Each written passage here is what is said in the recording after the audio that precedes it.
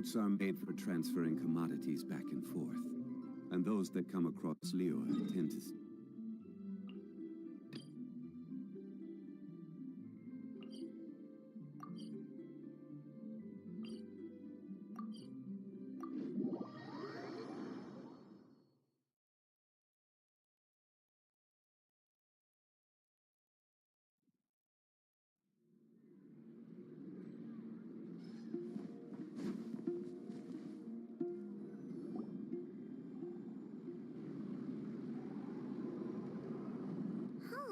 It's been a few days since we said bye to the others in Nasha Town.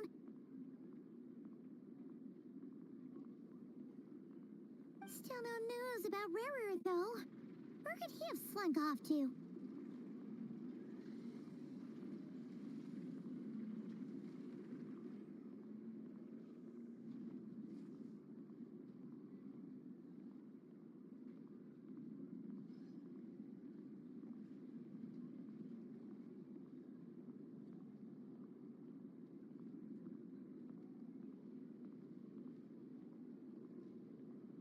If only he was gone for good. But with all the trouble he stirred up before, there's no way we've seen the last of him. Hello, you must be the traveler in Paimon? Mr. Flynn has been looking for you. Unfortunately, there's been a serious wild hunt attack over at the quarry. A wild hunt?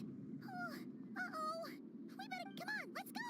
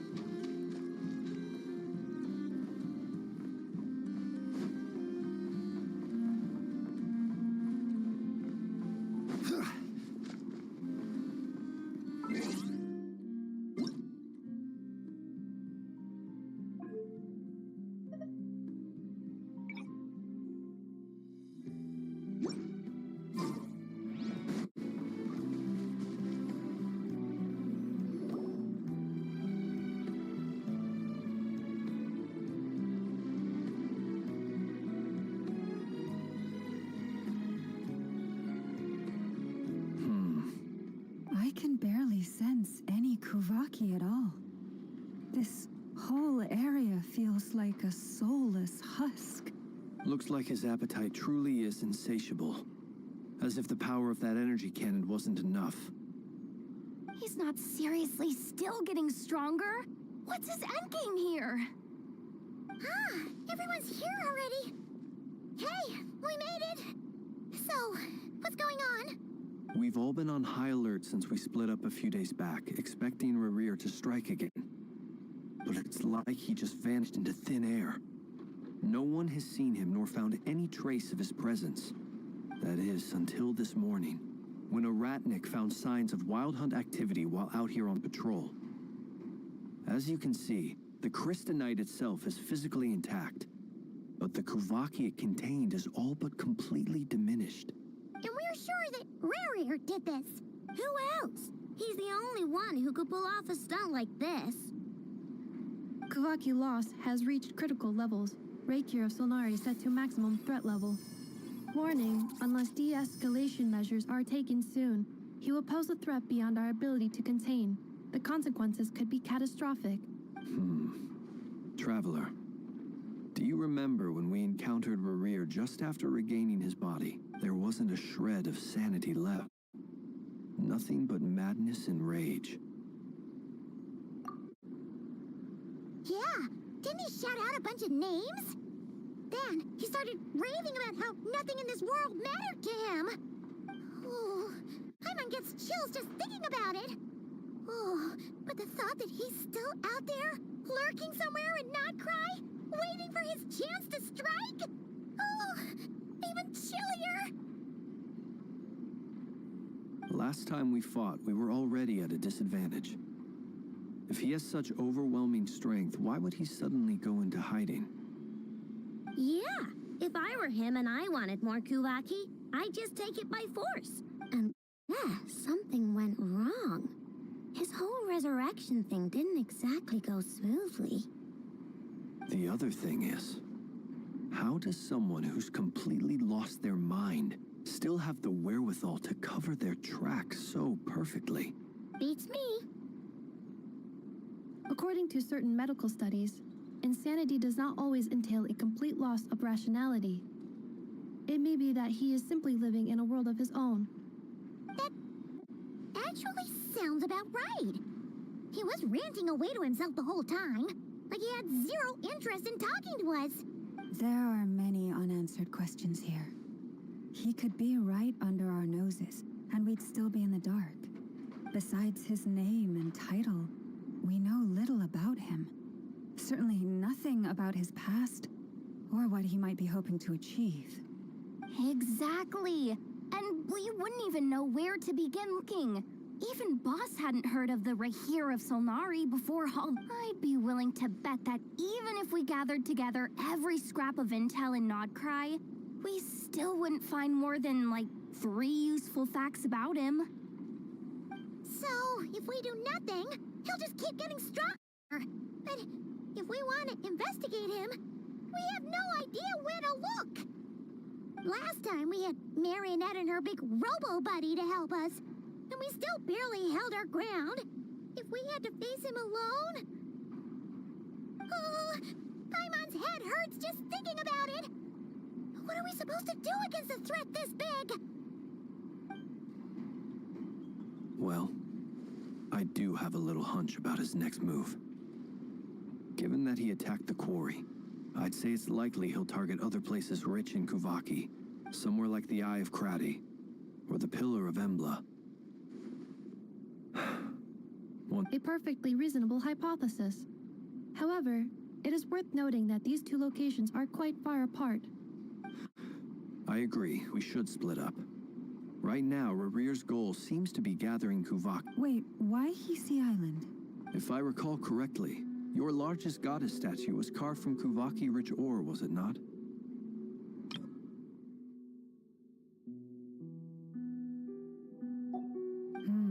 That's right. Yes, it could well be a potential target.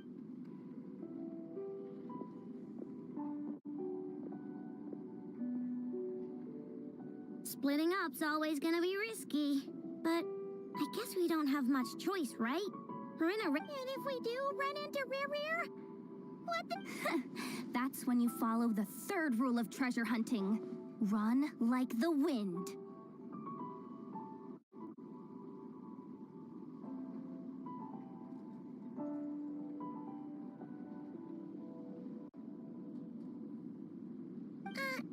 Didn't you say the 3rd rule was go with the flow? I don't know. Did I? Anyway, whatever. In this situation, go with the flow means go find backup. Agreed. If anyone finds so much as a trace of Rarir, do not... All right, we'd better get moving. Come on, Ineffa, let's go.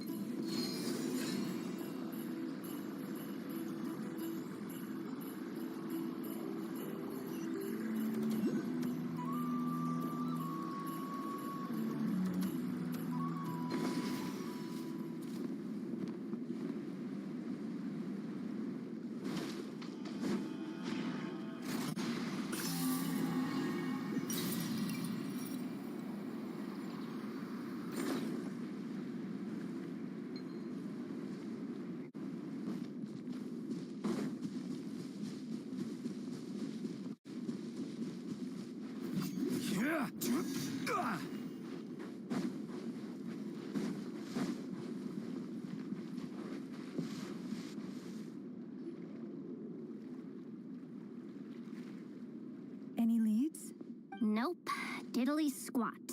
No clues to where he might be hiding. It's like he's a ghost. It feels like we're sitting on a powder keg that could go off at any second. Ugh, I hate this feeling. I'd rather face him head on than be left hanging like this. So, you guys didn't find anything either? Not loving the word either. How about you, Flints? I questioned a few Ratniki and eventually narrowed my investigation down to one suspicious individual. Almost as if he knew someone was on to him. Either that or he's just extremely cautious and doesn't stay in one. He's been biding his time for a while now. The question is, where or what is his next target? No idea. Since regaining his body, he seems to have lost all interest in the fragment in my possession. If he did still want it, he's had plenty of chances to take it. All we can do now is hope that Ino and Anefa turn up some leads. Darn it, Rear. If you've got the guts, come face me one-on-one! Wait, he's actually here? I didn't mean it, I swear! No, it's coming from Silver Moon Hall. The Lady Kutar might be in danger. Over there, quick!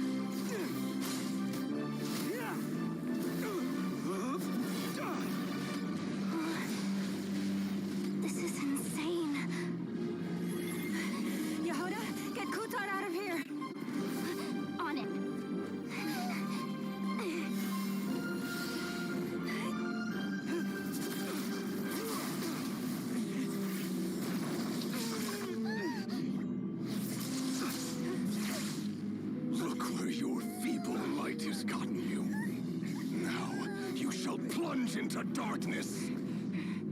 Thalindus, soon I will find a way. Watch out!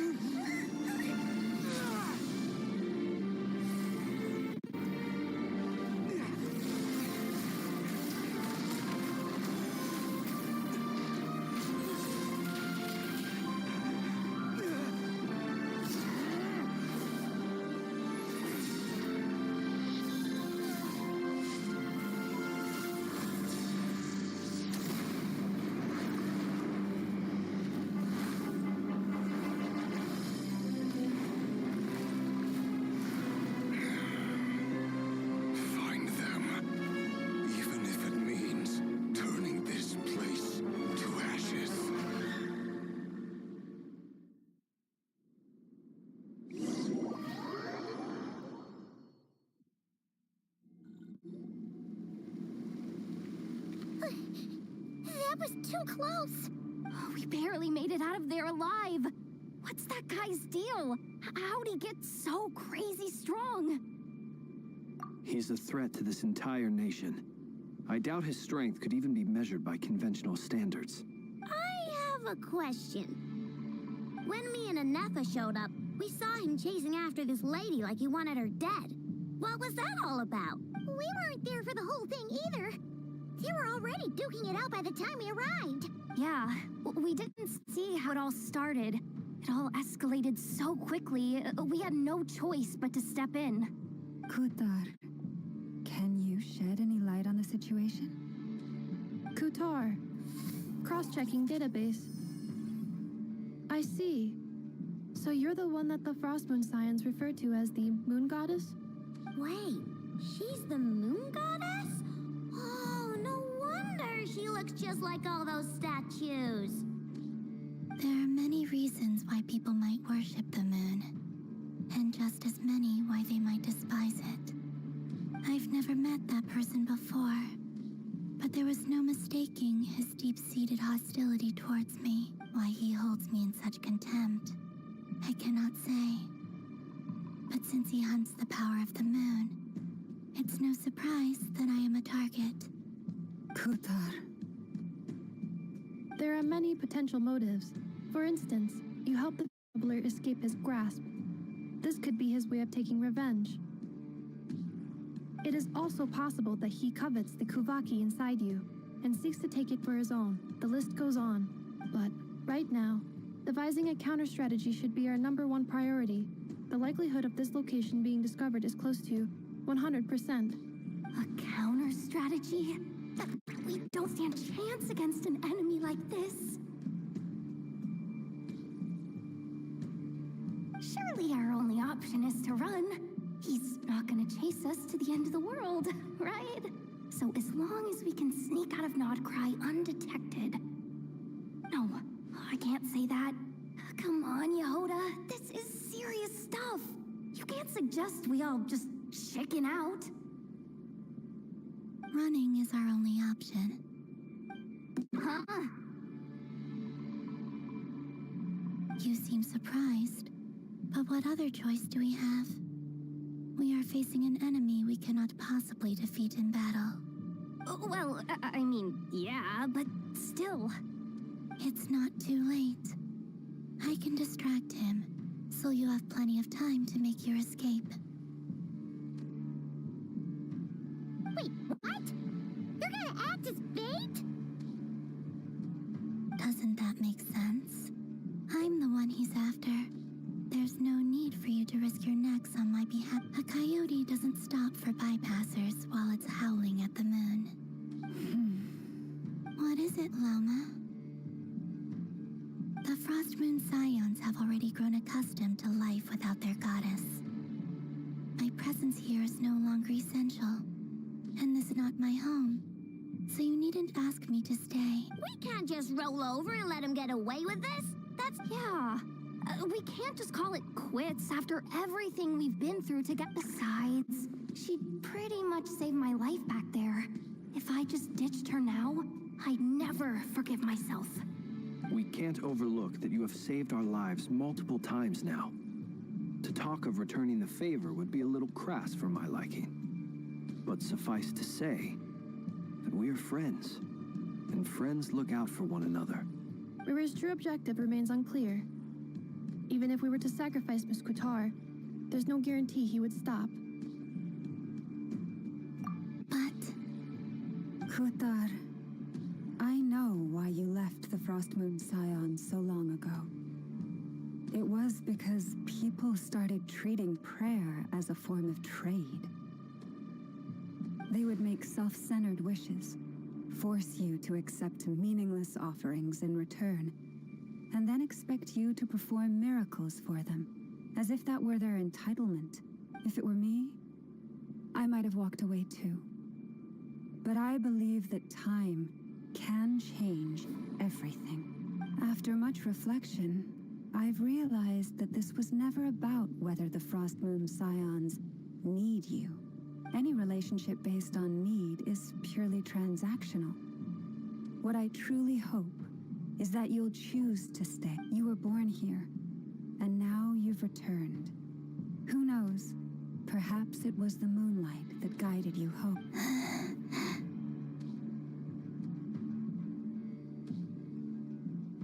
Thank you, Lauma.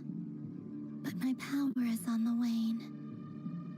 afraid I will be of little use to you now. Very well then. Those times you saved us, we were transported across great distances in an instant. Is that... It is, but I find it very draining. I barely managed to pull it off just now, and it will be some time before I'm strong enough to do so again. Rejected by the world, my power is dwindling. Like a lake, cut off from its source, slowly shrinking away. Now, it has almost run dry. What do you mean, rejected by the world? The 3 moons belonged to the ancient bygone era in which they came into being. From the moment I was born, the world itself has been steadily sapping away at my strength. The 3 moons are not one and the same. As the goddess of the Frost Moon, I cannot wield the powers of the other 2. Yet moonlight has a way of blending together. Each can reflect the other's glow. So when our fingers touched, I was able to restore my strength by drawing Kuvaki from the eternal moon's marrow. But this method of recovery is painfully slow. If only we could find the... It's the Wild Hunt! Even faster than we expected. We'll have to finish this conversation later.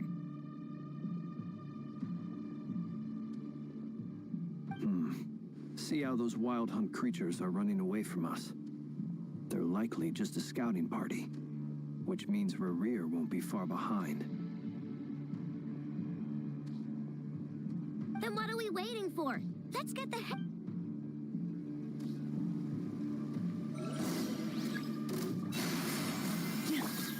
Be silent.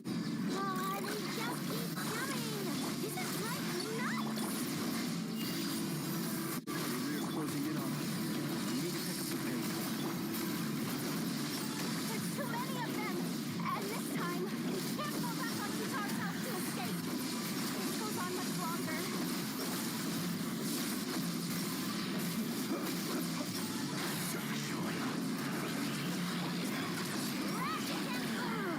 Ultimatum protocol. By the frost my hold. Be silent. Close your eyes. To dust. The night comes. Be silent.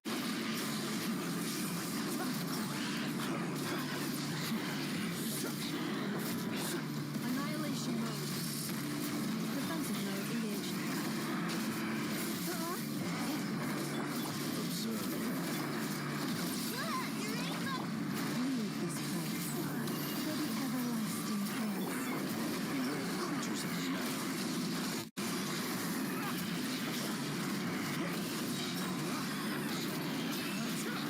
Close your eyes. To dust.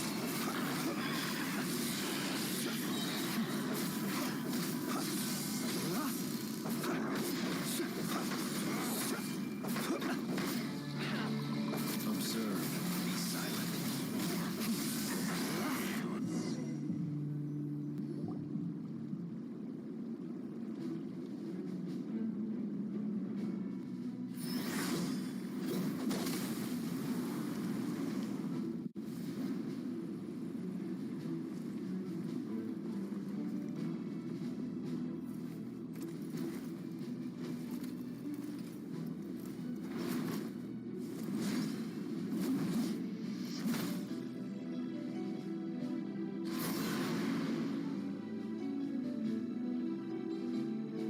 What's the matter? Bit off more than you could chew? Who are you? Uncle Varka! You're back from Amsvartnir? Oh, you're Varka? Grand Master of the Knights of Favonius? We could save the intros for later. Right now, let's get you all out of this hellhole. Follow me. I know somewhere you'll be safe. Oh, is that where I think it is? That's the one. Come on, move!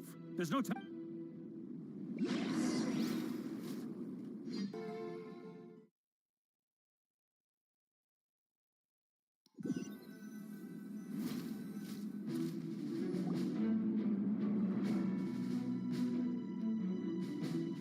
Wow! Where are we? This is so well hidden. Well, that goes without saying. This is the Knights of Favonius' meeting place in Nodcry, and a contact hub for the Northern Intelligence Network, aka the black market of intel.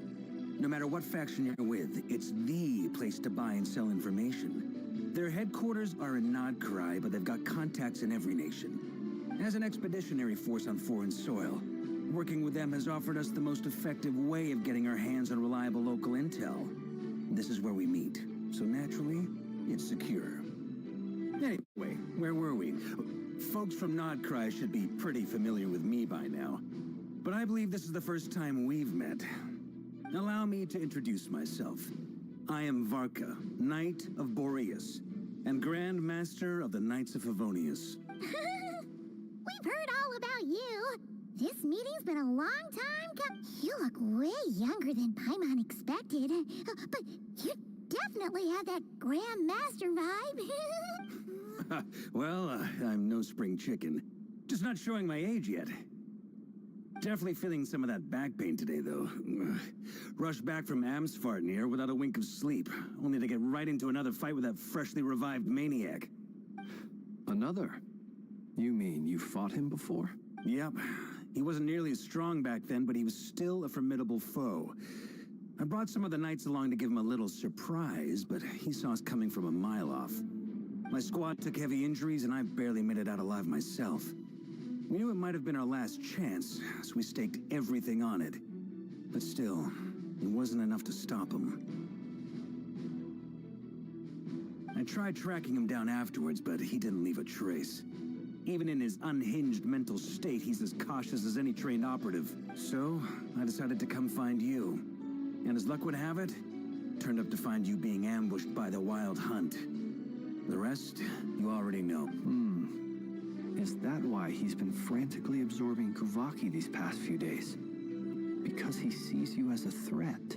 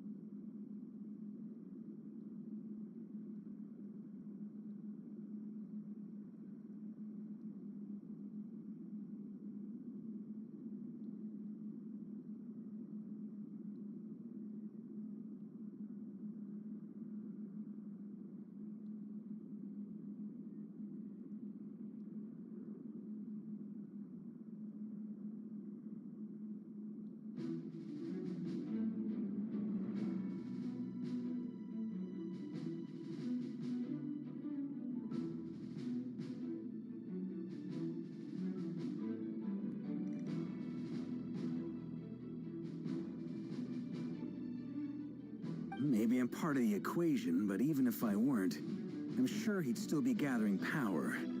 He's clearly working up towards something.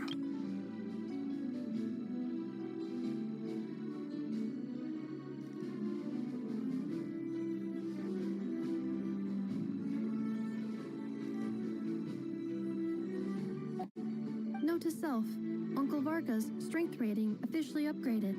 Guess it's my turn to ask questions now. So, what exactly has been happening in Nod? That's a long story, but I'll try to make it quick.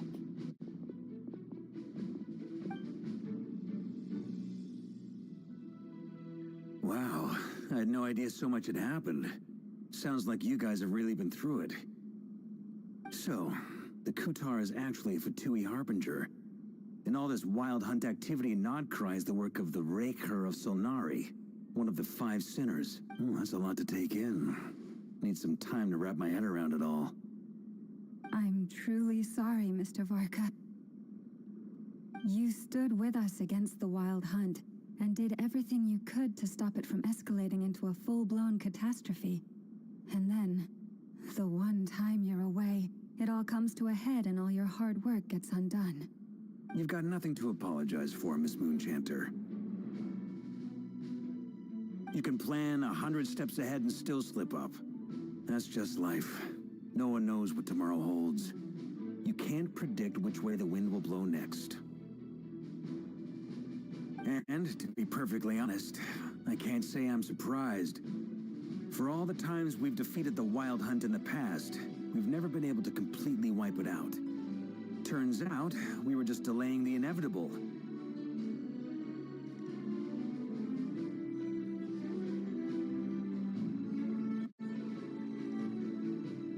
But now that a new variable has come into play, fate may well take a different course.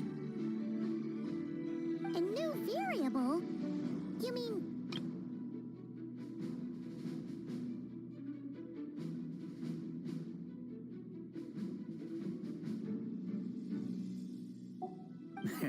Who else? And in a strange way, I think his resurgence might not be an entirely bad thing. The Wild Hunt is like an unrelenting force of nature, but Rerir is an individual with an agenda. He's gotta have a weak spot somewhere. That said, while Ino was explaining everything just now, some of the points that Mr. Flint's added caught my attention. You mean about our mystery ally? That's right. From what you've said, not only did they lead you straight to some key files, they also shielded Hisi Island from a lethal Kuvaki blast. I don't know who or what could pull something like that off. Heck, even Miss Columbina doesn't have a clue. I hadn't heard the story about those files. Would you mind repeating their titles for me? Wild Hunt Phenomena Log, a Nodcrian Ratnik's Field Journal, and Kuvaki Survey Log. Oh. No. Another dead end. Guess all we can do now is hope that our still. It's safest to assume they won't be intervening again. From here on out, we'll have to resolve this crisis by ourselves. Your intel also explains something else I've been wondering about. The reason I led my team to Amsfarnir was because we'd had reports about a possible source of the Wild Hunt showing up there. But once we looked into it, it turned out to be a red herring. I don't know who was behind it, but clearly, it served its purpose. I doubt it's by chance that he happened to make his comeback while my attention was diverted. And from everything you told me, it sounds like his scheming began well before his return. So maybe luring me away was all a part of his plan. But is it even possible that he orchestrated all of this by himself? The Moon Maiden and the Raker of Solnari, Nodcry of all places. The way everything is unfolding, it can't be a coincidence. So, what do we do now? Got any ideas? Right now, we've got at least 3 things to consider. Let's go through them one by one. First, we need to figure out how to take down Rerir. If we can't beat him in a straight-up fight, the rest won't even matter. To my knowledge, the bulk of Nodcry's fighting force is already gathered here. But even with everyone united, we're still no match for Rerir in his current state, let alone with his power still growing. What if there was a way to tap into a new power of our own? How so? Have you thought of something, Columbina? 3 moons once watched over this world.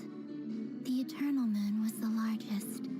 The Frost Moon was the brightest. And the Iridescent Moon, they say that back then, the 3 moon goddesses wielded immense power. Enough to shape the workings of the world itself. I now bear the Frost Moon's power, and the Eternal Moon's marrow resides within the Traveler. Hold on. Are you suggesting... The Iridescent Moon, the last piece in the puzzle. That's right. If we can find the Iridescent Moon's marrow, I will be able to regain my strength much more quickly. The 3 moons are said to stir the tides and illuminate all things. Perhaps they hold further secrets beyond our understanding.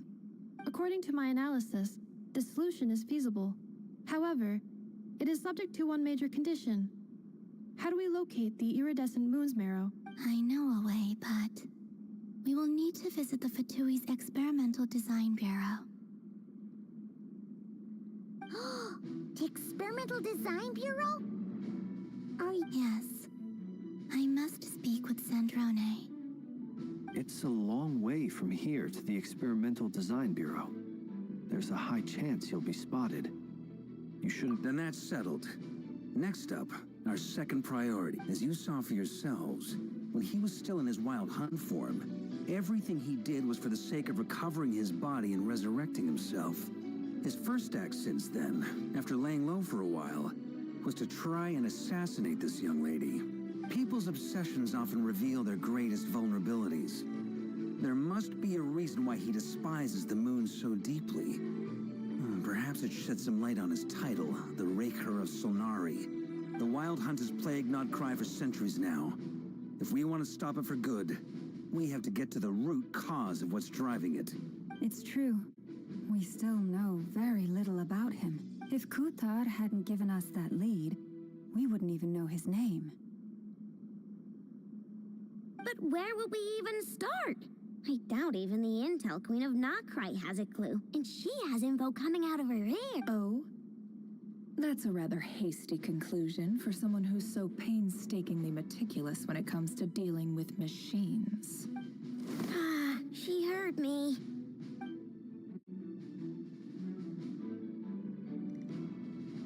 Boss! What are you doing here? I'm now asking myself the same question. I received a letter from a humble knight of Favonius, requesting a meeting to discuss a major business deal. But it looks like this humble knight had something else. Details. Miss Sneffer, the important thing is that you've arrived at the perfect time. Since his failed ambush, I've been racking my brains trying to come up with a plan to fight Rerir. Given the severity of the situation, I think it's fair to say that our only chance lies in we can't do this without the Curatorium. But I knew it'd be a tough job to win you over. So, I took the liberty of reaching out for a little chat. Wait a sec. How did you even hear about this place? Didn't you say this is meant to be the Knights of Favonius' meeting spot? And a contact hub for the... You really think he could have gotten settled in Nodcry without my help? Besides, I'm the one running this gig. Of course, I know where the meeting place is. Allow me to introduce the current head of the Northern Intelligence Network. If it's intel you're after, she's your woman. Please spare me the flattery. Let's cut to the chase. Seems like you've run into some trouble, huh?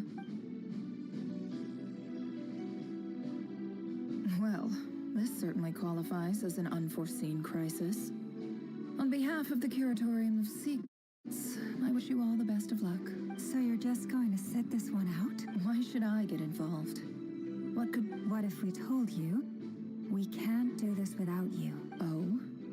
Then I'd say you'd better make it worth my while. I can't put a price on something like this. It's just not in my nature. But then again, you and I have always been... If you insist on compensation, I will pay you. You just don't give up, do you? Too bad. I know you well enough to know you can't afford my prices. The riskier the job, the more it'll cost. And a Moonchanter's stipend isn't exactly generous. Unless you're planning to start passing the donation box around among the faithful. Boss, just a thought. If they come up short, maybe you can take the difference out of my next few paychecks. Things got really dangerous during the fight with Rerir. If this girl hadn't saved me, I'd be leyline fodder by now. If there's any way we can make this work, I'd really like to help her. Please, I beg. This is why I'm always telling you never accept favors. They are the hardest debts to repay. You have to be careful who you get involved with, or you invite all kinds of misfortune. Very well. Yehoda, I will help. But just this once. Don't count on this happening again. Flins, that fragment that Rerir was after, do you still have it on you? Of course. Let me borrow it. I need it to follow. Wait, you actually have some elite... Shh. This is top secret. I get it. We all have things we'd rather keep to ourselves. Plus, I know we can count on you. So we'll leave the... And that brings me to the third and final item. We need to find a way to distract... I'm in for this part, no matter what. Anyone coming will count me in too. Come at you two, quit playing heroes. I'm way ahead of you here. Nefa did a scan of the Moon Goddess's Kuvaki signature, and we're gonna use it to make some decoys over at the Kramkake craft shop. And once they're ready, we'll deploy the decoys across Nogcry. So as long as the rest of you keep moving, he won't catch on to your scent and won't be able to track you down. I like it. Genius idea. No biggie. All right then. We'll split into... Once your team has finished their mission, return here and wait for the others.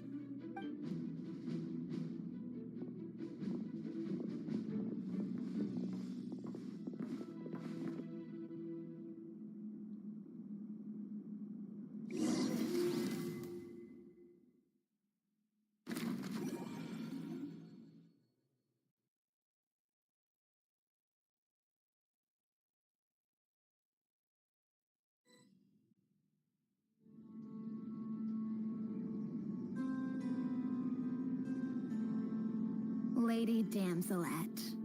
Wait, and you two? What are you doing at the Kuvaki Experimental Design Bureau? We've been doing our best to mind our own business lately. But if you're just gonna waltz up here like this, you're seriously pressing your luck. You really think that's gonna scare us off? We're not looking for any trouble. I just want to see Zandrone.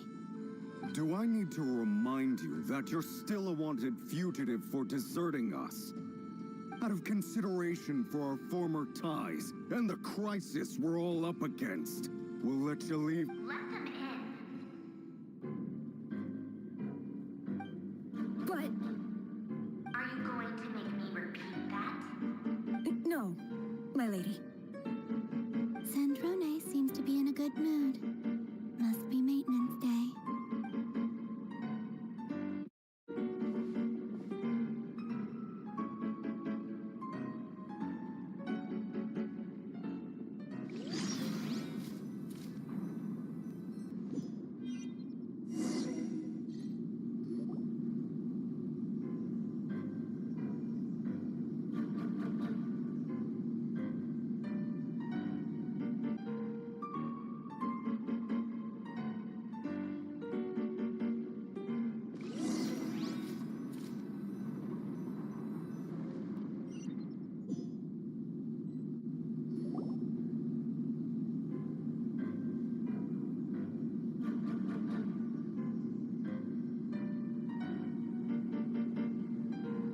Tell me, to what do I owe the honor this time?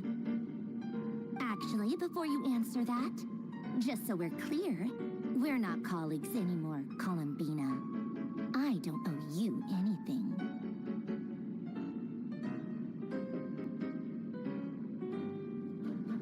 I promise it's nothing big. It seems like you've gotten the wrong idea here. The only reason I let you in was because I was bored. It seemed like a way to kill some time and satisfy my own curiosity. Whatever miscalculations I may or may not have made in the past, I haven't lost the plot enough to even consider sticking my neck out for your sakes.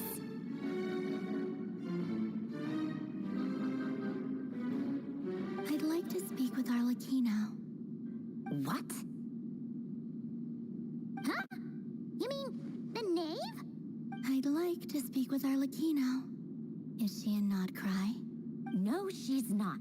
Once the work on this facility was completed, she went back with the Rooster and Regrator. The only ones in Nodcry are me and... what is it you need to speak to her about anyway?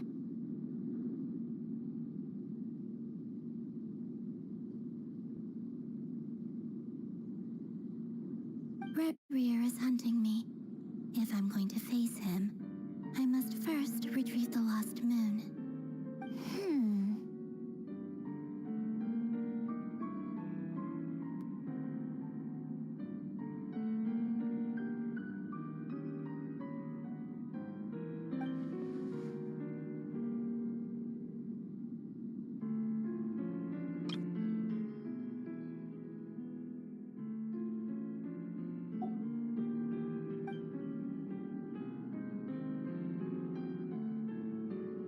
Is that a no, then?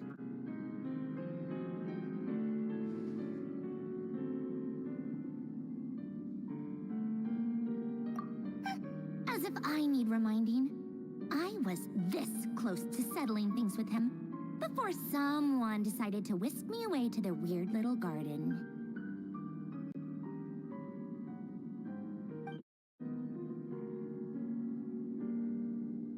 Have you held any tea parties lately? Tea parties? Yeah, obviously. You don't seriously think we'd pack it all in just because you aren't here. If anything, they've been more eventful than ever. Just me, Arlecchino, and a bunch of insolent, insensitive guests who won't stop asking where you've gone. Oh, they've been a real joy.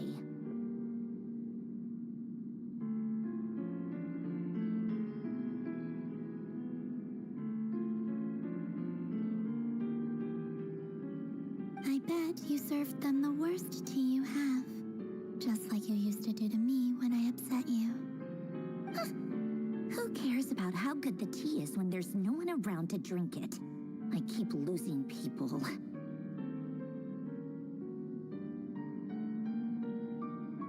First Rosaline, now you? I'm running out of people who can make me laugh. Honestly, what could be more ridiculous than the multi-centenarian goddess, who's only ever had the plain herbal tea she received as offerings? You'd always brew a different type of tea for me each time. Was it really just to see how I'd react?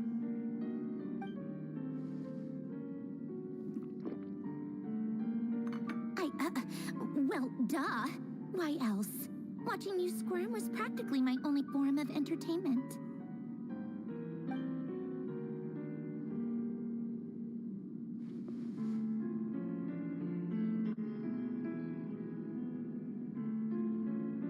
Oh, yeah. And Capitano sometimes used to bring Tartaglia around, too. But I guess we won't be seeing him again.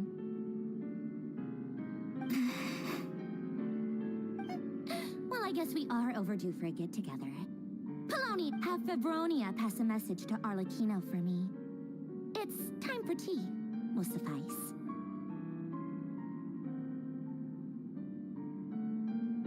Pass along a message for me, too, if you would.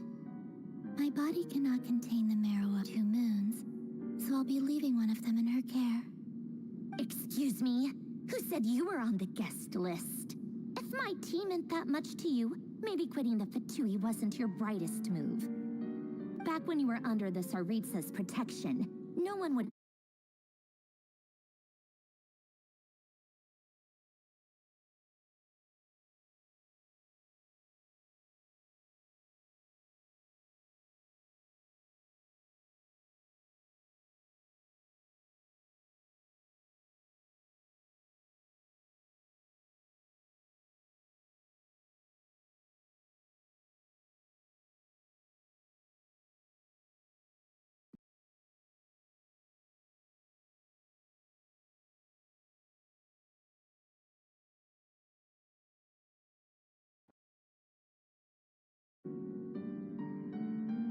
But that protection didn't come for free.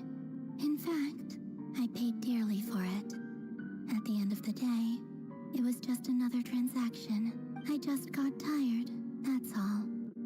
I never wanted any part in their grand ambitions, and I've had enough of being treated like a bottomless supply of power. It brings back memories from the old days, when I was still worshipped as the moon goddess. Centuries on, it may be a different group of people, but I see the same greed in their eyes. I figured you'd leave eventually. You didn't have as much of a reason to stay as I do. The Tsaritsa gave you shelter and protection, but that was it. Nothing more, nothing less. Meanwhile, the Fatui demanded everything from you in return, until it was more than you could bear.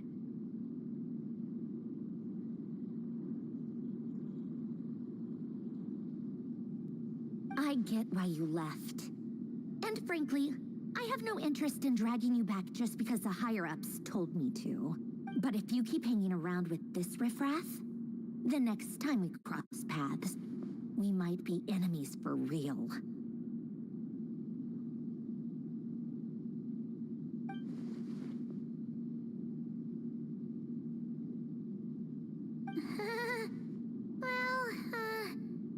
Guess that's our cue to leave? That might be your plan, but it sounds like someone else wants you to stay a little longer. Huh? What do you mean?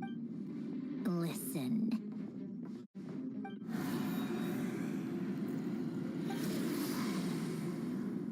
My lady, it's the Wild Hunt. A horde of monsters is headed straight for the facility.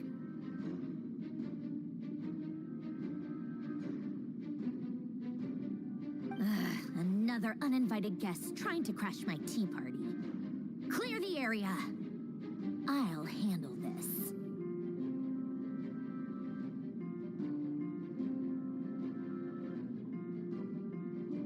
Wait, what? You want us to leave you here by yourself?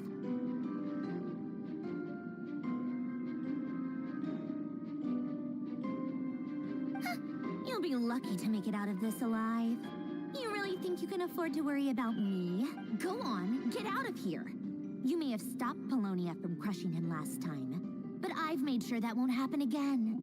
The entire Experimental Design Bureau is rigged for war.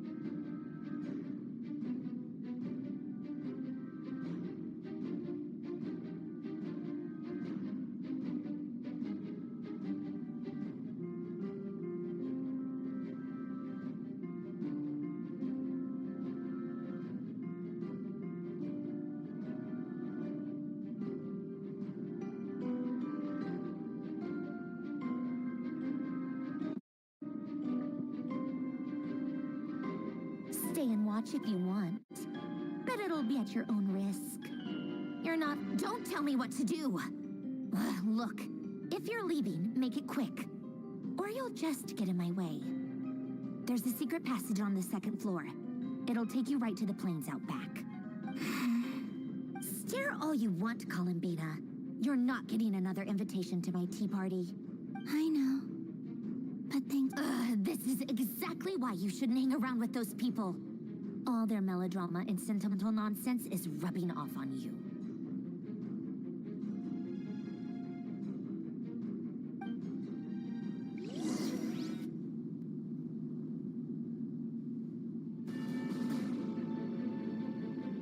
Come on then, Mr. Ray here. Let's pick up where we left off.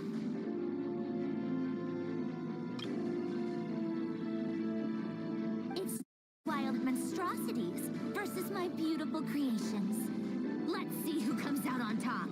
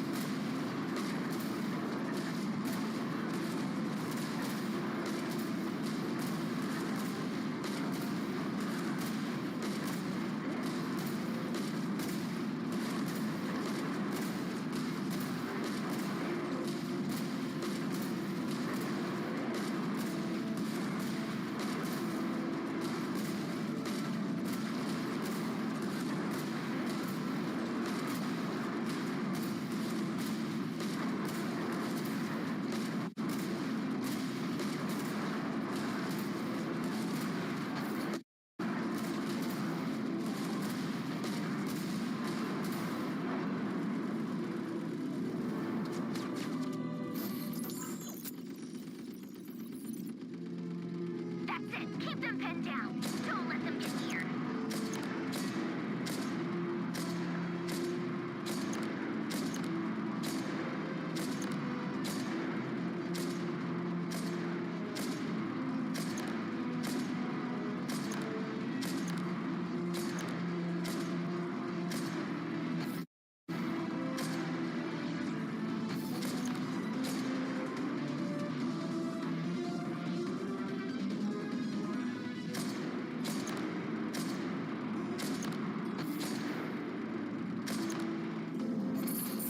Rotate out.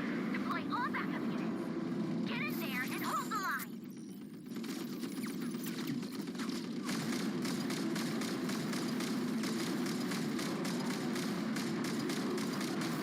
They're more efficient than I thought. Whatever. This is where the real fun begins.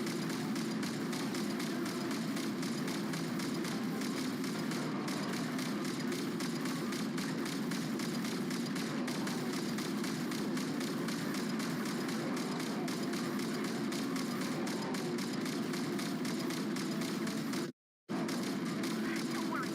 Once this is over, I'll put you all back together again. I promise.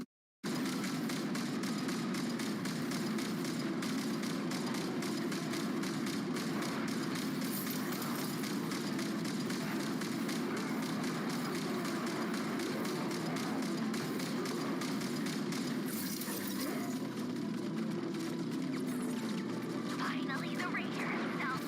Time to... Huh? Where'd he go? Uh-oh.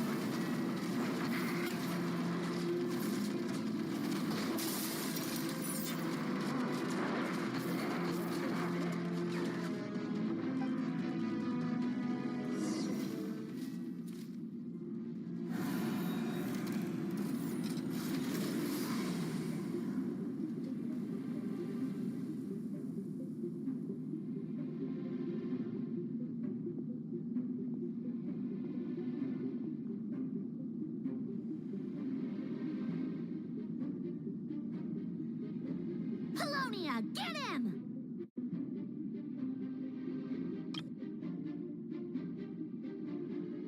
I've upgraded Polonia again since our last encounter, and uploaded every last scrap of your data. So let's finish this, once and for... She's not here. Where did she go? Hey! Over here, you big... Curse it. Moon. Go. Keep searching. She cannot have gotten far.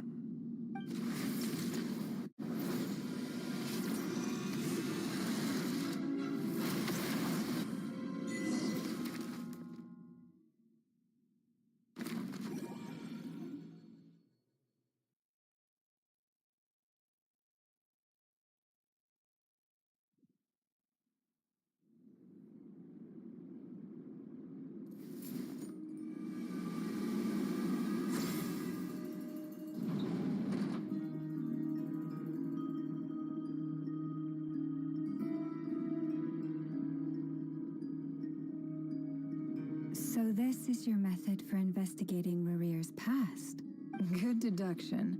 But it's quite a different affair from what you're used to. Whoa!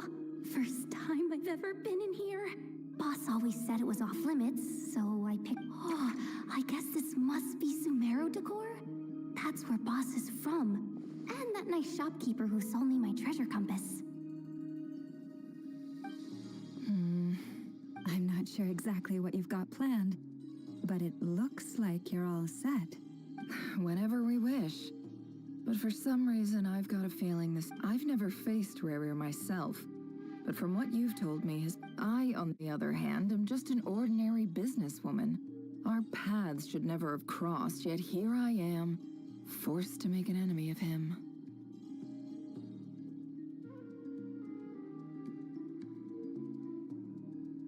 If you ask me, you're about as far from ordinary as it gets. So what are you saying?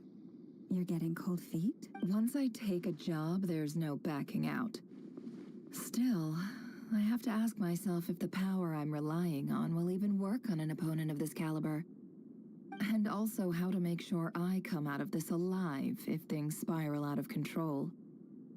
Death is the one thing we can take for granted. It is the great equalizer, however fortunate or unfortunate we may otherwise be. So it's important to consider how to spend what lifespan we have left. Come on, boss. Lighten up. Quit talking about death. It's bad luck.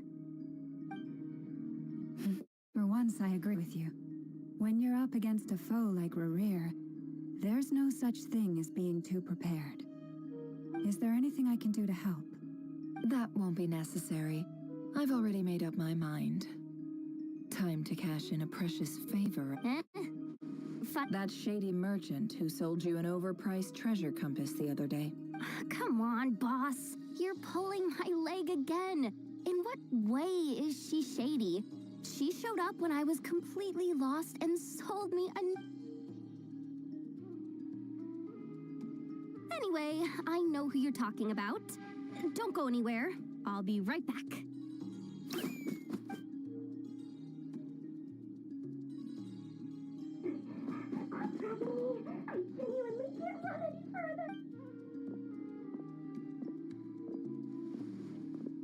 Hey. What is it? What's the big rush? You dragged me out of a dream where I was literally swimming in Mora. I'm charging double my usual attendance fee. See, look how easygoing she is. After that rude awakening, she could have completely snapped at us. But instead, she kept it together and just asked for an extra fee. Dory Sangama Bay? I never would have pictured you two doing business together. If you want to make it big in Nodcry, it's all about connections. Lady Nefford just so happens to have a lot of intel that interests me. And she also... It was back when I first arrived in Nodcry. My trusty assistant, the genie in my lamp...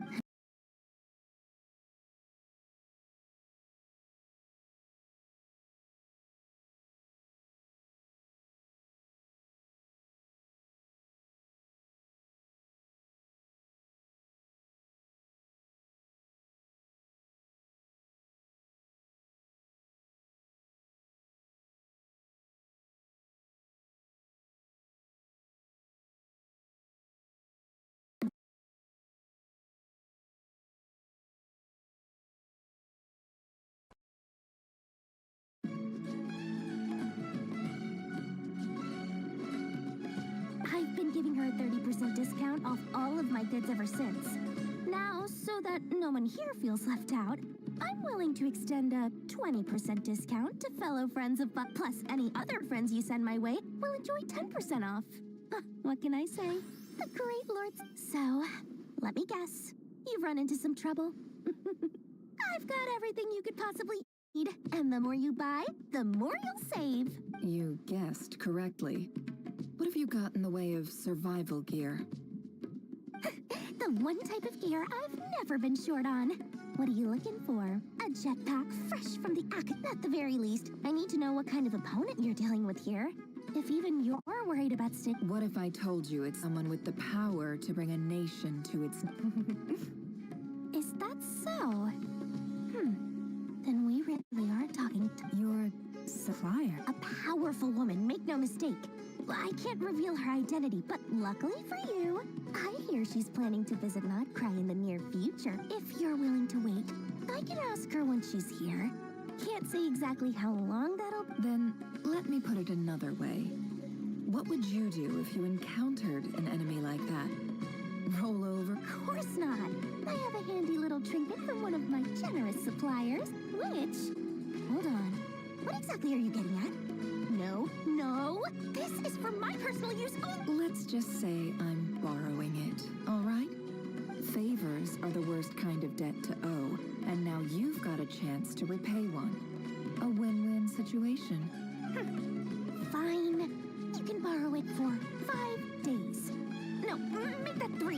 And for every extra hour after that, I'm charging you 1,000,000 more. Deal? Deal.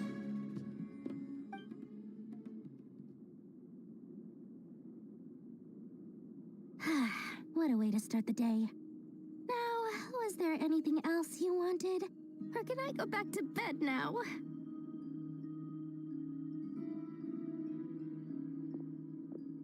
That will be all. Take care now. See you later! You're my... That will be all.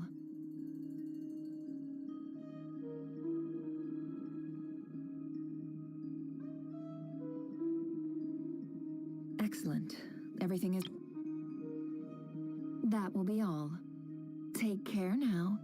Don't trip up on your way back, friend. See you later! You're my favorite shopkeeper. After initiating the ceremony, your minds will follow me wherever I go. So remember, don't be frightened. Now then, let us peer into the Raker of Solnari's past.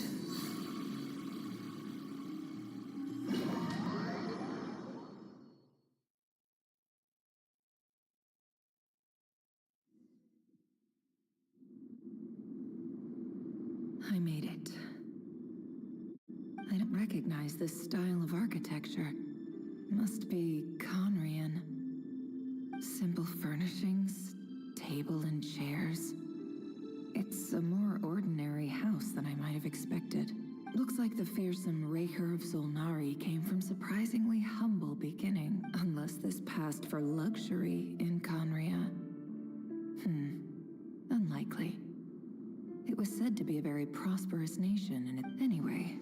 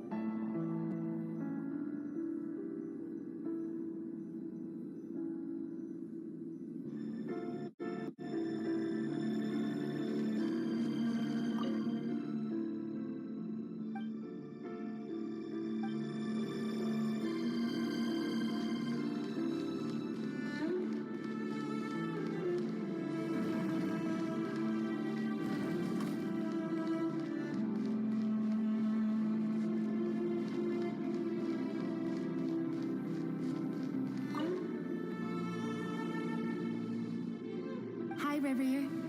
Since you're working extra hours tonight, I thought I'd keep myself busy by checking out that new kebab shop. I've heard good things about their menu. I'll test it out, and if it's as good as everyone's saying, let's go. P.S. New stash from the Universitas Magistrorum. I brought some goodies home. A few teacups and a pin rack. Hope you like them. They didn't sign their name, but they must have been close. Sounds like they were living together.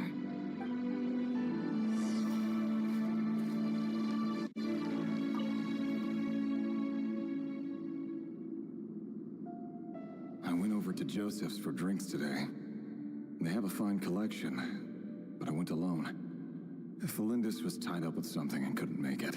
Joseph asked why I came alone, but I didn't really have an answer. He then went on to ask about other things. If you ask me, someone who asks that many personal questions is too nosy for their own good. But if he invites me again, chances are I'd still go.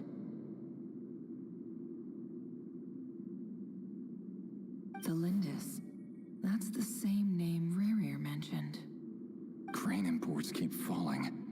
If things don't pick up, we'll soon be back to meat and mushrooms only. Honestly, I'm not a huge fan of that new type of mushroom everyone's been into lately. Didn't it start out as a lab-grown variety? I heard it's even mildly corrosive. Seriously, I don't care if it's an impressive feat of alchemy. That just isn't the kind of thing I like to eat. Grain has to be imported, and they're eating a diet of mostly meat and mushrooms. Could it be because Conria is underground, so it doesn't get much sunlight?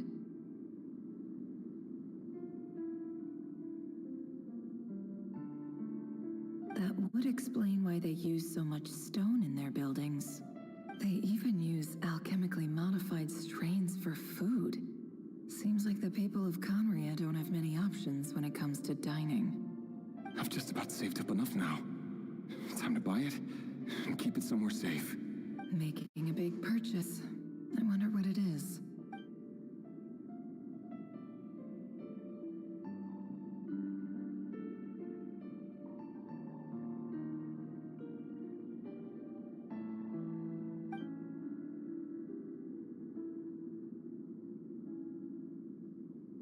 He really is a professional. No wonder he's so good at covering his tracks. Despite what he's become, it seems like he's retained certain habits, at least in...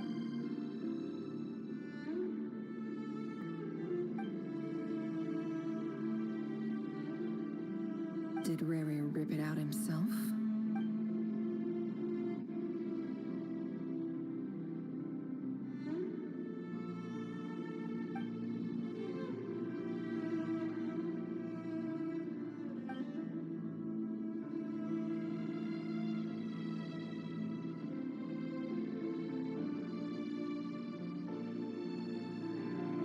Before I met you, I was convinced that my heart was nothing more than a stagnant pool, the burial place of a fallen moon, a withered, windless grove where the waters rested forever unrippled.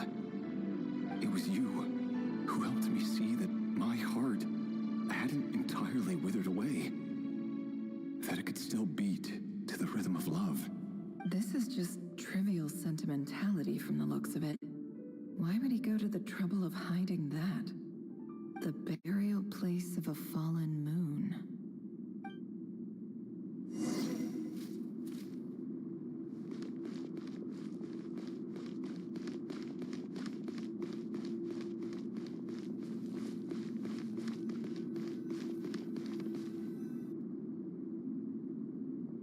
Rerir, over here. Dane! Oh, and, Vedelfin here? What a surprise to see you here, sir. Hello there, Rerir. You need not address me so formally outside of court. He doesn't get that much free time, so I invited him over for a drink.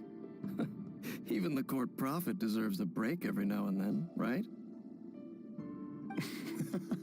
Well, I'm flattered. So, what are we discussing today? Hey, don't look at me.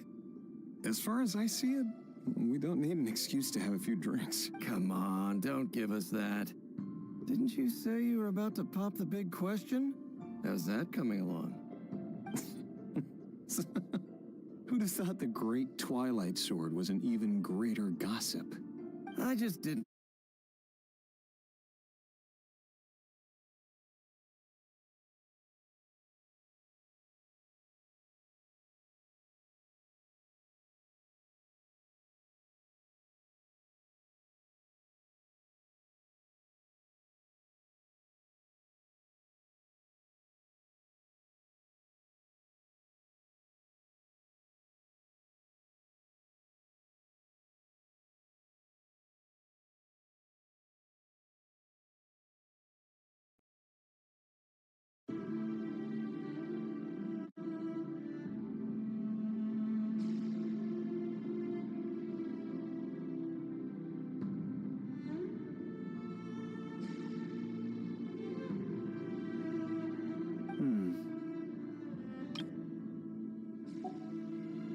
Yeah.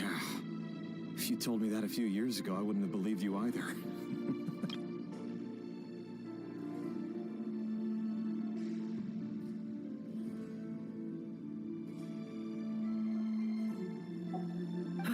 So, are you planning to come clean about your job then? I'm guessing you still haven't told her. Sure, I'll have to tell her at some point. But I'll need to pick the right time and place. To be honest, Come on, stop being such a pessimist. For all you know, she could be thrilled. I bet she'll be much more impressed by your actual job than the one she thinks you're doing now. A member of the King's Guard. Quite the cover story. Does the king himself even know? of course he does. Anyway, enough about me. Me? Same old. Nothing much to... Huh? What's up, Ved? It's nothing. Vedifulnir, Dainslif's elder brother. Renowned throughout the court of Conria as the Visionary, and said to possess a wisdom far beyond the reach of any ordinary man. And yet, despite the gulf between us, he seems to have something to say about me. Does he even know me? Does he see me as a friend of his brother, or just another of the Vinster King's blades? Why did he react so strongly? Was it really to do with what we were talking about? Brown curly hair and brooding blue eyes. So this is what Rerir looked like back in the day. Perfectly normal. No different from anyone else. As frightening as this monster is in the present, there's something even more unsettling about seeing the human he used to be.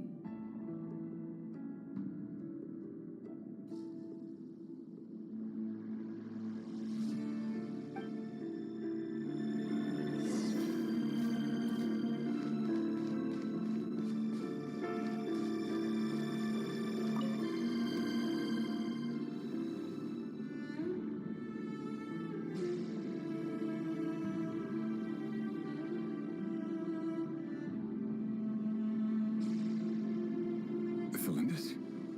You're back early? Our equipment's being serviced today, so I got off earlier than usual. Aw, why the long face? Is something the matter? Has Ross been giving you a hard time again? Went for a drink with Dane and the others after work. Isn't that a good thing?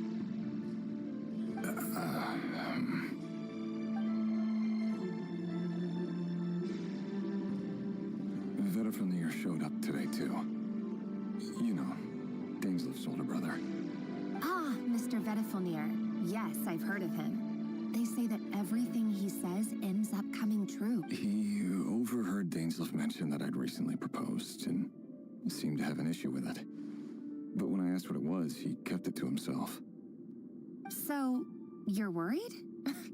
You could be such a child sometimes, Reverie. We're nobodies. Why would the Visionary be concerned about us? I'm sure someone in his position has much bigger fish to fry.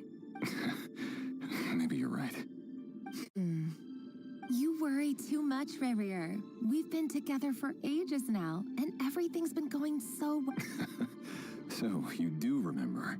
Like I said, I need some time to decide. You can't just rush into things like this. We may be nobodies in the grand... All right. Take your time. Just don't keep me waiting forever. Nobodies. Sounds about right. In the eyes of people like Vedifulnir and Dainslif, what do we matter? Can someone whose gaze is so fixed on a far-flung future even see the present clearly? Besides, the dynasty's fate rests with the king and his inner circle. Whatever I do, it won't make much difference. Meanwhile, every idea they come up with and every decision they make, it affects everything. These days, the king is lost in his research, and the purge of the Crimson Moon bloodline grows ever more intense. The opposition tried to speak out, but nothing came of it. I'm under no illusions as to why. Because we eliminated them and got rid of their bodies. A man can have 1,000 reasons to carry a sword, but there are few good excuses to use it. Yet the king has never even considered a gentler approach, and he never will. What becomes of someone who kills on another's behalf? Can he ever find true peace?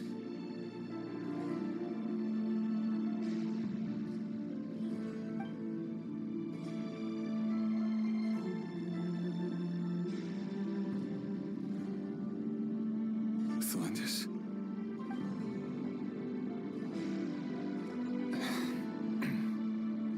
It's nothing.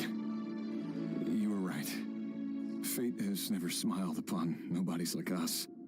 But by the same token, it's unlikely to bear a grudge against us either.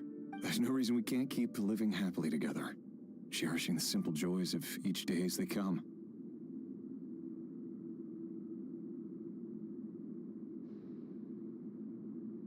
See? You just need to stay positive, Revere.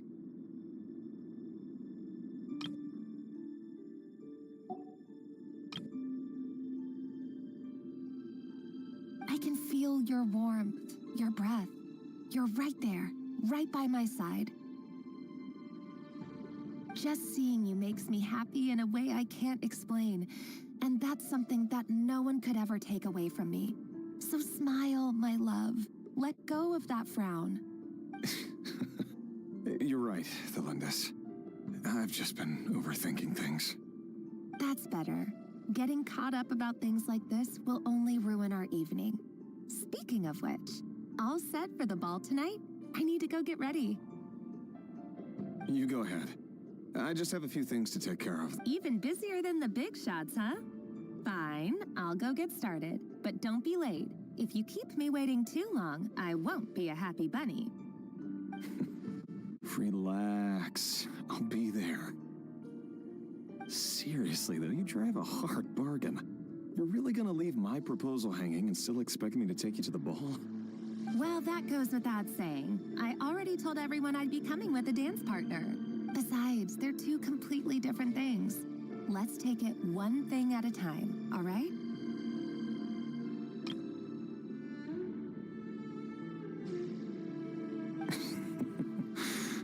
All right.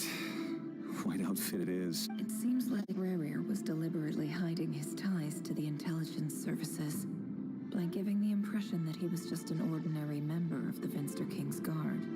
He clearly doesn't want his would-be fiancée to know about his other life. Then again, that's hardly surprising.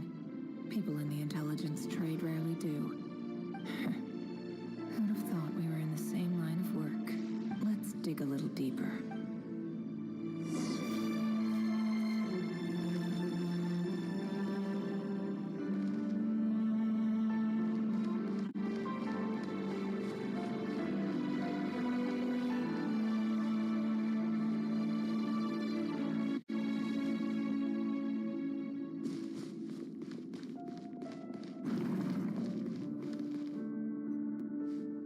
Our last operation was a resounding success, and all thanks to you, Rehir of Solnari.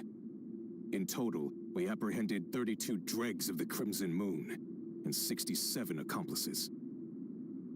After all these years since the dynasty's fall, so many of them still linger on. Indeed, it cannot be denied.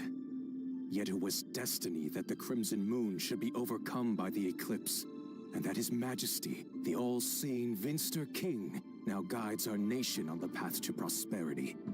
Conria has no further need for a dead moon.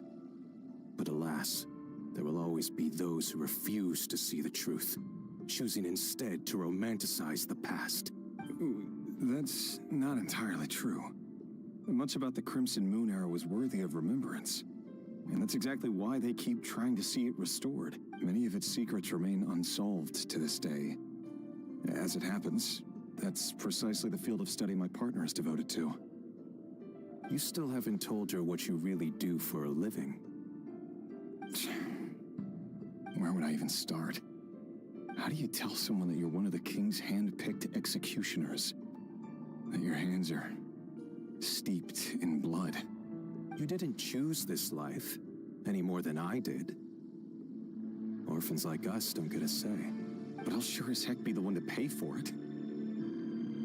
Speaking of which, we need to be more rigorous in the way we identify direct descendants of the Crimson Moon. Someone, it seems, has strong opinions about my future plans. Most likely my marriage in particular. I have a feeling that we may soon become targets of the Crimson Moon's retribution. Your concerns are not unfounded. They've taken out many of our colleagues these past few years, and for that very reason. These are no helpless lambs we're leading to the slaughter. They're wolves in sheep's clothing. Take care, Rehir of Solnari. I look forward to toasting you at your wedding. Thanks, Thorkel. You look after yourself, too. Thelindis, I never wanted to keep this from you. You're the last person I would ever want to lie to. But that's exactly why I can't tell you everything. There are things you shouldn't know. The moonlit dynasties are a thing of the past. Yet even now, with the sun shining high in the sky, there are those who would call forth a dead moon's ghost. Could that be why Vedalfnir held back? Or was it because of some court secret he's not at liberty to share? I have to get a clear answer from him. No matter what happens, I will protect Thelindis. Rara seems to be very concerned by Vedalfnir's reaction. Vedalfnir and Dainsleif, the Visionary and Twilight Sword. So that's what they were really like. I've investigated this whole area now. There doesn't... Should I try somewhere else? Wait a second.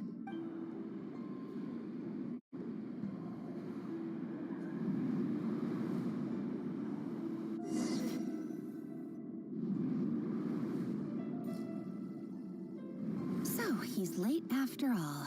Just you wait, Rari. Are you waiting for someone, ma'am? Could I tempt you into buying some flowers? Oh, sure. Pick me out a pretty bunch if you would. Thank you. But I'm afraid none of them are as pretty as you. For someone so young, you sure have a way with words, don't you? I'm only telling the truth. Look me in the eyes. You'll see I'm not lying. May we have a word in private?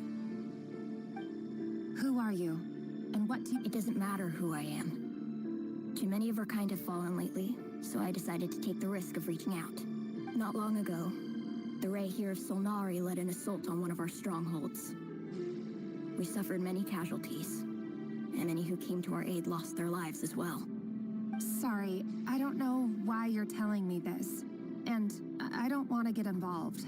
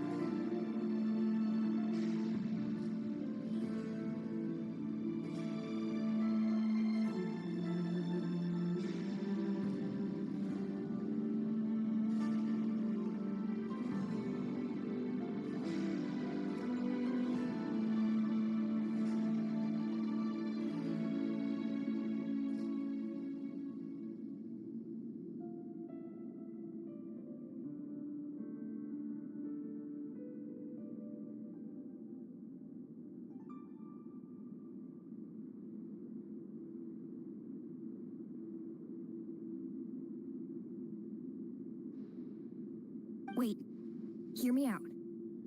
This time we finally got a clear look at his face and learned his true identity. His name is Rerir, and he claims to be one of the king's guards. What did you say? A cruel irony, isn't it?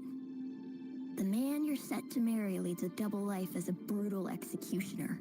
But surely, you must have caught a whiff of the blood on his hands. Why are you telling me all of this? Simple. It's because... How strange. Rerir was nowhere to be seen in that memory. It clearly belonged to the Lindis. Rerir couldn't possibly know what happened if he wasn't even there. Why would her memories appear in his fragment? The ceremony won't last much longer.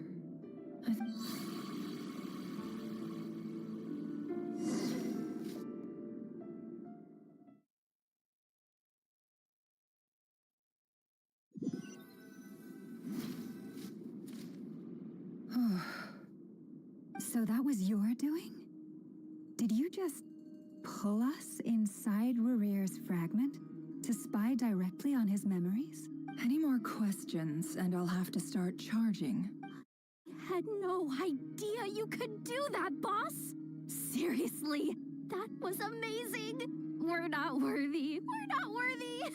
I gotta admit, though, I'm itching to see what happens next. Feels like we barely scratched the... I'm just curious as you are, but the ceremony only allows for limited time inside. Luckily, we managed to learn. So far, so good. Especially the group with the Traveler. Their mission is If you're worried about them, go see how they're doing. If I know boss, she's gonna need some time to write up all the details and make sure it's all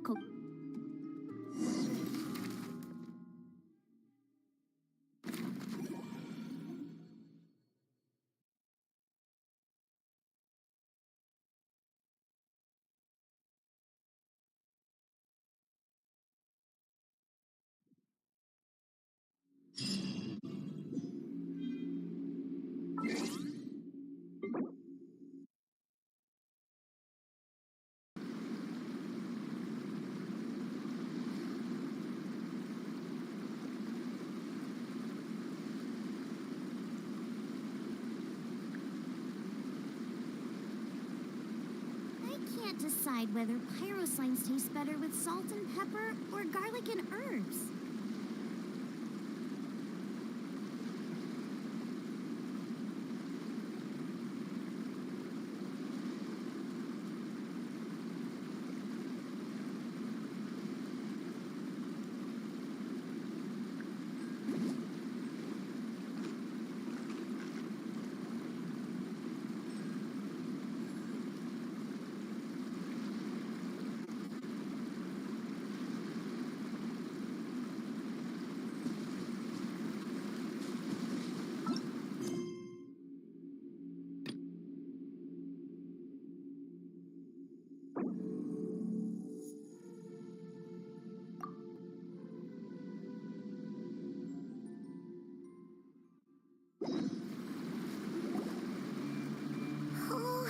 They've been prowling around for nearly 2 days now.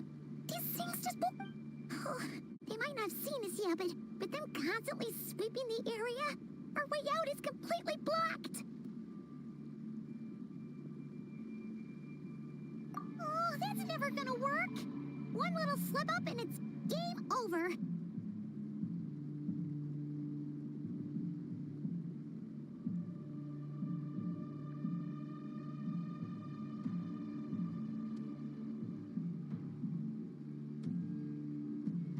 If they spot us, they'll run straight back to Rerir.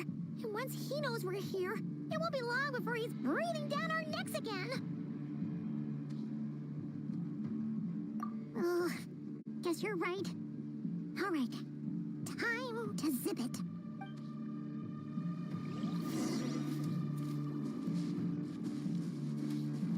Hide! We almost got spotted!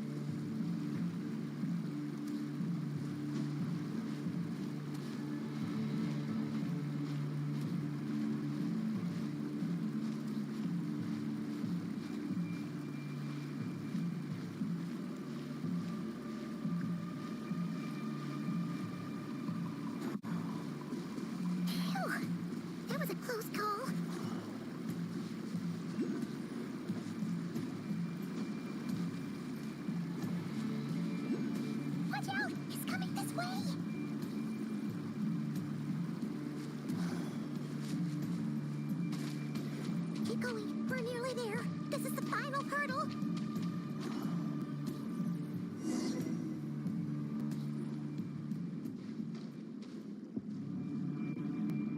Oh, there's no end to these things.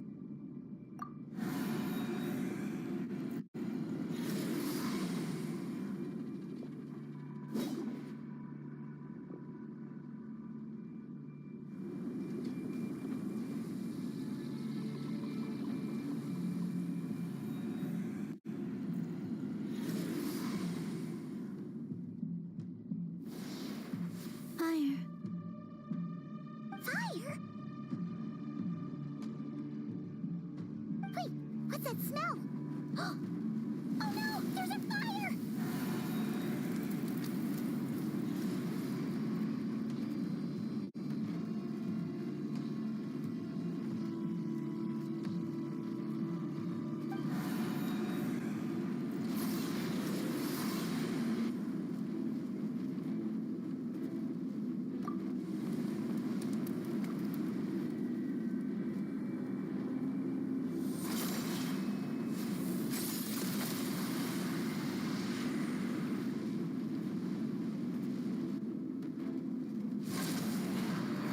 Sandrone was right.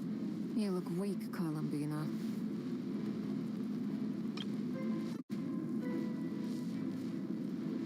The old you would never have let such lowly creatures bar your way. Word has it that you did something for the Tsaritsa, and that's why you've lost most of your power. Freedom comes at a heavy price, doesn't it? It's Arlecchino! You came!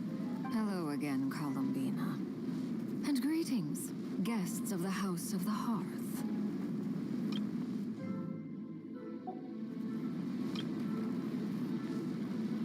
It's been a while, Arlecchino.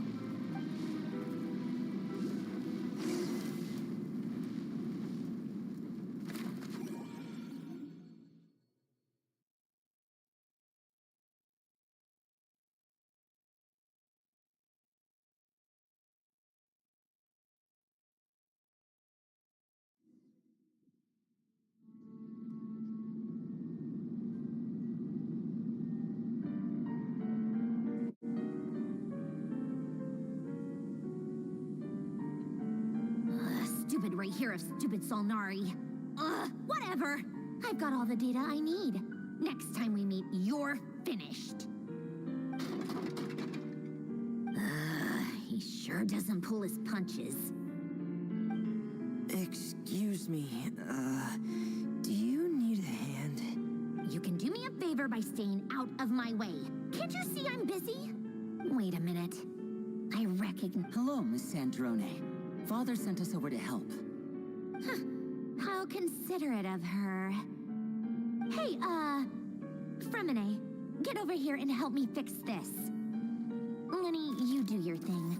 Just keep your sister away from my machines.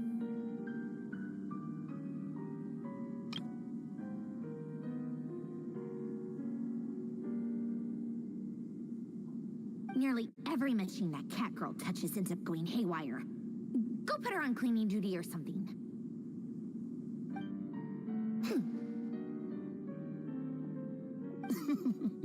Then let's start downstairs. Fremine, we'll leave this place to you. You've got it. Wait a second. Pretty sure there's still some tea in the cupboard. If you want some, you'll have to make it yourselves.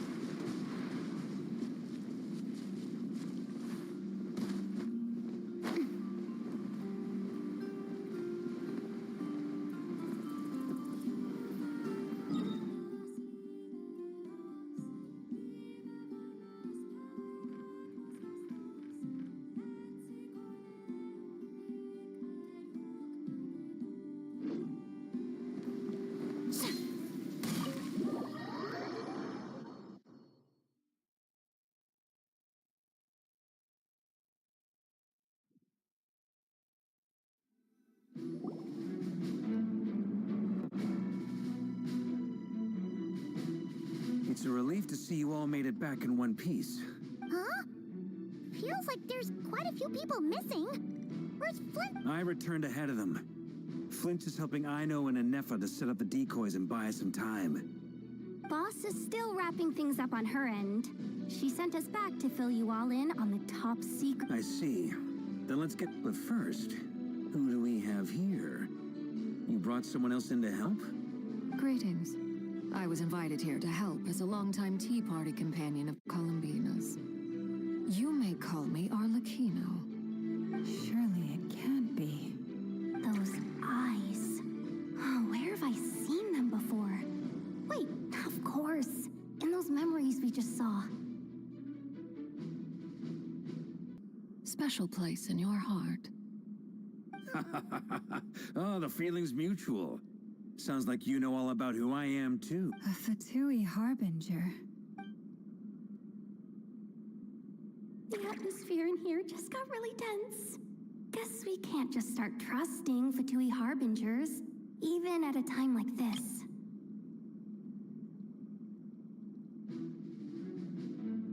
I must admit, though, I'm a little curious. Seeing as the moon goddess no longer belongs to the Fatui, what makes you so willing to put your neck on the line here? Nor does Nodcry belong to Mondstadt, Mr. Varka. Yet still, you're fighting for it all the same. Things don't always have to have a tangible payoff. Sometimes, stopping things from spiraling out of control is a higher priority than chasing the spoils of victory. Of course, I can't say there's nothing in it for me at all. But that's between Columbina and myself. Forgive me. I don't mean to doubt you. It's just that the Fatui really have been the source of many. We have our own way of doing things here in Nodcry. But ever since they erupted... I know there's been a lot of bad blood between us in the past. I've done my utmost to avoid friction whenever I could. But sometimes fundamental conflicts of interest simply can't be settled amicably. That's why I'm here solely in a personal capacity. This has nothing to do with the Fatui. As a gesture of good faith, I'll be frank. I can help Columbina track down the iridescent moon's marrow, which will help her restore more of her power. Anyway, what else is on the agenda? Let's begin. She says she'll be frank, then completely skips over the details. Looks like she doesn't want to, but she clearly wants to change the subject. It'd be awkward if I tried to bring it up again now. I guess we'll just have to go along with it. She's the fourth of the Fatui harbingers after all. One look and you can tell she's not so...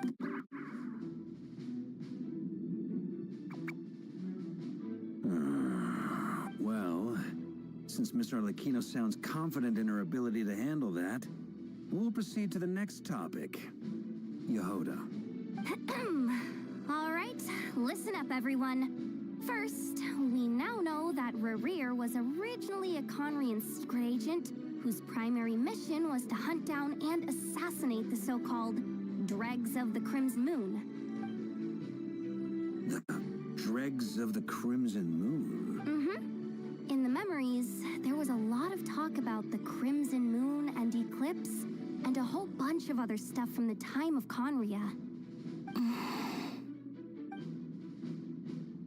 To my knowledge, those were the names of two different Conrian dynasties. Long, long ago, it is said that the people of Conria worshipped the Crimson Moon, drawing a mysterious power from its reflection.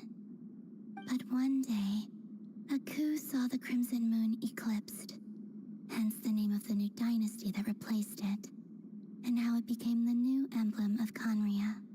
Still, long after the Crimson Moon dynasty had fallen, the last ruler of the Eclipse dynasty, the Vinster King, still coveted the secrets it left behind. So, he sent the Reihir of Solnari to secretly hunt down the Crimson Moon's few remaining followers. In those days, Rerir showed no signs of madness. In fact, he was as normal as any other person. Oh, and he had a fiancé, or at least a would-be fiancé, called Tholindis. What's the matter?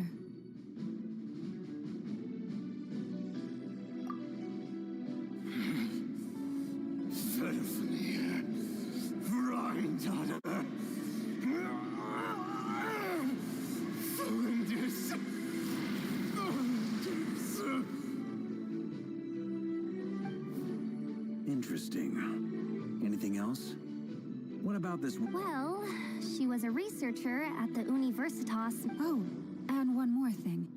For some reason, Rerear's Well, no shortage of potential leads, I'll give you that.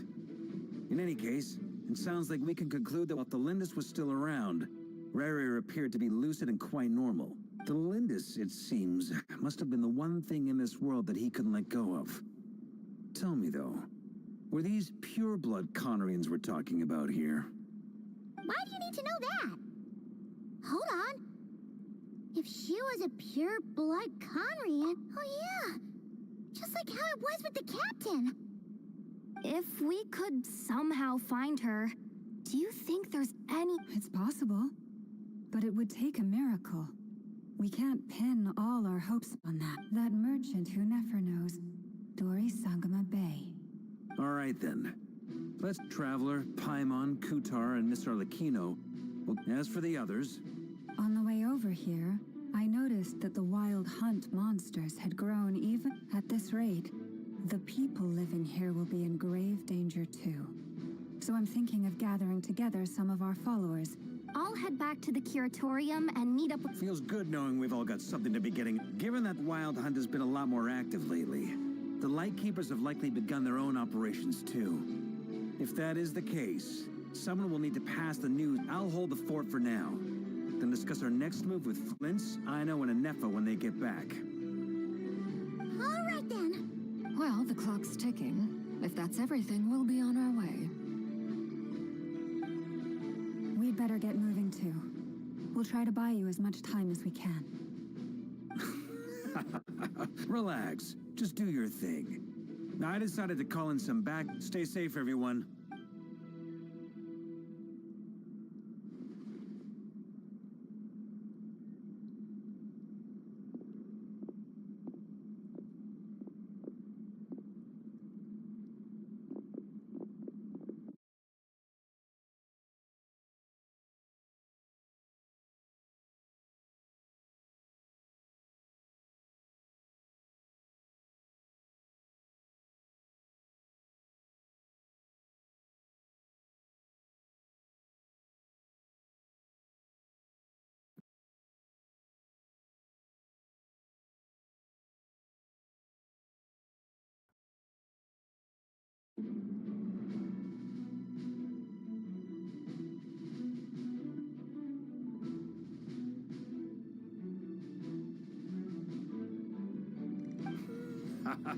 A tad late. The others have already set off. To summarize, our resident moon goddess, everything going smoothly on your end? Not great. I don't know how long we can stall it. I'm gonna make some more later, but I need a timeout first. I'm so tired right now. Oh, right. Inefa, could you fill in Uncle Varka on what we just discussed with Flints? Sure.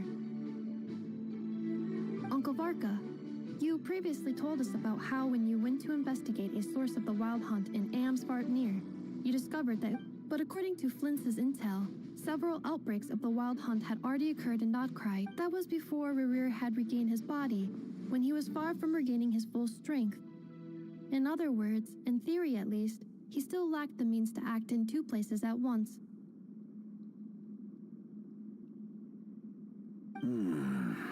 Flints, with everything that's been happening, the Lightkeepers across Nodcry are rallying to fight back against the Wild Hunt. They're gonna need your help. I know. I'm sure you're capable of coming up with something far more effective than decoy. And Efa and I will head back over to Amsvartnir to see if there's any... I told you Uncle Varka would say that, didn't I? A deal's a deal. Not a word about my snack intake for the next... Database updated. Reliability of Ino's predictions increased. What does that mean? They were betting on... It's the obvious choice, isn't it? We already decided that Anefa should go investigate the situation over at Amsfartnir on her own. Someone needs to hang back and oversee our strategy meetings. And besides, you still haven't... So I've ended up with the easiest assignment. Well, I appreciate...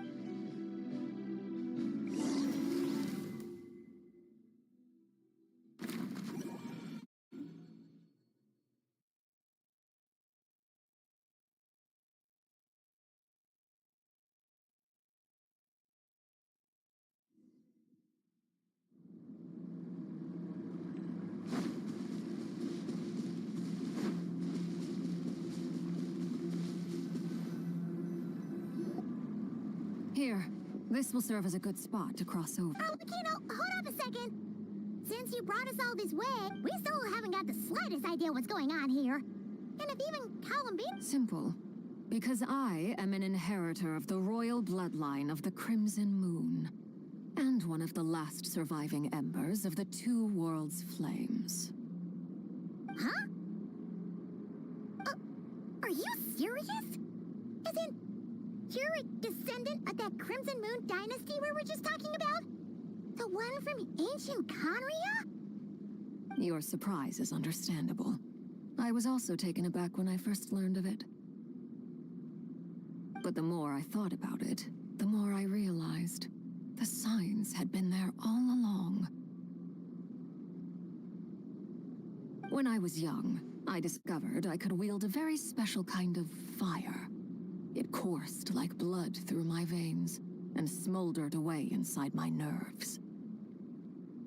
What's more, whenever I experienced strong bursts of emotion or drew too deeply on this power, it was like some kind of presence within the fire would begin to gnaw away at me, consuming me from the inside out.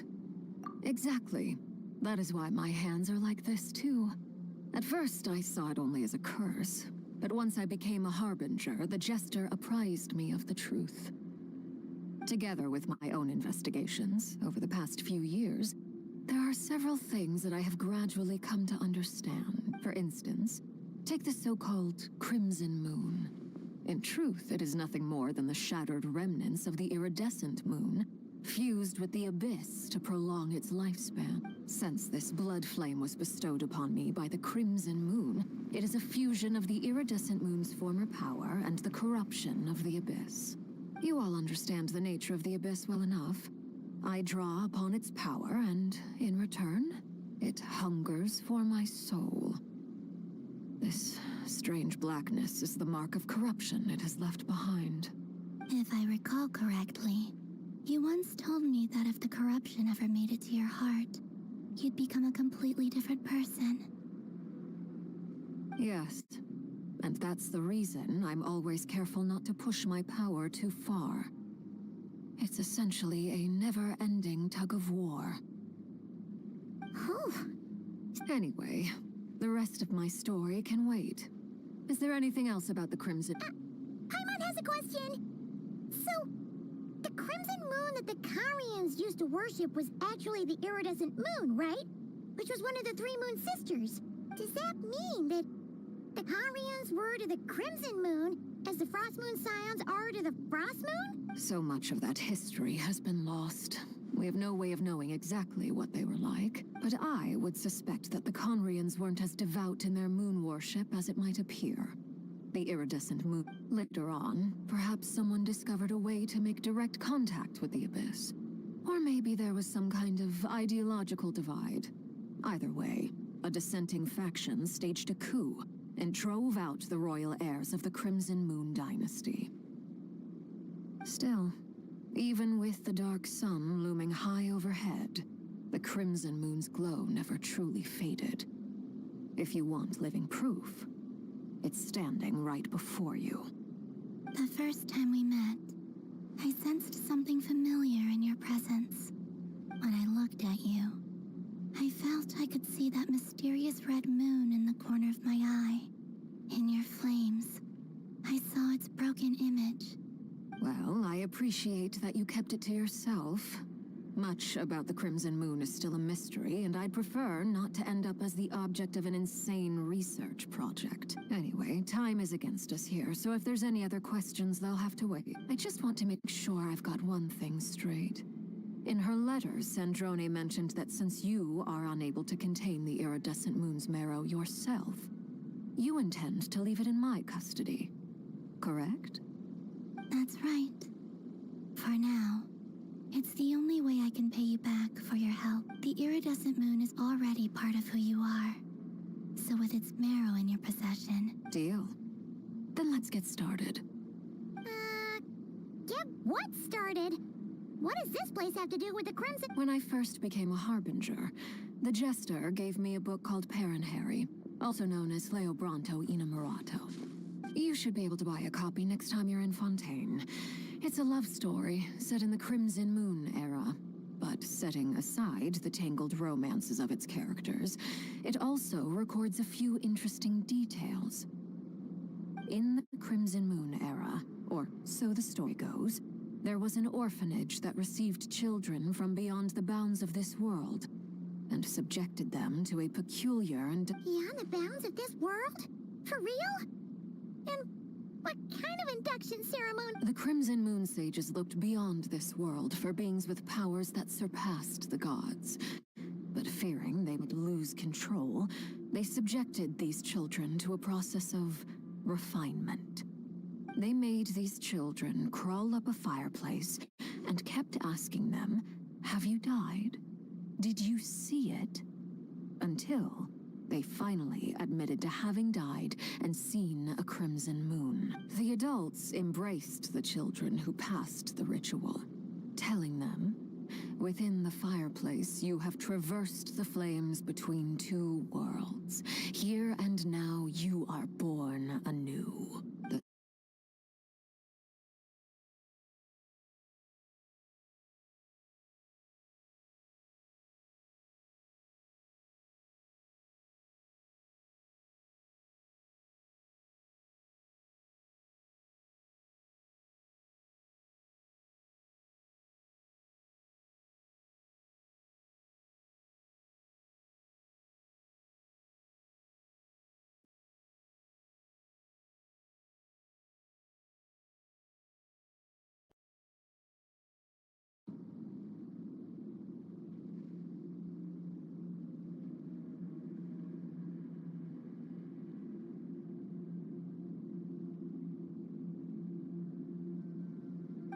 Explains why I can't sense a Crimson Moon's marrow in this world. It makes sense that it would be sealed in a special space that can only be accessed temporarily through some kind of ritual. But there's no fireplace here. Do you see a chimney anywhere? Oh, are we supposed to build it ourselves? Okay, fine. Paimon will go find some bricks. That won't be necessary. The fireplace is purely symbolic. The key to the ritual is crossing the flames between two worlds. And those burned away by such flames leave behind a kind of ghostly afterimage in the world. In the days of Conria, people believed they could be used to bridge the gap between the two worlds of life and death. In short, I can open a passage to that space for you. That's the easy part. The catch is I'll need to stay on this side to keep passage open, so I won't be able to come with you. Once you're inside, you'll have to find... Very well. Then I... Traveler, spare me a little more moonlight if you would.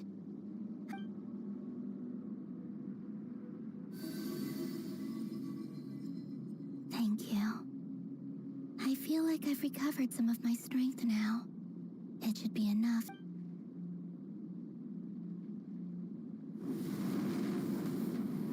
Mistress of the seven hues of ages past, great mother of the present, crimson-clad sovereign of the two realms, by fire severed, by fire renewed, I offer myself now and beseech your descent.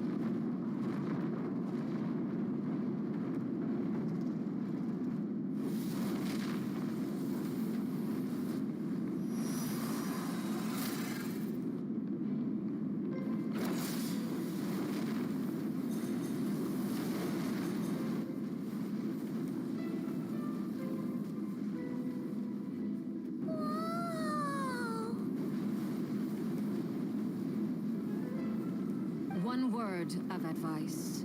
As you're crossing over, no matter what voices you hear, do not answer. Got it. I sense a sinister gloom inside, but also the familiar light. I feel that I am about to meet an old friend who has changed beyond all recognition.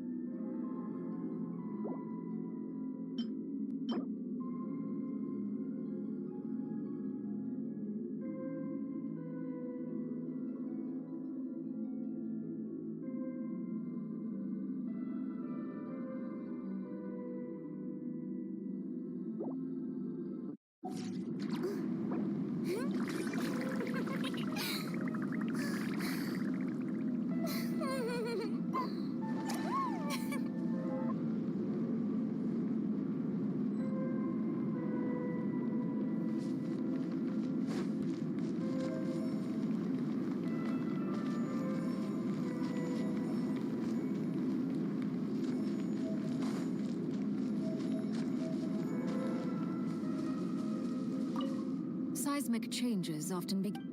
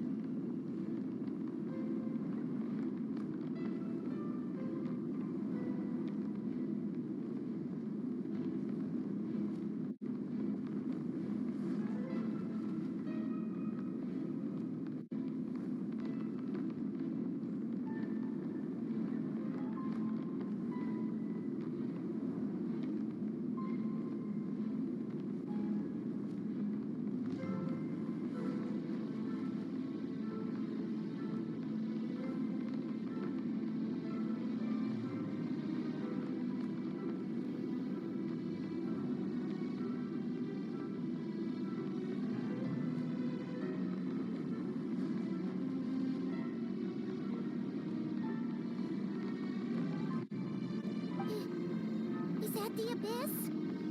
It's practically filled the entire place. What now?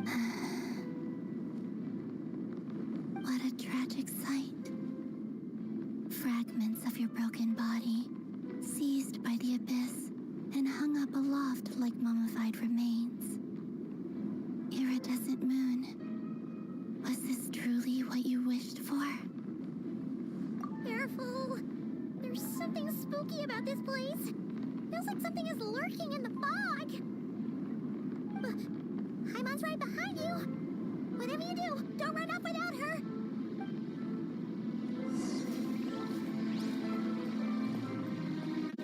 By the way, Kalamina, didn't you tell us that the iridescent moon had shattered into pieces? The moon up there looks pretty cold, Haimon. How is that possible?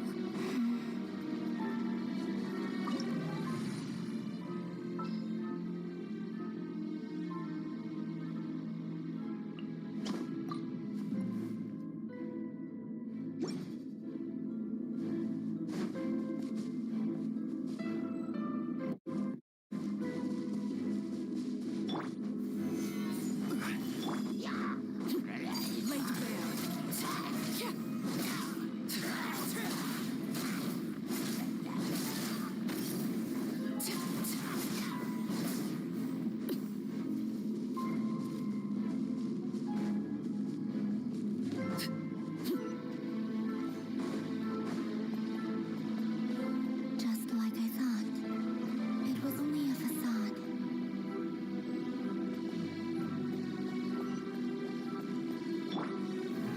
Solidify!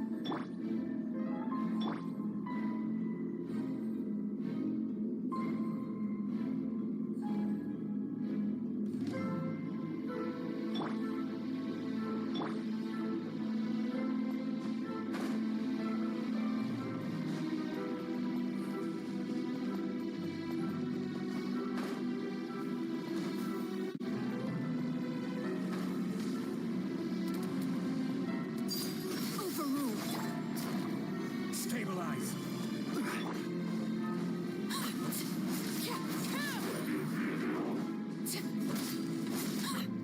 Let's light it up!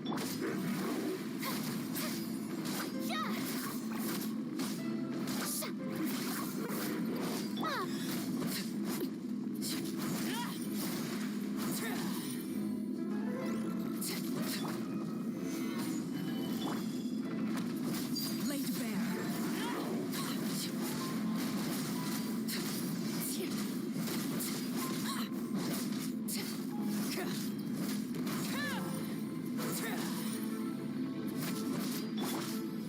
May I present?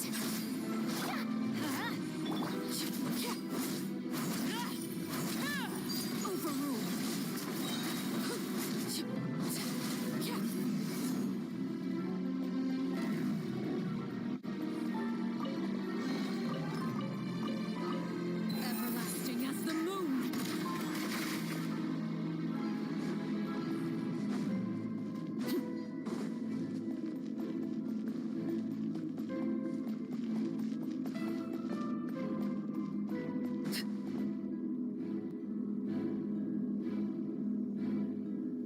Huh?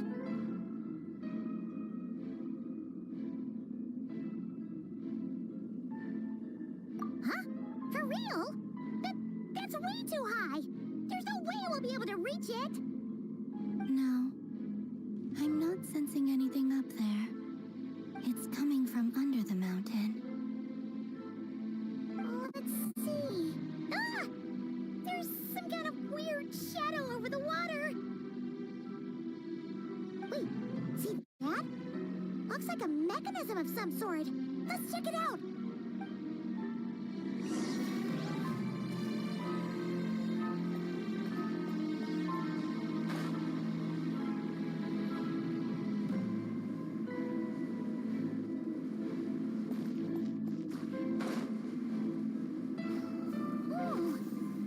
Looks like a device from the time of Kalia. Maybe people once came here to study the Crimson Moon's domain, and they left this behind.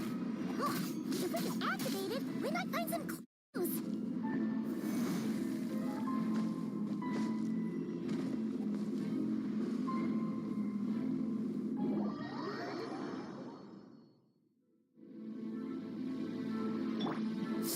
Strike a pose!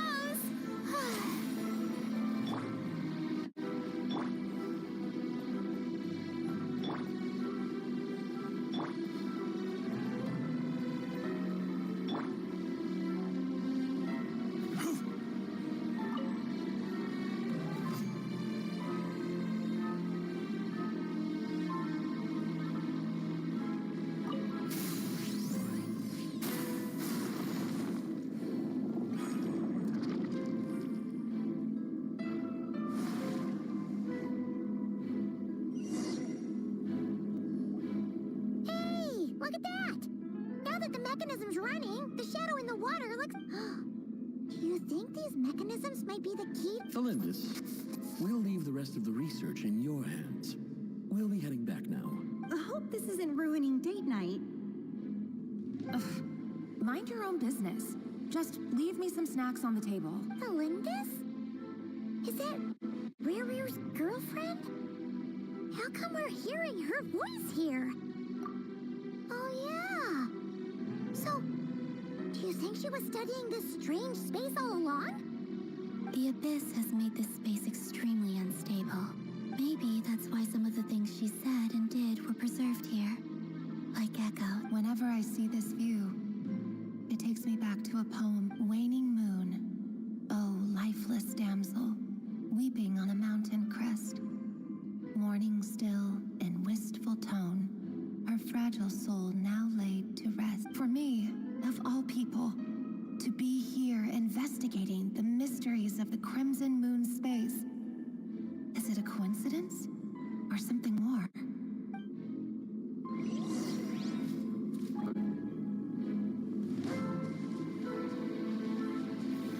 Solidify!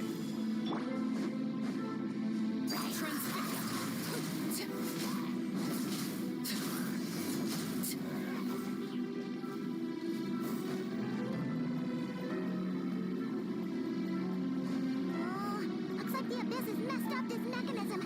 We need to find a way to get it working again. Let's see if there are any other devices nearby.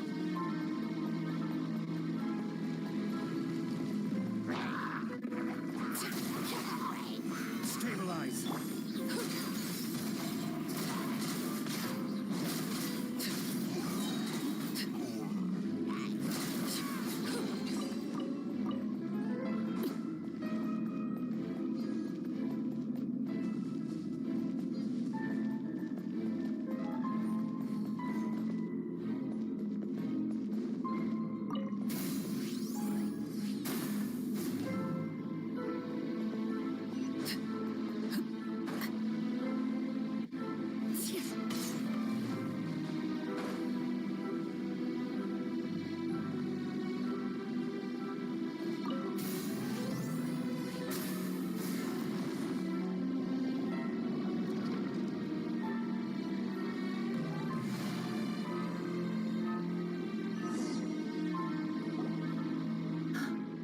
I see.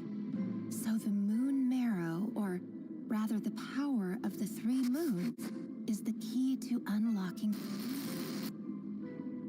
If it really does exist, then maybe this madness can finally be put to an end.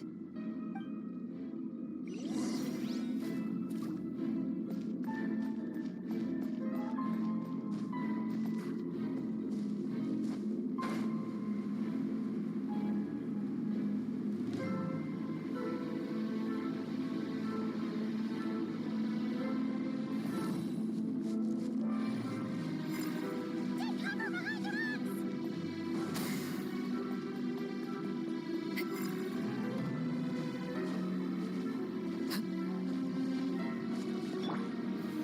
Solidify!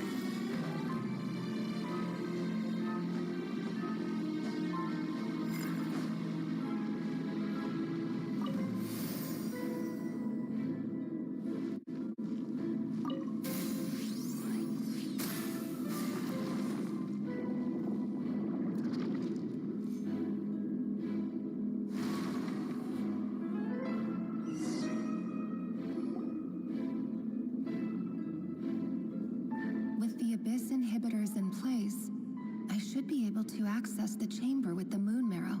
Oh, Rerir, with every step you take, you're drifting further from what you truly desire.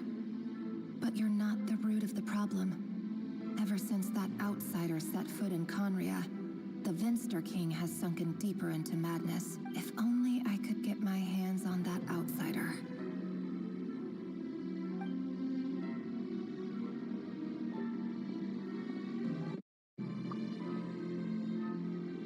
Hey, look! The moon's reflection is back to normal! Elendis' voice... It must be.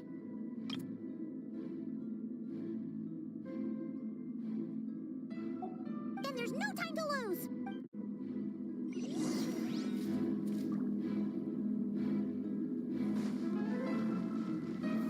Stabilize!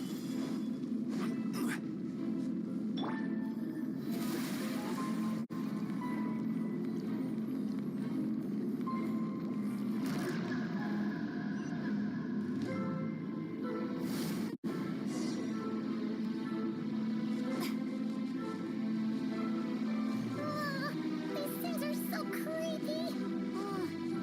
Looks like we'll have to destroy them if we want to get to the iridescent moon's mirror!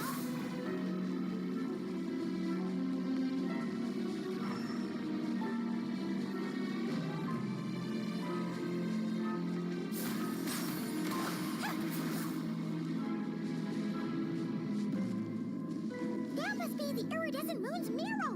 Oh, but we'll need to destroy these things before we can reach it!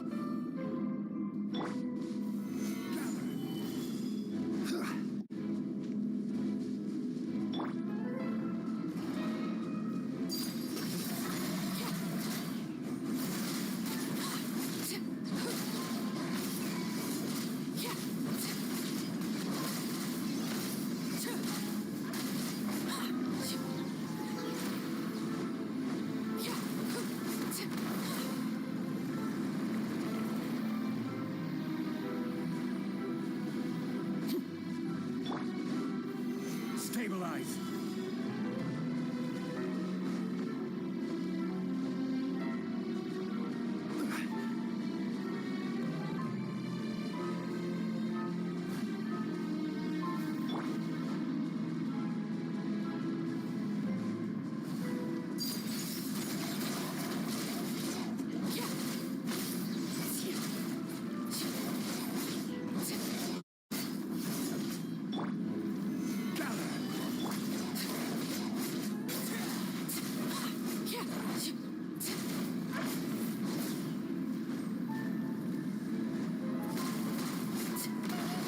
We're so close!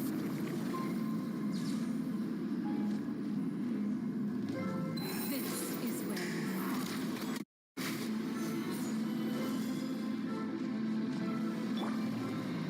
laid bare. Everybody stand back!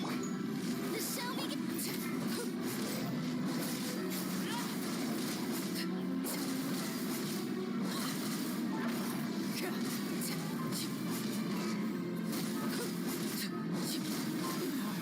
Go on.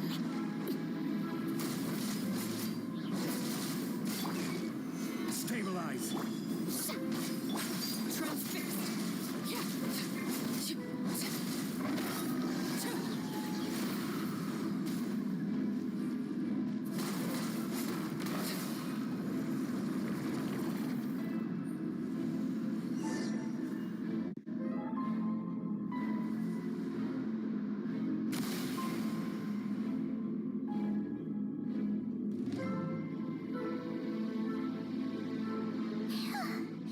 The iridescent moon's marrow. Still burning away like an undying flame, yet now contaminated by the abyss. If we can purify the abyssal power within, we should be able to obtain its untainted essence.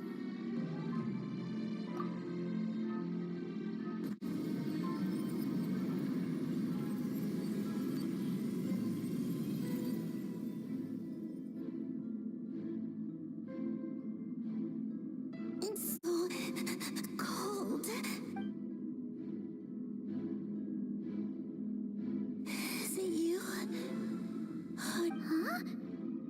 At long last.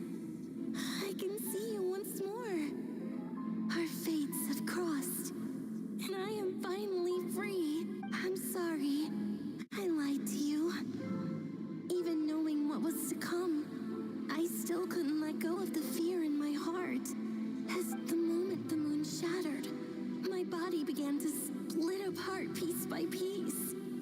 Like I was being cut into pieces by 1,000 blunt blades. Tell me, what was it that brought you to us all that time ago? If only I had possessed... You look so puzzled. That's how I felt too. But trust me when I say that everything happens for a reason. Farewell, people.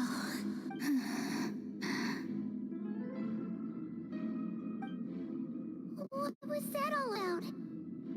Was that the god? It sounded like she was speaking to a long-lost friend. But none of us have... Perhaps. She took me for the goddess of the frost moon she once knew.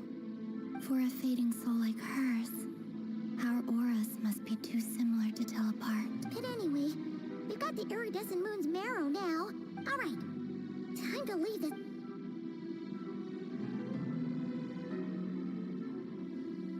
That's odd. This place looks different than when we came in. Waning moon, oh lifeless damsel.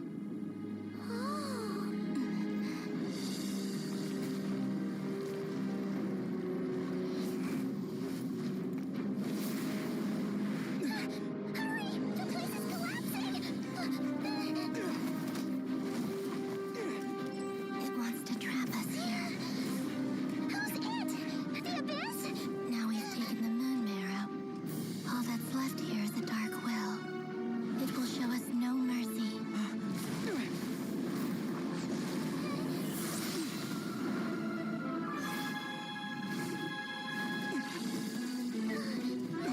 it back. The crimson moons. My marrow. My heart.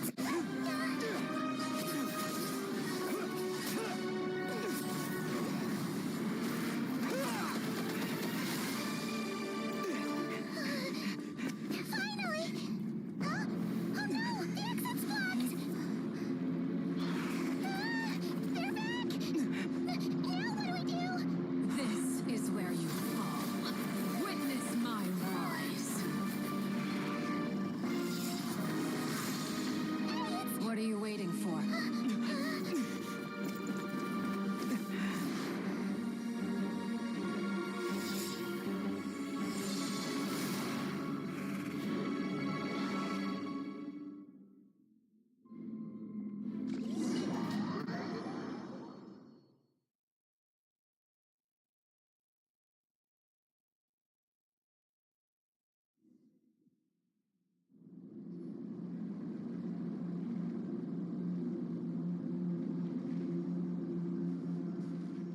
Oh, we made it! Was that you, Arlecchino?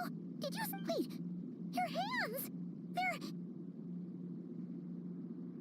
Oh, this? Don't worry. It's a small price to pay. The Abyss wanted to trap you inside, and I defied its will by bringing you out. No wonder it's a little angry. No. I have paid the price, albeit a small one, and it cannot be undone.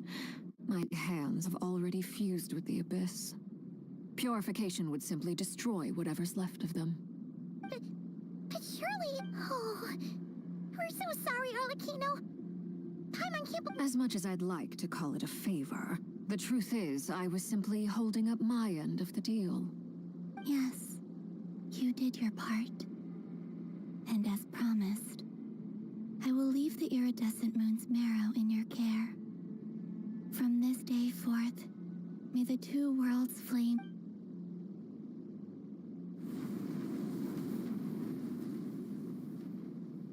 I'll take that as a blessing. Now, Columbina, give me your hand. Accept this moonlight I offer in return.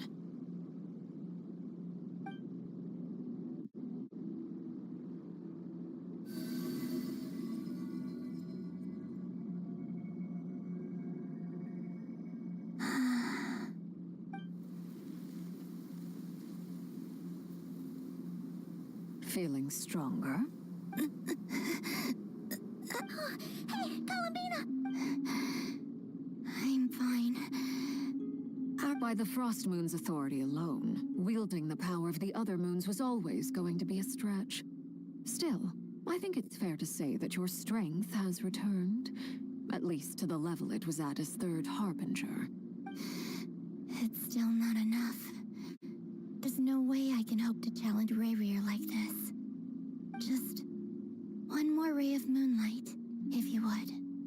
It's okay.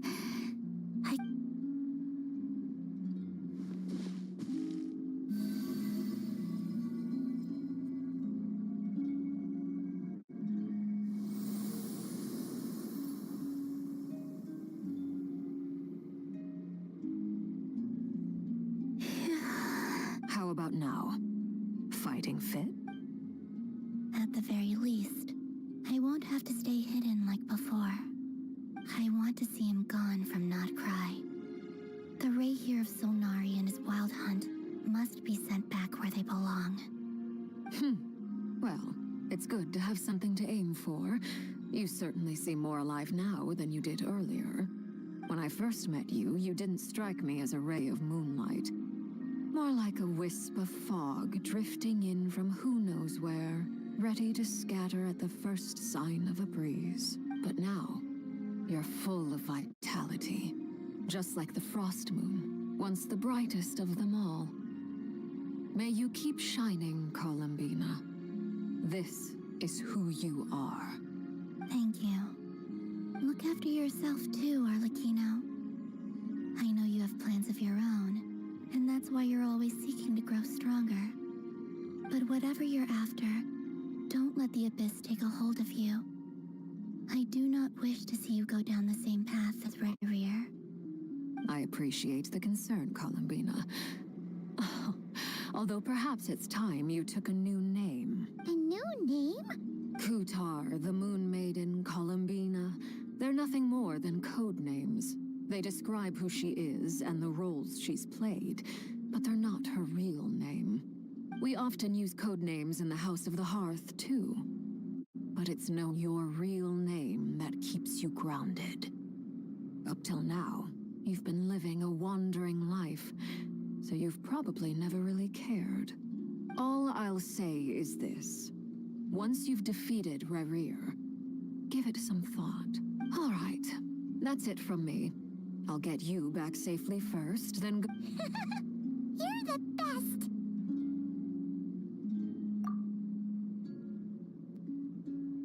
I appreciate the gesture. It speaks to your good character.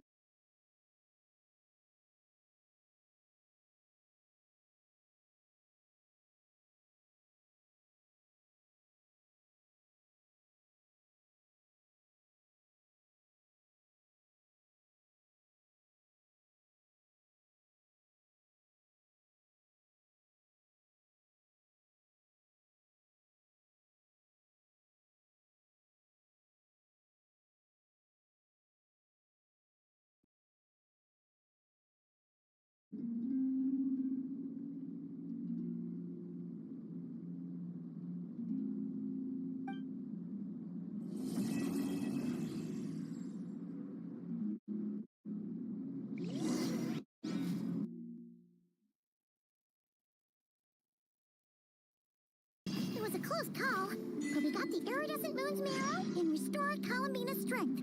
And that's all that matters. In other words, mission accomplished. I'm on wondering how everyone else is doing.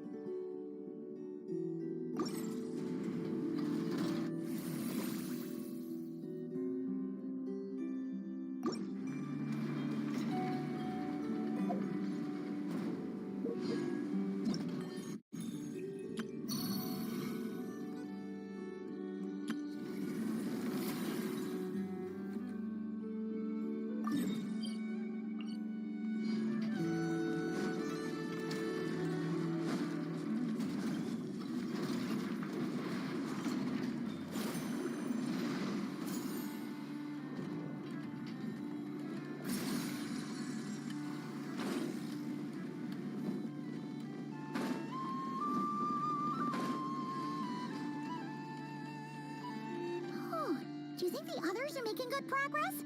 Huh, hey look! They made it back as well!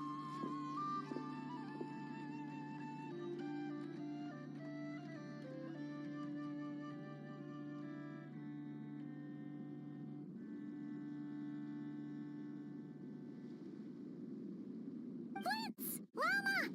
All is well, thank you. Nefer and Yehoda had to stay at the curatorium to wrap things up, so they won't be joining. I ran into Miss Anefa and Miss Aino on the way back. You seem rather cheerful. I certainly am. I achieved what I set out to do and came away with more than I bargained for. Fighting alone can get quite tedious, but I had the good fortune to run into a pair of brave young warriors. We meet again. How have you been? Albedo! What are you doing here? That would be a natural assumption to make. It's also the correct one. These two courageously lent me a hand while I was fighting the wild hunt. When they told me they were Servarka's colleagues, it all made sense. And given how people of outstanding talent tend to cross paths, it's no wonder you're already acquainted. So, who's your travel buddy, Albedo? Why don't you come and introduce yourself?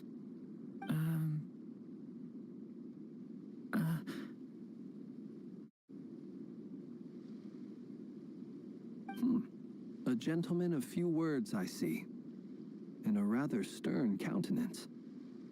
I presumed you were acquainted with him. Is that not the case? It's nice to meet you. Again. We've technically met before. Wait a sec! You're Minnie Durin! That's right. It's me. I'm glad to see you again. By the way, he says it's okay if you drop the mini. Yeah, I'm not as mini as I used to be. Interesting, isn't it? The first step towards blending into human society appears to be reflecting on whether one's name really reflects who they are. Hello! You look so different. In a good way, of course.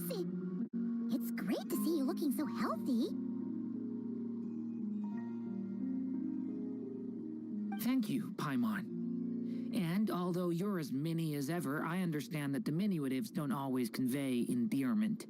I'll be sure to simply call you Paimon, as a sign of my great respect for you. Wow! You're such a smooth talker now. Paimon could get used to this.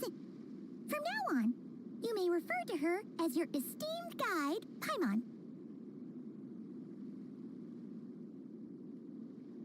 Personally, I think our little Paimon is the perfect size. When people call her Little Paimon, it's just because she's so adorable that they can't help themselves. If that's not a sign of endearment, what is? You're absolutely right, Miss Lauma. My brother still has a long road ahead of him when it comes to understanding human relationships. Anyway, speaking of long journeys, didn't Columbina, leave with you? How come she's... She's been catching up with old friends. Wouldn't be surprised if she stopped for a cup of tea or 10 on the way back. Uh-oh. People are talking about me. Hope it's nothing negative.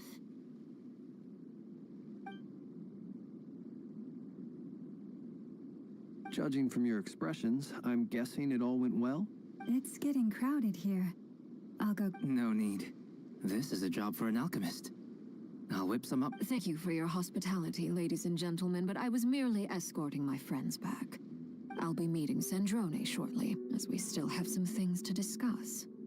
It's been a pleasure, everyone. But this is where I'll say goodbye. We really appreciate your help. Oh, come on. Spare the formalities. I'm just glad I could help out some true friends. I understand. Oh, this place is hopping. It's probably a good thing one of us left. Otherwise, we might... Are you saying we're about to run out of chairs? As a matter of fact, I am.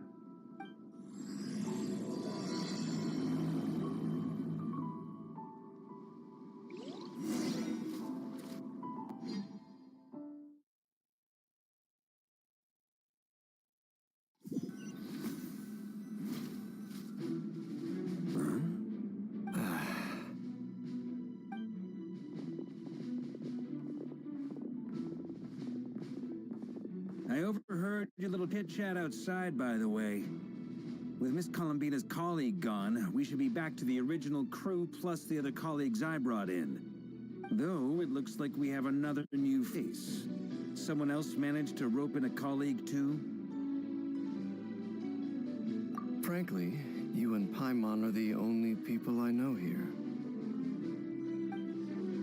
This here is Dainsliff, colleague of Teyvat's greatest guide, Paimon, and greatest adventurer, the Traveler.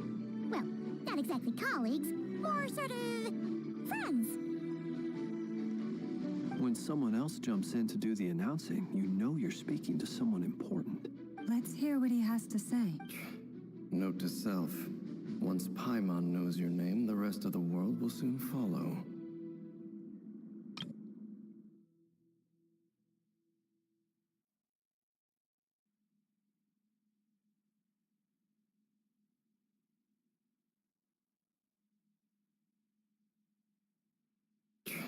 Note to self. Once Paimon knows your name, the rest of the world will soon follow. When he comes looking for us, it's usually something important. Paimon's guessing you've heard about the Wild Hunt, then. From the looks of it, you're about to hold a meeting. If I were to say that the Wild Hunt is our mutual enemy, would that earn me a seat at the table? As the saying goes, the enemy of my enemy is my friend. Mr. Dainsliff, there's a seat with your name on it. Though, I can't promise the same for everyone else. Hey, Albedo, think you can rustle up a couple more chairs? After all this time apart, Grandmaster Varka's first order is to rustle up a couple more chairs. Is he being sarcastic? Hey, he's your brother. Why are you asking us? I've still got a lot to learn about the nuances of human conversation.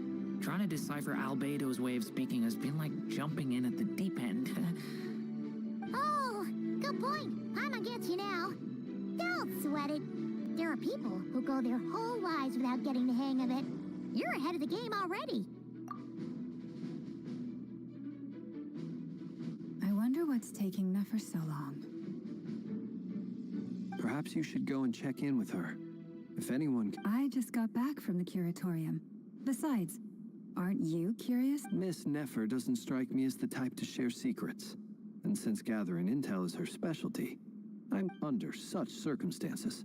Would it not be tactless for me to impose? Oh, but it's fine for me to... What can I say? You have an unrivaled ability to garner people's affection, Miss Moonchanter. Besides, you have far more in common with her than I do.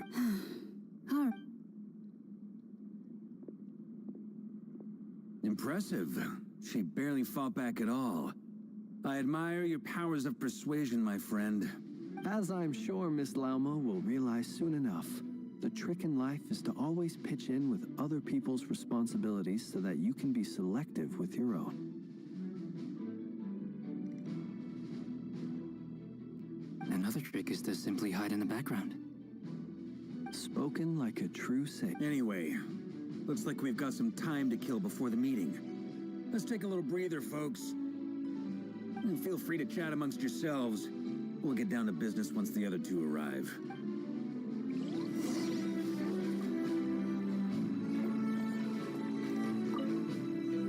You're both awfully quiet. Why don't I start us off with an icebreaker? Have either of you ever had your portrait painted? If not, That sounds like a lovely idea. I dabble occasionally. He's an excellent painter. Tables... I'm flattered. If I ever get the chance, I'd like... I'll bear that in mind. Anyway, how about you? Oh, whatever style fit... Very well. You can replicate any I can try, if you show me a sample. Thank you. In that case...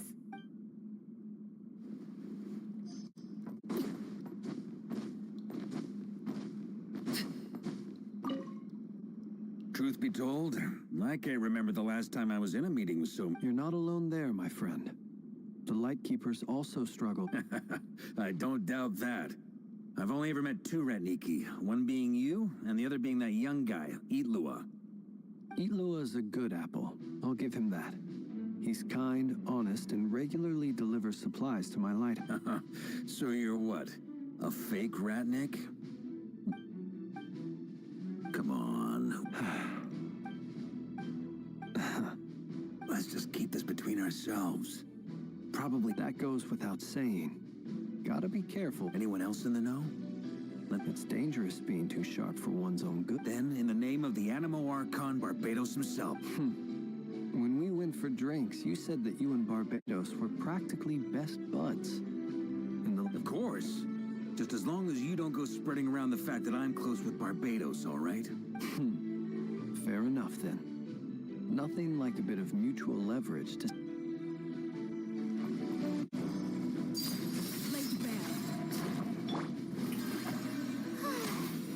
Is there something you'd like to say to me?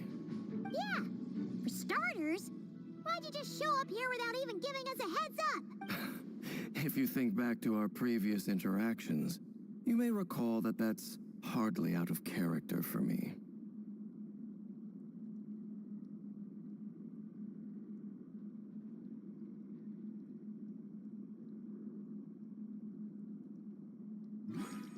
You do have a point there.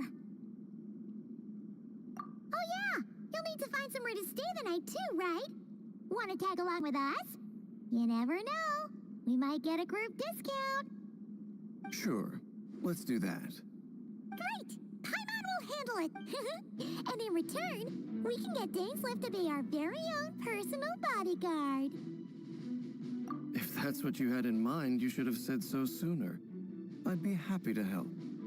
Oh, okay then. Paimon was only kidding, but good to know.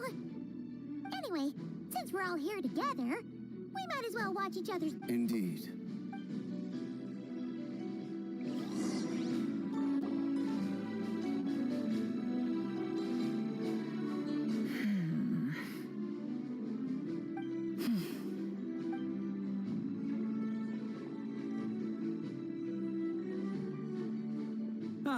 Miss Nefer, you made it after all. But what about Yehoda? I'm here to give you an update on how things are going on our end. Once this is over, I'll be heading straight back... So much for just this one. Shh! Not so loud! We're on a roll here. What if she remembers and Did you say something, Mr. Varka? I didn't say anything. Right, Flints? Must have been a frog. They get so noisy around here at nighttime. It's like they're putting on a... Anyway, before we begin, there's a few introductions to make. Let me start by saying that it's an honor to be speaking. First up, we have Miss Lauma. As Moon Chanter, she's the leader of the Frost Moons. Nefer is leading the investigation into Rerer's background, assisted by Yehoda and Lauma.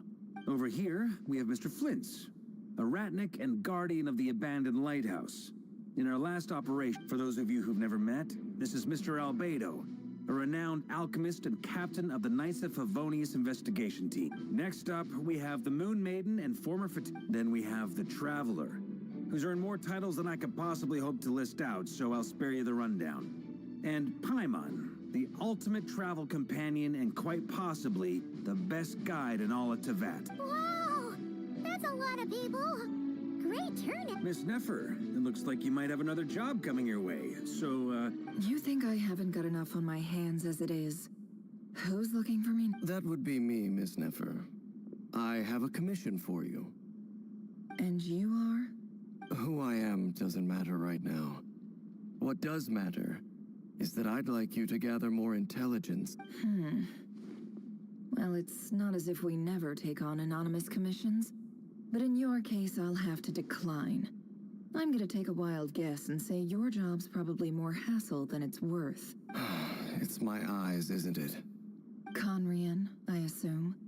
And what's with the mask? Are you trying to hide your identity? In any case, the fact that you're even still alive raises an awful lot of questions for me. My name is Dainsliff. And yes, I am from Conria. As I'm sure you're aware, the Raker of Solnari's real name is Rerir. He was once an acquaintance of mine. Really? Then you must have been quite an influential figure yourself. You flatter me, but none of that matters anymore. My point... So you're both from Conria, and it sounds like you used to be friends? What am I missing here? Surely you already know how he became one of the Five Sinners. I'll tell you everything I know. The history of Conria, the names and identities of the Five Sinners. I remember it all like it was yesterday. I have never spoken openly of this before. But the truth was exactly as people say. The Five Sinners were each driven by their own desires, and it was by playing upon these that the Abyss tempted them to their fall, tearing Conria apart in the process. The visionary, Vedifenir, who wished to foretell the future. The wise, Haroptatir, who sought limitless knowledge.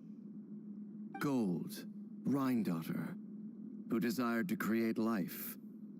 The foul, Sertologi, who pursued supreme strength.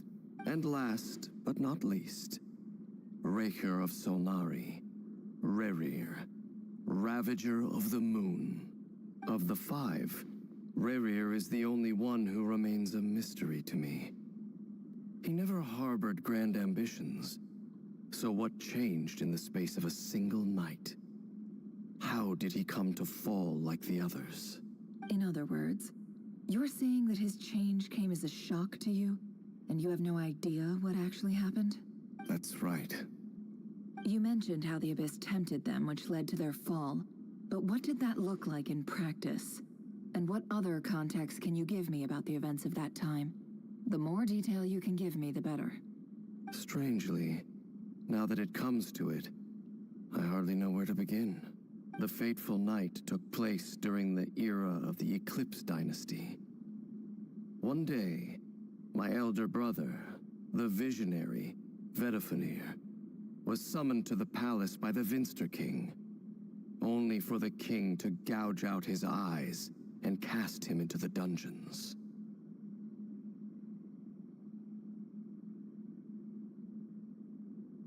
When I came to hear of this, my fury knew no bounds.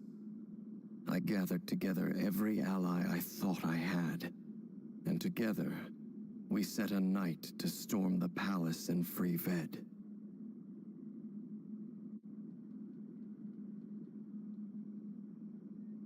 Centuries on, the memories of that night still haunt me, like a never-ending nightmare.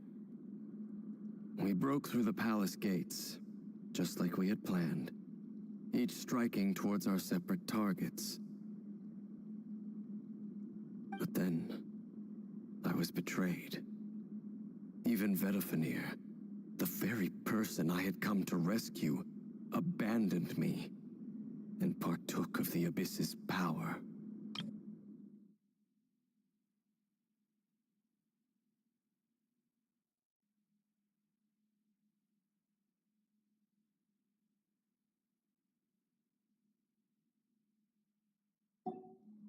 So, it's personal after all. Then tell me, Mr. Dainsleif, what price are you willing to pay? You, of all people, must know that nothing comes for free. I cannot say what price would be worthy of such a commission. But know this. Rerir was not always a madman. Believe it or not, there was a time when he was just an ordinary man, working for the Conrian Intelligence Service. Uncovering the truth of Rerir's past is the only way to unravel this mystery. But before you decide if you will accept my commission, I will tell you more about him. Enough, I hope, to help you plan your next move. Sounds pretty good to me. Feels like we just flagged down a random passerby, only to discover he's actually a master strategist who has a score to settle with our enemy.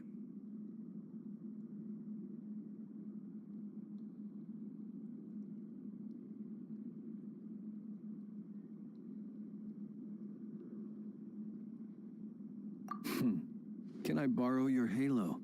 It could be useful in the lighthouse. Hey, enough with the wisecracks! Besides, Isn't that lamp of yours bright enough already?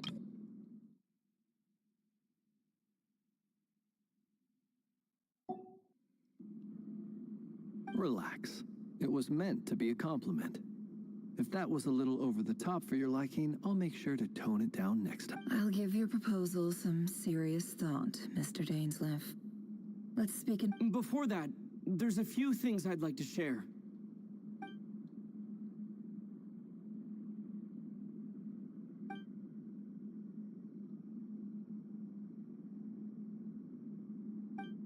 Now that we've united the hearts of the three moons, your power should be greatly enhanced. But it's...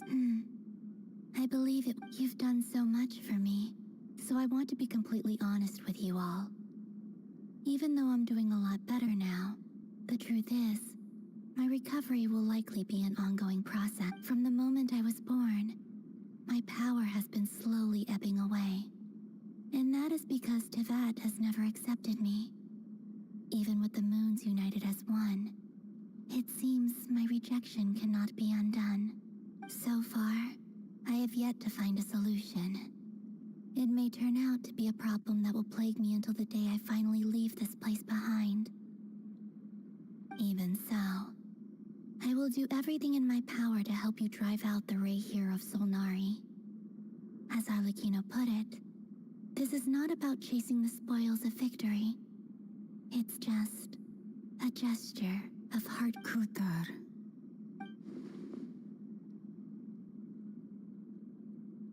Defeating the Ray here of Solnari will be no easy task. While my strength slowly recovers... Naturally. We should take all the help we can get if we hope to defeat him. We've considered several viable plans now, but our choice hinges on the answers to a few key questions. Is it even possible to kill Rerir? What experiences shaped the person or monster he became? And what's he really after? Given Albedo's expertise in alchemy, I think we should leave him to try and answer the first of these questions. Understood. As for the other two, I'm afraid we'll have to count on you again, Miss Nefer. Believe me when I say it's not my wish to burden you. But right now... So you're placing all your hopes on me. We can't thank you enough for agreeing to help us. Honest, you sure have a talent for changing your tune, Miss Moonchanter. Timid like Yehoda one moment, then flinches insincere flattery the next. Ladies, please. I must object to your portrayal of me. That's all. Feel free. I almost don't want to leave this room. I have faith in you, Miss Nefer. Something tells me you'll stand by it. Oh? And what makes you so sure of that? What if I suddenly decide that This isn't about the money. I can sense that you've got a deep-seated distaste for Rerir. And knowing you, that'll Look at them getting along so well. And I'm the one they accuse of insincere flattery. There is no justice. Miss Lauma, you have to understand something. Unlike you, I don't actually enjoy having everyone... Is that right? Well, maybe the fact that I'm willing to put my hopes in other people says more about me than you. But the fact is... Anyway, we've got Mr. Dainsleif. Let's talk. And Traveler, once we're finished, if you've nothing else planned, I'd like you to come with me. This whole experience is teaching me a lot. For instance, I now know that when other issues come up in the future, I'll have far more luck getting Lauma to convince Miss Nefer than trying to do it myself. Hate to say it, friend, but that's one of the funniest things I've heard in... Why? You think I've got her... Quite the opposite. But what makes it...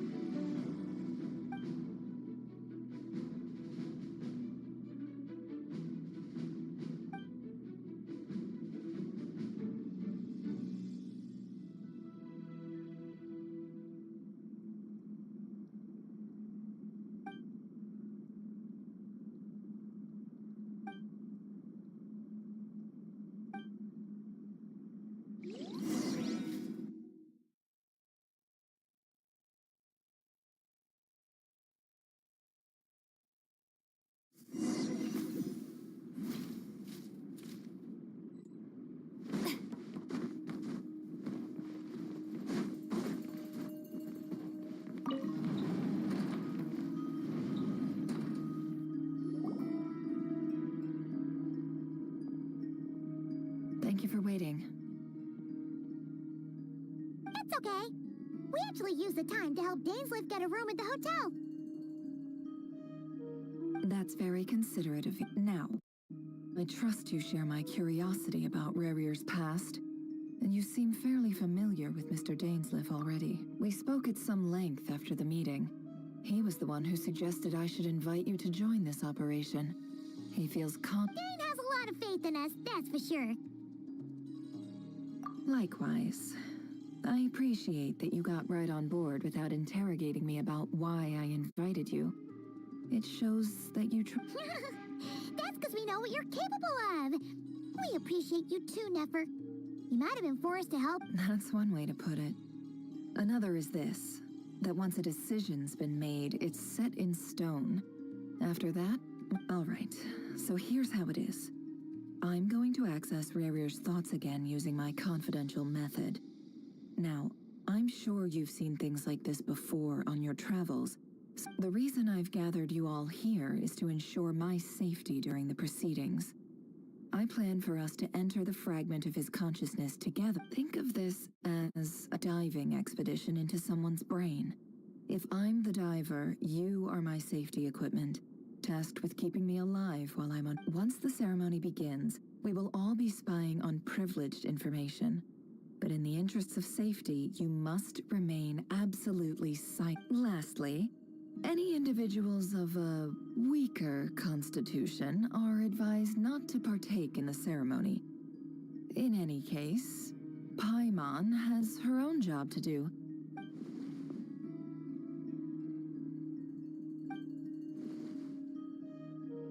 Well, good luck, everyone. Sounds like all Paimon can do is cross her fingers and root for you guys. There's a little more to it than that. I was being serious when I said you have a job to do. While the rest of us are inside Rarier's mind, in the event that something goes wrong, you will be our first responder. I don't anticipate any issues, but the extra I second that. This is a dangerous operation here, and you're our whole rescue team. That's... So, Paimon's like... the lifeguard? Yeah, that makes sense. Good. Please, take a seat.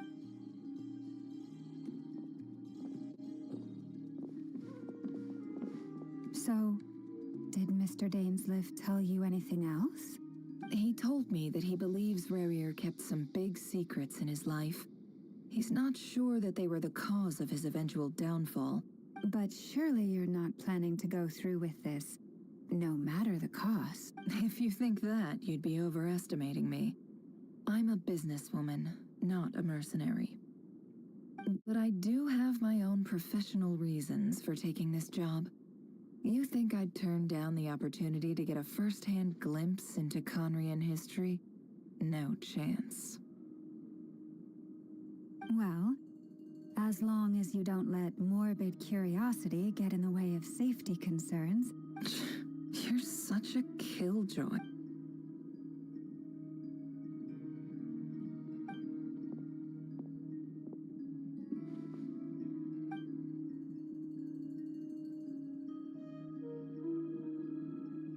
All right, I'm good to go. All set over here, too. Promise, Paimon, you'll be extra careful. All right. Let your whole body relax. We're about to begin. Close your eyes.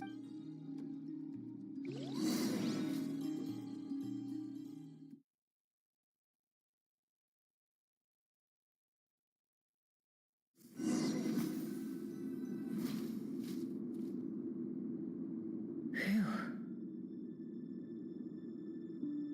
Could this be his office? Pretty standard setup.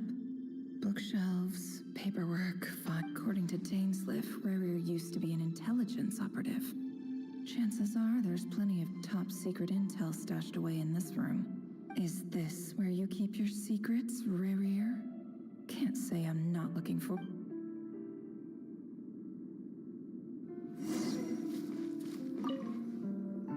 A file tucked inside a folder. The title, but at this stage, I have no idea who any of them even are.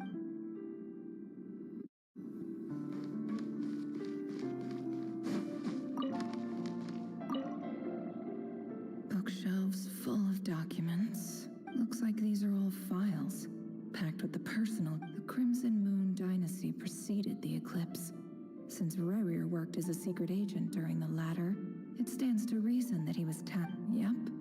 Lines up exact.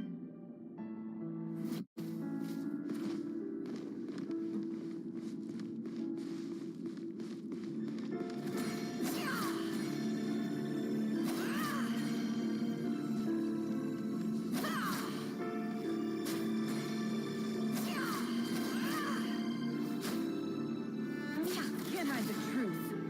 No more lies.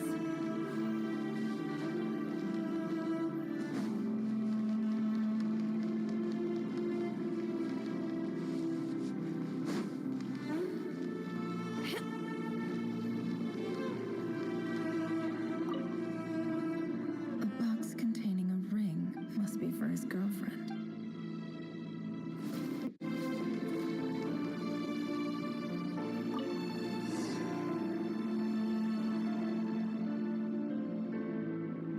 Today's files are in. Time to wade through them, just like usual. Male, 51. Occupation, cook. Confirmed Crimson Moon descendant. Has maintained frequent contact with other descendants over the neutralized. This one should be archived under purged target.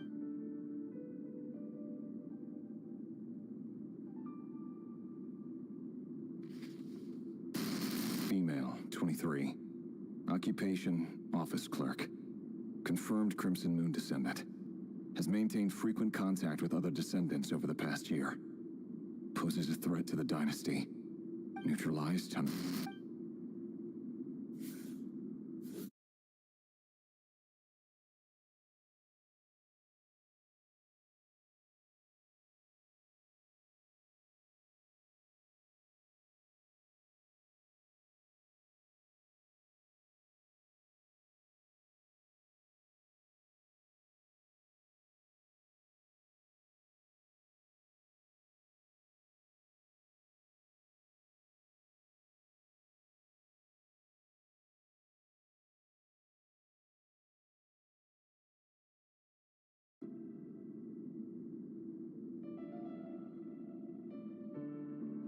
Sounds like she was that other man's daughter. Never mind. What's it got to do with me?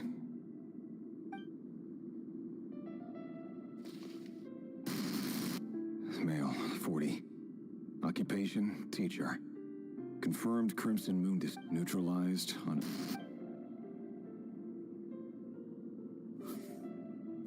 Just another nobody for the archive. Come to think of it, I remember surveilling this man. A case like his never would have been considered a priority in the past. Huh.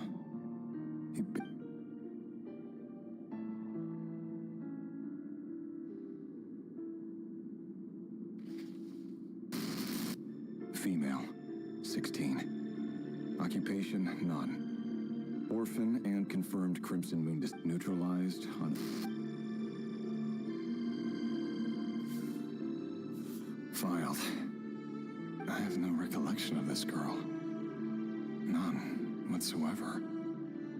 She doesn't seem to be anyone important, but then again, how many of them really are?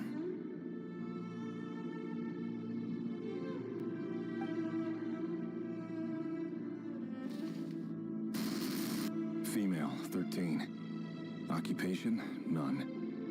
Orphan and confirmed Crimson neutralized and...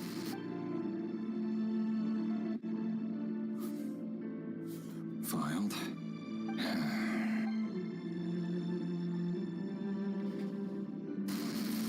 Male, 11. Occupation, none. Orphan and confirmed Crimson Moon descendant. Neutralized and...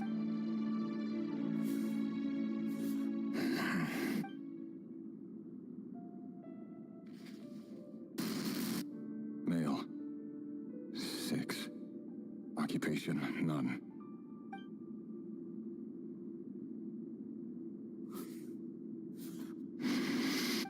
It's funny, isn't it? Your job is becoming both harder and easier at the same time, depending on how you look at it. Sooner or later, the Crimson Moon descendants will be completely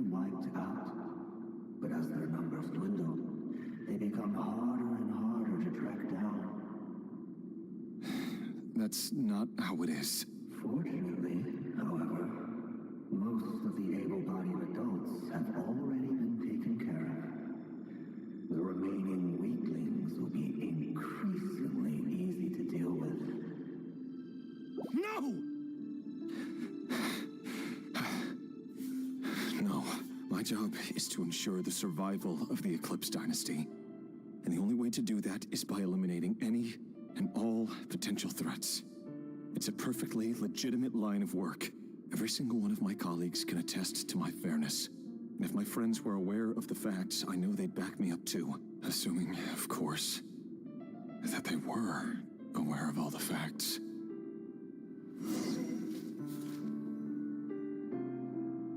He looks even gloomier than last time. I wonder what's changed.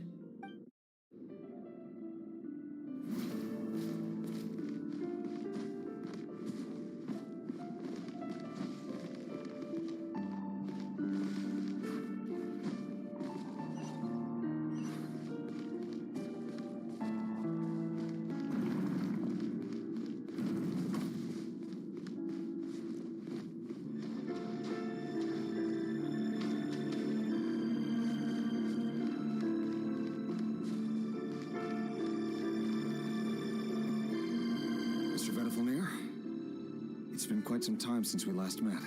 Rerir, I trust you're here because you have something important to discuss. Forgive me. I wasn't tuning out, it's just, I noticed you didn't even phrase that as a question. As if, tell me, does someone in your position ever feel the need to ask questions at all? It is indeed within my power to foresee certain things. Things like your arrival. I was just thinking. It won't be long before I'll be inviting both you and Dane to my wedding. That isn't a lie, but nor is it a fact as such. It's a wish, isn't it? No fooling a prophet, is there? Ever since that day we met for drinks, I knew it was only a matter of time before you came looking for me. Does it feel good? Knowing how the future will unfold. I'm afraid the notions of good and bad fail to capture the complexity of what such a power entails. Once you've seen what will come to pass, it can be all too easy to succumb to fear and melancholy. Unless, of course, you learn to abandon these feelings. You fear my silence, and long to hear the words I left unspoken that day. That's right. You must have noticed my reluctance to broach the subject. And the reason is simple. Because the truth could never have lived up to your hopes. For both our sakes, such words are better left unsaid. The burden of prophecy was never meant for your shoulders. So who exactly do you deem worthy to hear your prophecies? None but our exalted king? Or rather, our king as he once was. You're closer to his majesty than I am. You must know better than anyone how much he's changed. You say that as though it is to my benefit. Yet precisely because of that, I dare not speak rashly. A king can turn out to be the most virtuous of rulers, or a tyrant more terrible than the most vicious of dragons.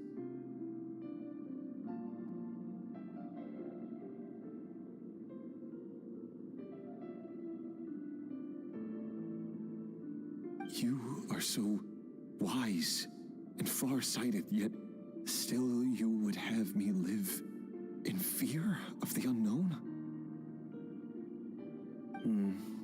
You make a fair point. Especially given my silence alone was all it took to send you spiraling downwards.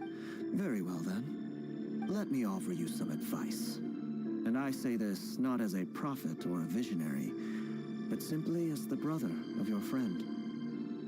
For many reasons, there is very little chance of your marriage ending in happiness.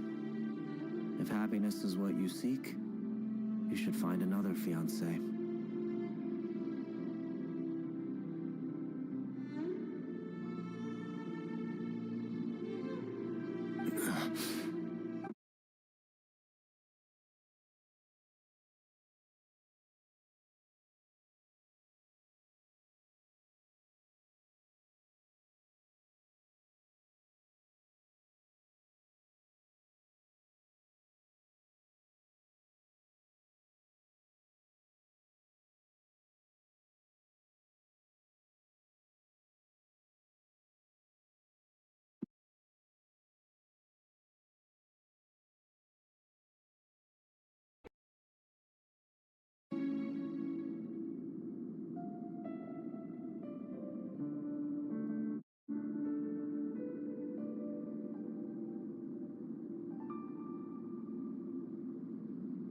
trust your eyes uncritically.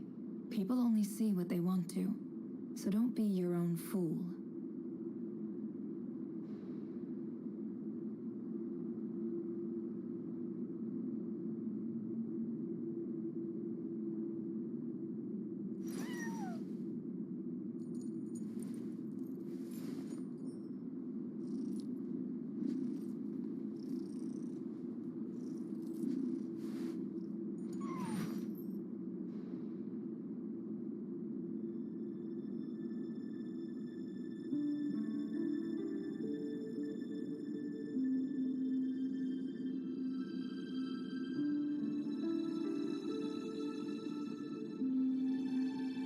Why does Ashru sit up on the counter? To welcome our clients, of course. A kitty's gotta earn his kibble somehow.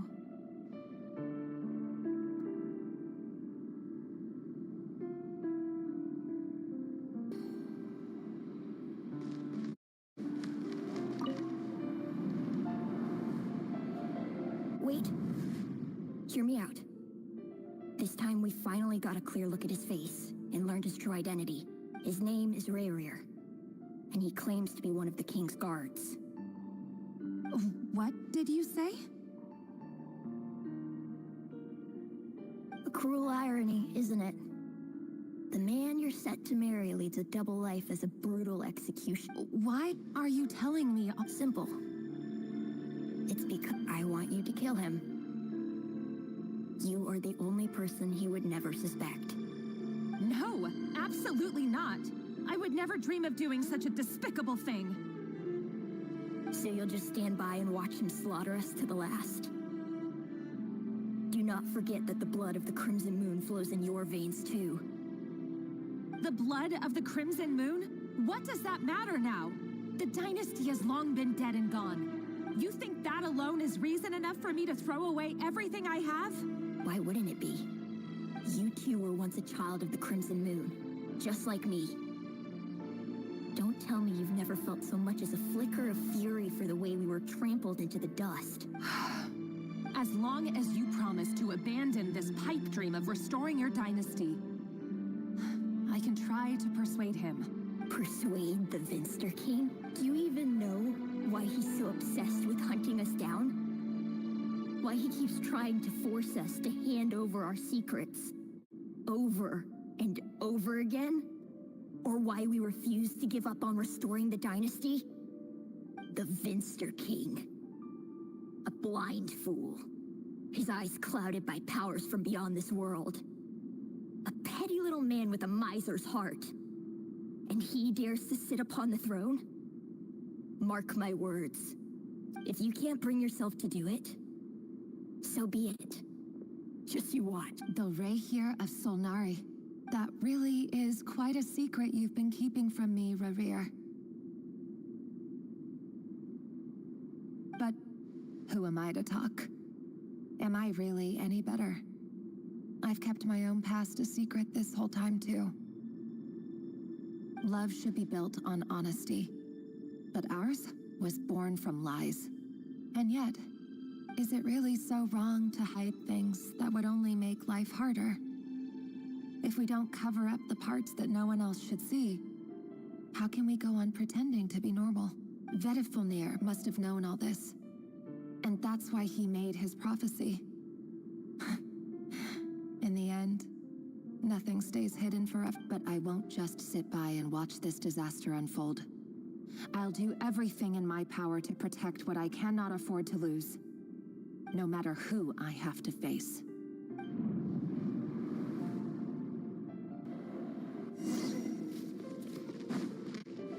Huh? Was that Rerir who just walked past the window? Doesn't it give you the chills that he still takes the same road to work every day? As if nothing ever happened. Those people at the deli. Enough already. They're clearly pretty taken by their own disguises, so just smile and play along. Pull the rug from under beasts like that, and you'll risk having your throat torn out. Deli. Oh. They're talking about those people from the opposition.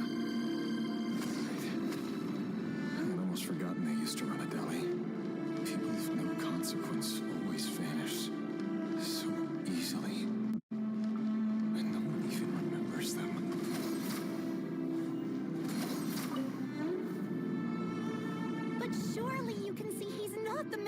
pretends to be.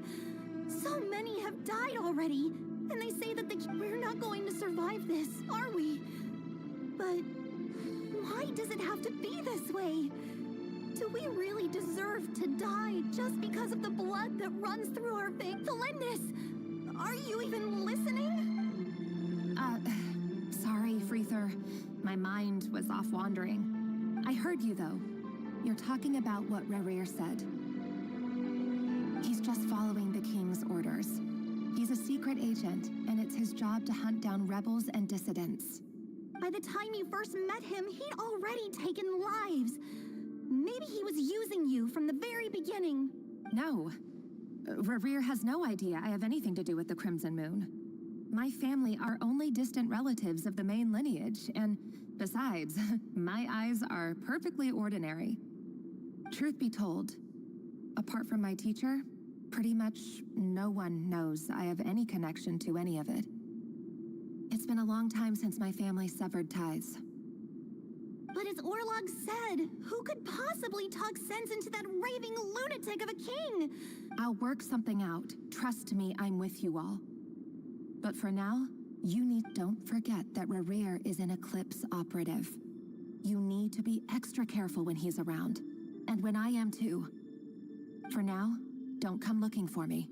And if anything happens to me, just act. If even you can't escape this, what hope do the rest of us have?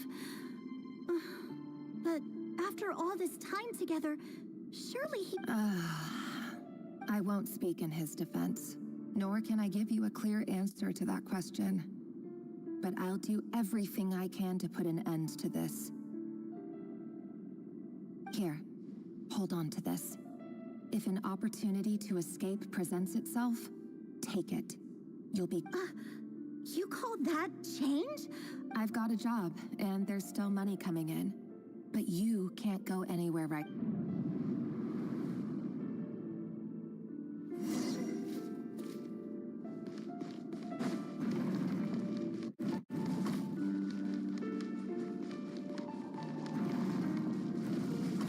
Another day, another round of assassination training.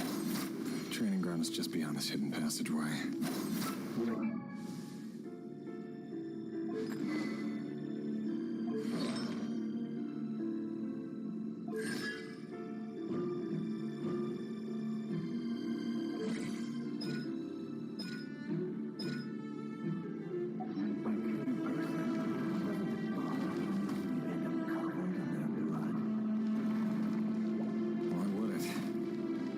Just walking blood bags?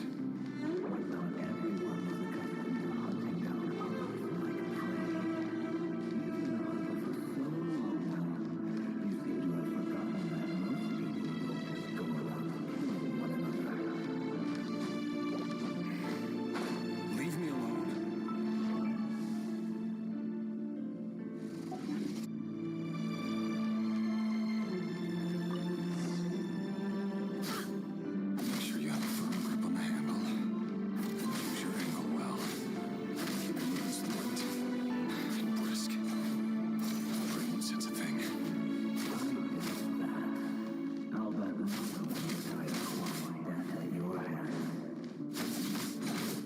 Work clean. No traces.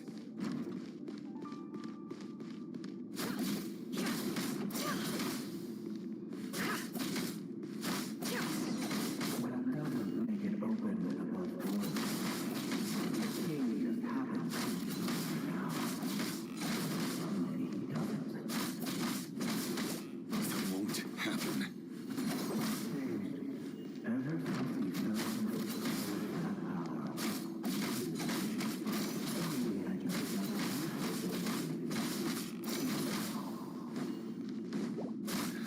I've dealt with have always been guilty, and I've carried out my work flawlessly.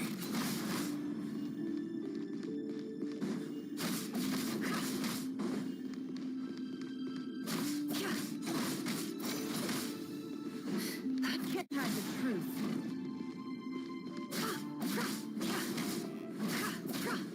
It all adds up.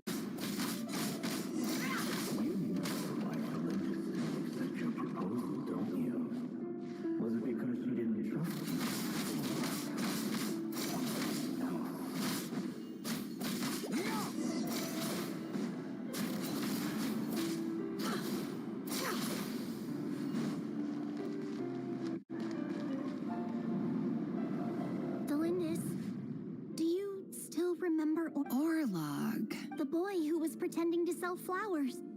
You spoke for quite a while, didn't you? Yes, we did. What about him? He was arrested 2 days ago. I just don't get it! After everything he's done, why do you still stand by him?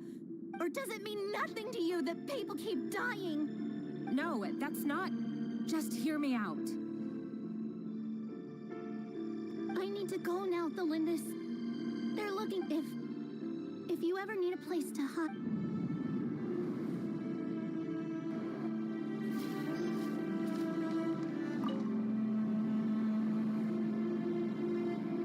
Author Thelindis.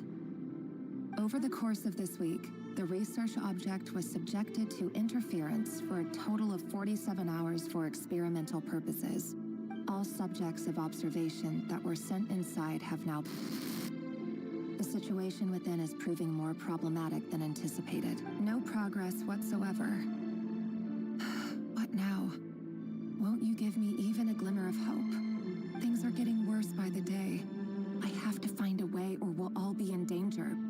But I... If all this research comes to nothing, what then? Sooner or later, it'll be my neck on the line. But could he really bring himself to kill me?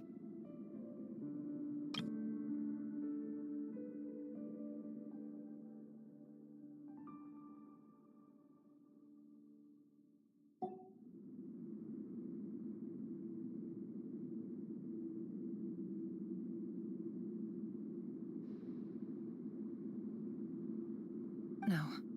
Surely he wouldn't have the...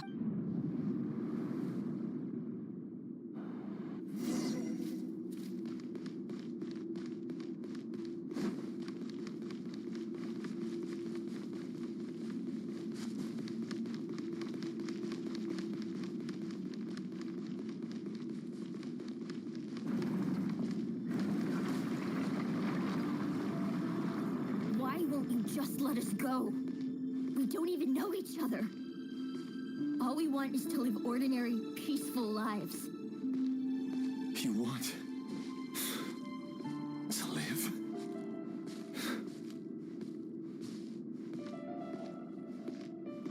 Yes. I just want to go on living.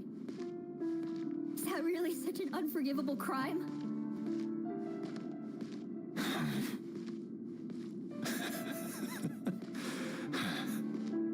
You want to go on living.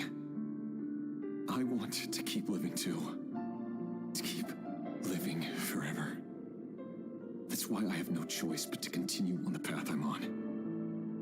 If only some savior would suddenly swoop down and change the way the world is. Too bad that's not going to happen.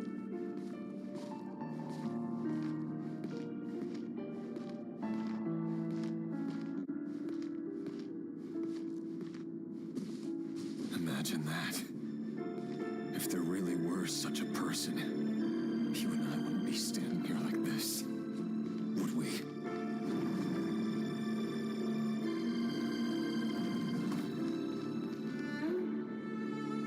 Today's files are in. Time to wade through them just like usual. No, I don't get tired of it. It's my job. And not only am I lucky to have it, I'm good at it too.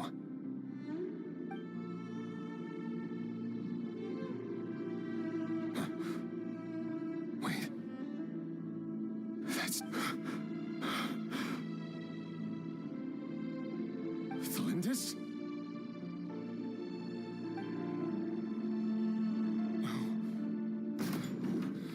No. No! Why? But you bear no mark of the Crimson Moon. How could you possibly have anything to do with them? It cannot be. A diluted bloodline. Carefully concealed. I see it now. You've been living in the shadows just like me. What a fool I've been. Numbing myself with talk of justice. Even imagining my friends would back me up. But in the end, Irminsul. Finster King? How far are you going to take this? From the direct bloodline to secondary offshoots? And then what?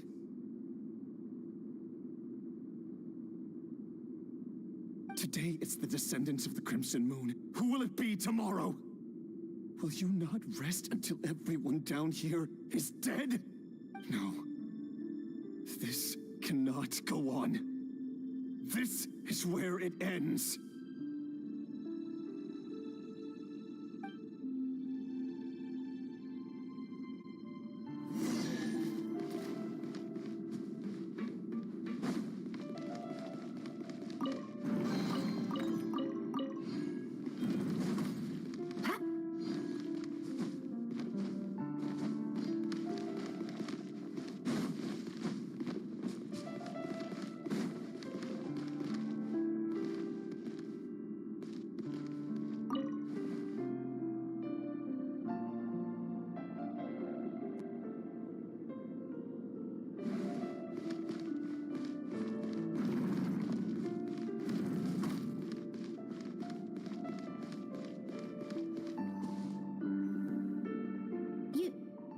You're really letting me go? I am. As long as you can guarantee that no one will find you. Don't worry, I'll be extra careful. No one will know, but... If you let me go, you won't be able to complete your mission. Good point. No, please! I just want to see the outside world again. To... Go on living? Yes. I know you're a man of your word. If I let you leave, what will become of me? Just kidding. Go, now. But remember, don't let anyone know you were caught. We'll be seeing each other again very soon if you do. Even shadows in the dark must live by a code. But you can't save everyone. You've been whispering in my ear for days now, Vedifilnir. What are you trying to do? Break me down? I only say this because you long for an answer to your problems. Let her go, Rerir. You risk losing everything. I will not abandon Thelindis. Then you'll need a little more vigilance and a lot more power. The world is changing, Rerir. Keep your eyes peeled for your moment of opportunity. That voice used to be so unclear. But now I know exactly whose it is. It's Vedifilnir.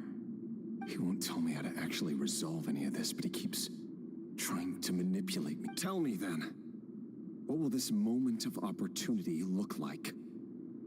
And no answer. He's like a ghost. Always just... So, the Eclipse Dynasty was purging, well, massacring the descendants of the Crimson Moon. And it seems like the king's obsession with abyssal power left the future of Conria hanging in the balance. No wonder every aspect of Rerir's life was so unstable. And it looks like this Thelindis, Rerir's would-be fiancé, herself belonged to a sub-branch of the Crimson Moon Dynasty's descendants. It almost defies belief that a couple like them could hide the truth from each other for so long.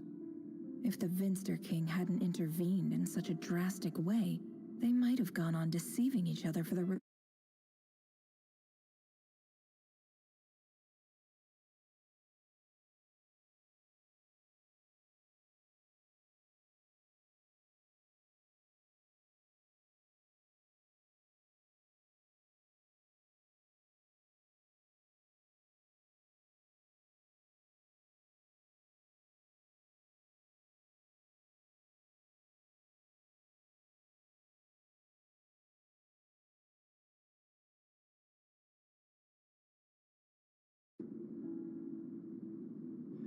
And why does Vedifilnir, Dainslif's older brother, keep talking in Rerir's head?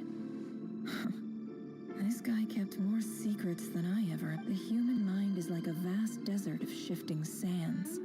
When you follow the flow of someone's memories, you only ever oversee the parts they're willing to let. Time for something a bit... We've been inside Rerir's mind this whole time, building up a... There's already enough clues on the board to start reading between the lines. Now, we can finally begin to put the pieces together. Sure, it'll only be a reconstruction. Part simulation, part reason. Once we've built up a cognitive profile, we just need to cross-check the logic behind his actions. And then we'll be able to take a sneak peek at whatever it...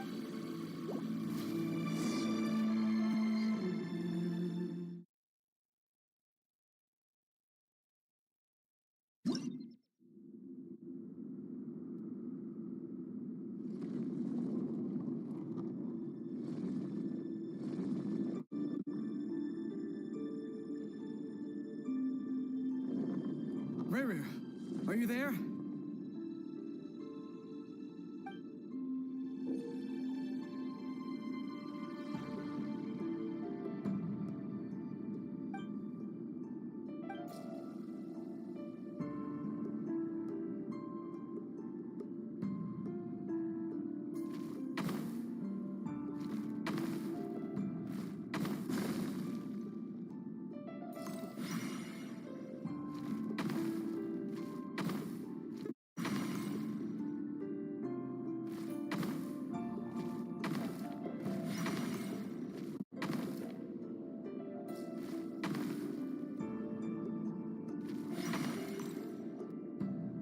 Hey, Rerir!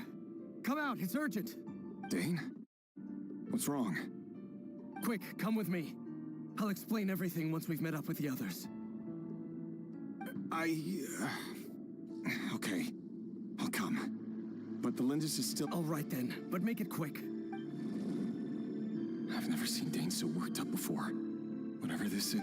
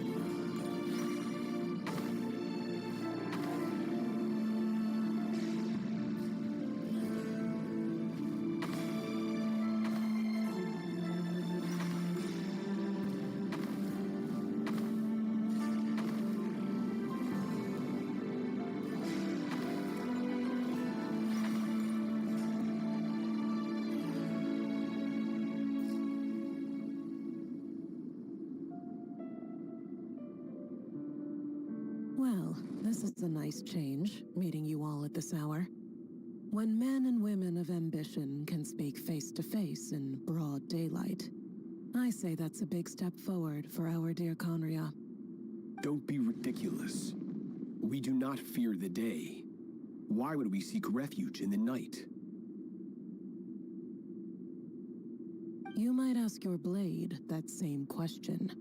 I'm told it prefers the cover of darkness.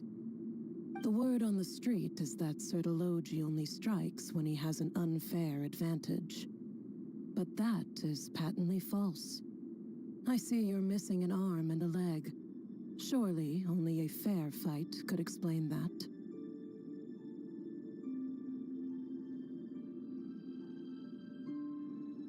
If this is your way of offering me replacement limbs, believe me, I'll take them.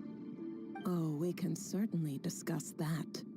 With bioalchemy, anything is possible. Assuming I have your full support in my research. Lunatic. Roptatir, what brings you here? Why, Dainsleif, of course. He invited me. Please, cast aside your apprehensions, Miss Rhindaughter. Whatever the rumors may say, I am but a humble servant of the king, and I can assure you he affords me no greater convenience than he does you. Well, the Universitas Magistrorum won't stop fawning over you, so at least some of the rumors must be true. You're clearly doing well for yourself. So drop your president of the Universitas Magistrorum, the chief royal mage known as the Wise by royal appointment, and by far the most favored among the 4 pillars of Conria. Vice President Veet doesn't even try to hide his envy when he sees you. My success is the product of hard work and good luck. It's as simple as that. Were the king not such an extremist, I hardly think I would have received a senior post at my age. Of course, no job is without its gripes. Serving a king like ours can be a challenging task, as I'm sure you can imagine. And as for Eftervit, in missing out on the presidency, he's dodged a mountain of stress.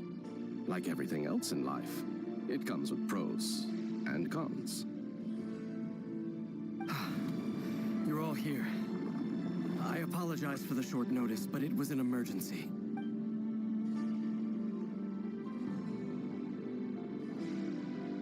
You must be Marir. Mr. Sertologi. Yes, I handled your case file during your sentencing. Nothing per...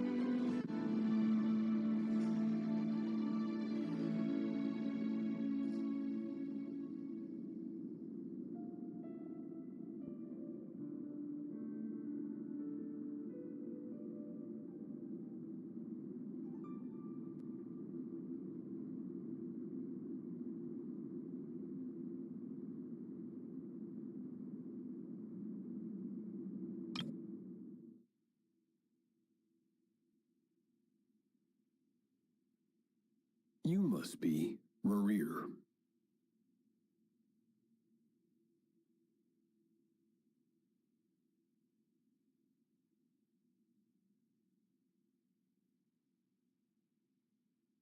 You're clearly a person of substance if you... It's my brother, Vedafenir.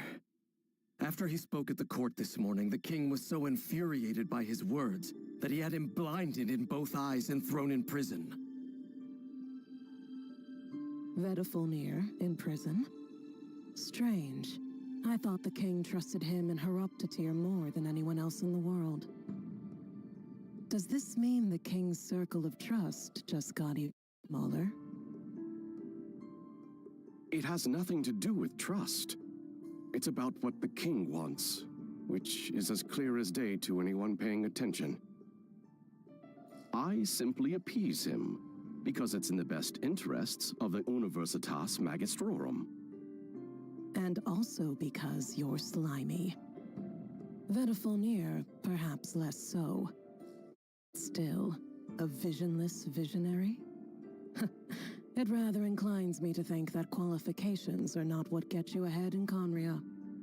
Do you honestly think this is an important discussion to be having right now?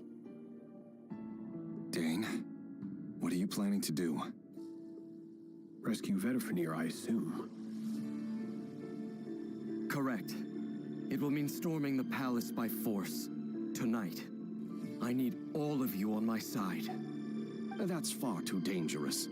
And don't forget, Dainsleif, you're captain of the Royal Guard. You swore an oath to the throne. You've been planning this for a while, haven't you? I have no desire to commit treason. But whatever critique the king may have of Vedafenir, disfiguring your most loyal subject for putting the best interests of his court and nation first, this is not the conduct of a wise ruler. My blade will force the king to see the error of his ways. So, Vedafenir's prophecy enraged the king. I'm sure it wasn't what he wanted to hear, but if he won't take counsel even from the visionary, that is deeply troubling news. The extent of His Majesty's madness is now all too clear. The question is, how does a man like me get out of this situation unscathed? You have noble ambitions, Dane, but I'm afraid they don't do much for a guy like me. I'm not interested in saving the world. All I want is a letter of pardon. A letter of pardon? For whom? The chances of the Venster King issuing a pardon for anyone connected to the Crimson Moon seem vanishingly slim.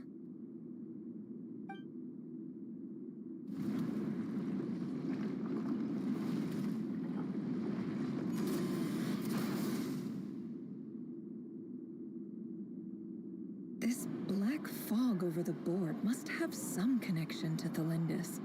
But why is it taking this another mystery?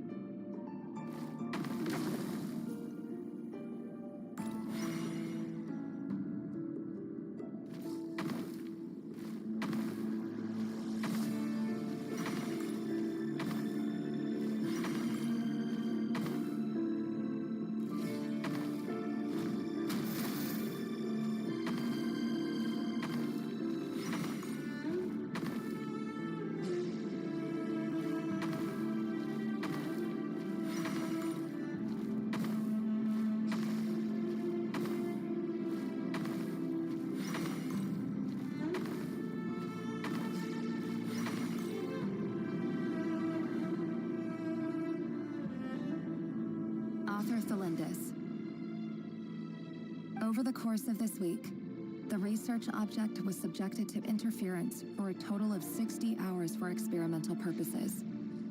The results are as follows. Research dating back to the Crimson Moon Dynasty has established 2 points regarding moon marrow. Firstly, its origins have something to do with a god's power. Secondly, it serves. However, there are a number of hurdles to overcome before we can answer the question of where it leads to. To start with, opening the gateway requires a specific power source, which the relevant literature indicates. An enormous amount of power is then required to keep the gate open. Currently, the total power output of our instruments remains in the single digits. To make matters worse, I am now the only staff member remaining in the Moon Marrow Lab. The Universitas Magistrorum recently decided to move most of its personnel into abyssal energy research, which has stymied all Crimson Moon-related projects. This is not a wise move. I have always maintained that placing all our hopes in a single source of power is risky, especially one as poorly understood as this, as well as making ourselves overly reliant on a single resource.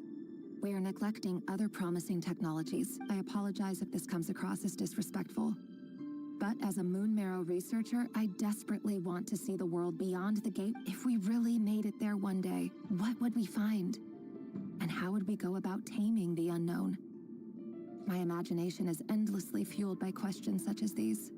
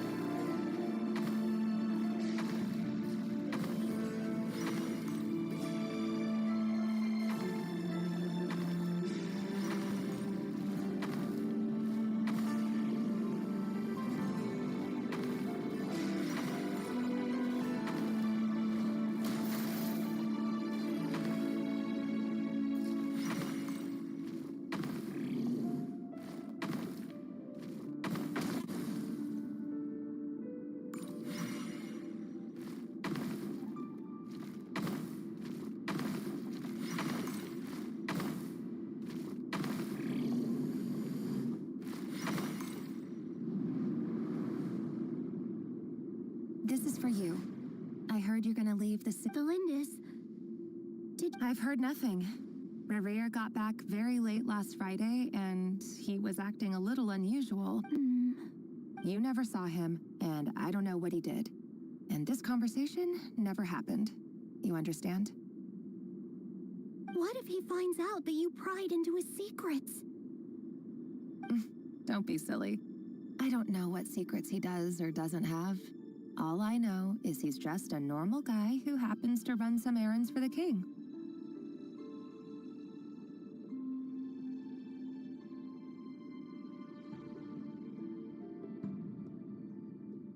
Are you scared of him? I don't know.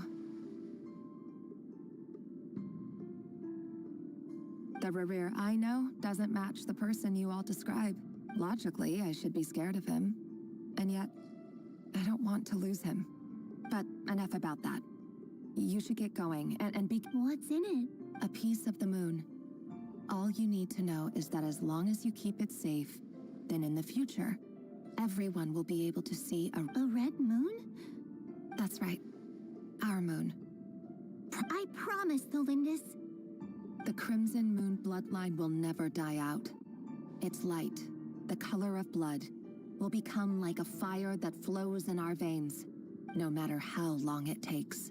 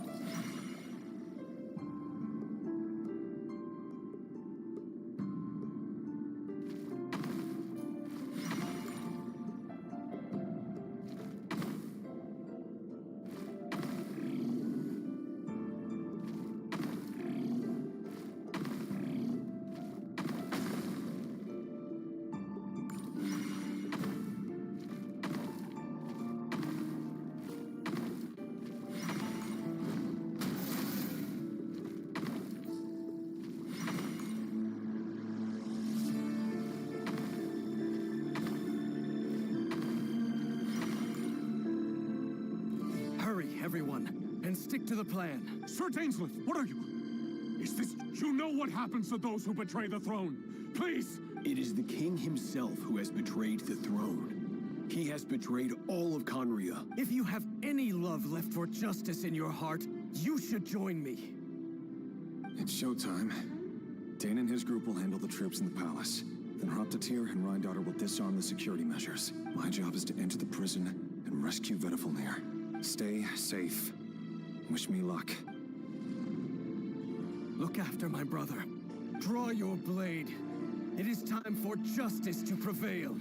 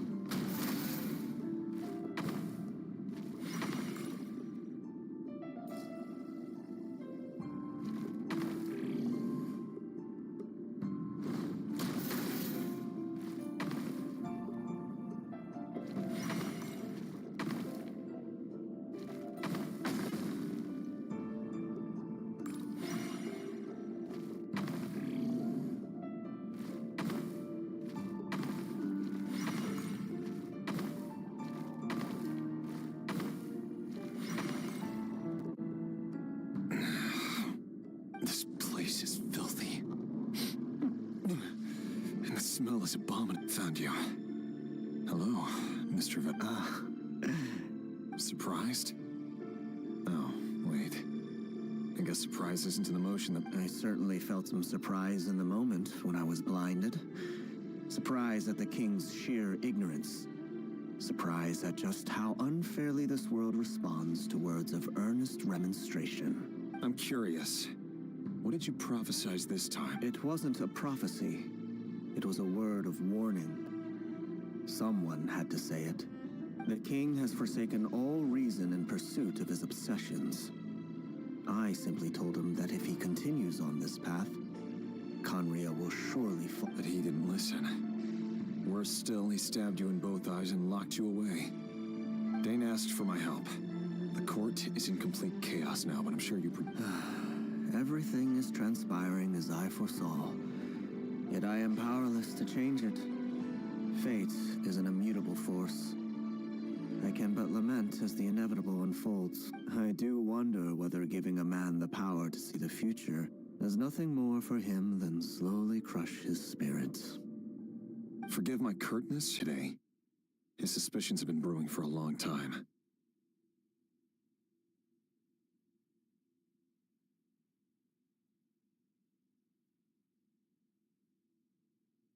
You can't have wisdom beyond the reach of your fellow man without attracting his fear and suspicion.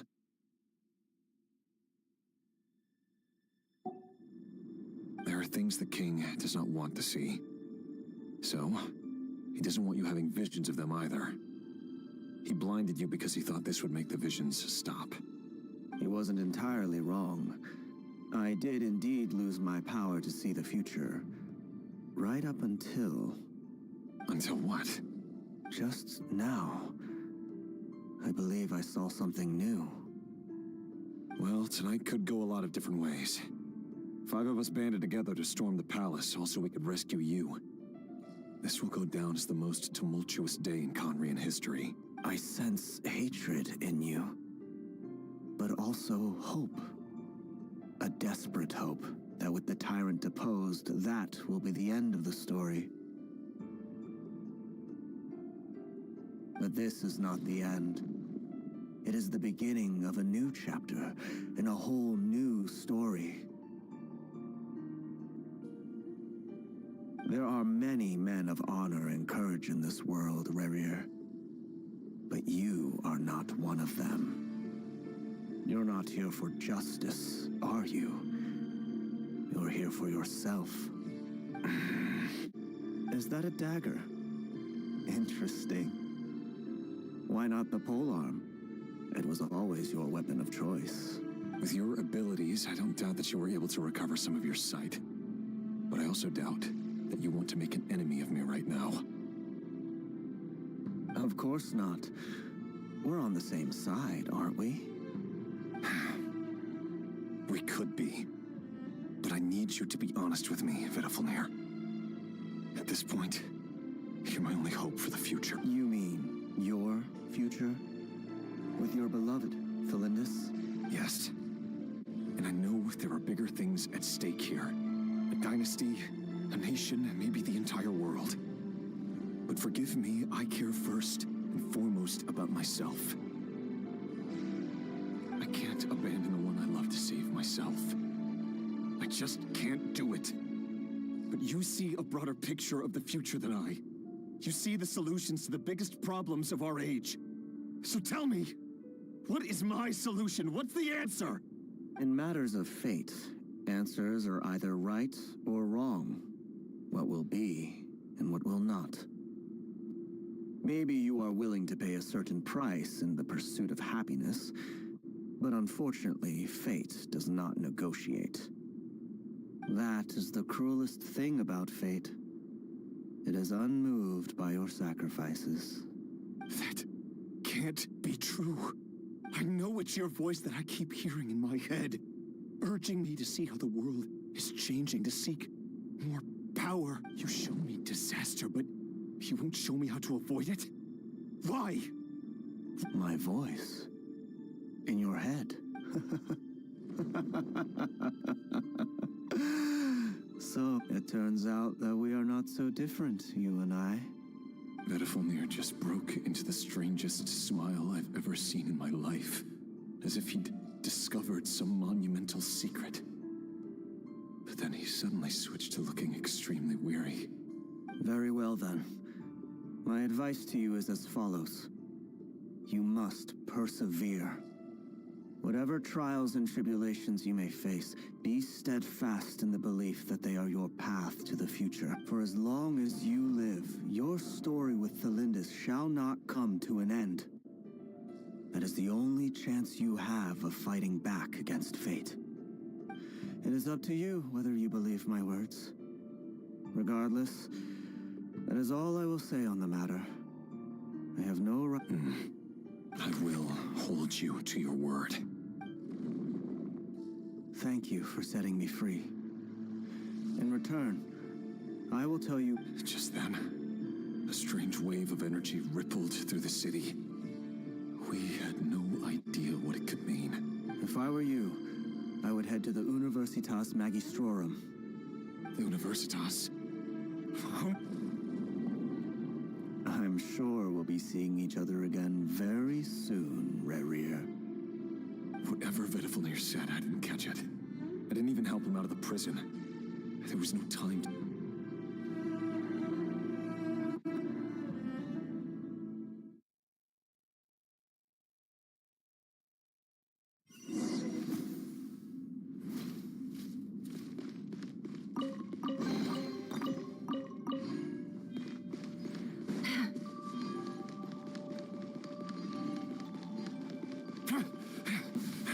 Monsters? Is this Rhindaughter's doing? By the Universitas Magistrorum. Out of my way!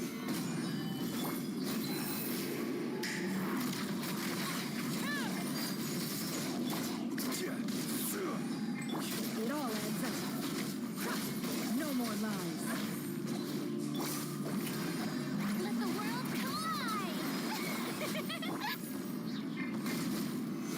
Stabilize!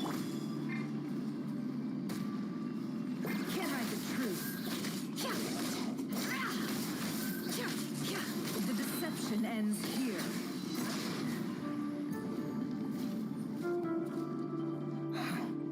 The Universitas. That reminds me of... Allegedly, the king installed secret mechanisms in the palace and around the city. No one knows where they are or what kind, but if they were ever gonna activate, it would probably be... Help! Help! Hold on! Don't let them anywhere near you! Save me! I can't! Ah! That sounded like an explosion. So, the rumor is true. What other means does the king have at his disposal? They must run on power from the Abyss. And given it's a major center of Abyss research, anyone over at the Universitas will be in grave danger.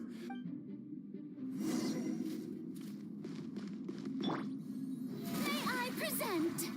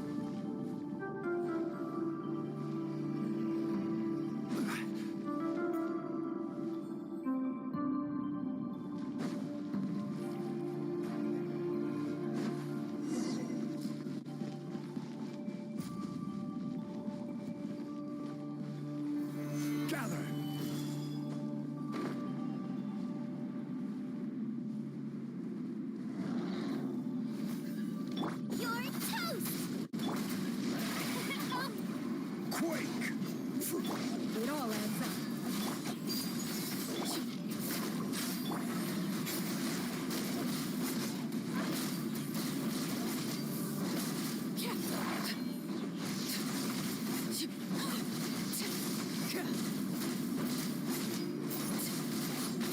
Overruled. Stabilize.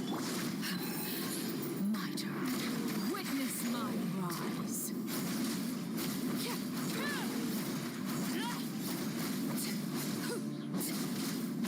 No more lies.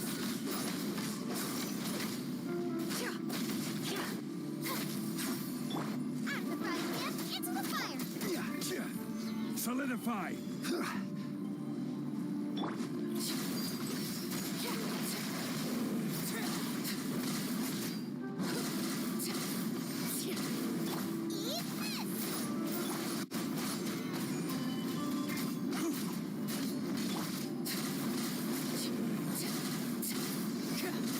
Laid bare.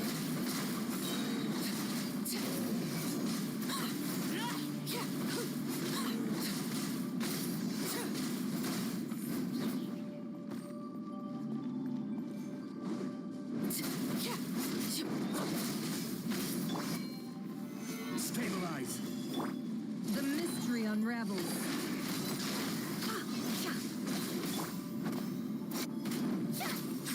May I present? Nice and spicy. Transfixed.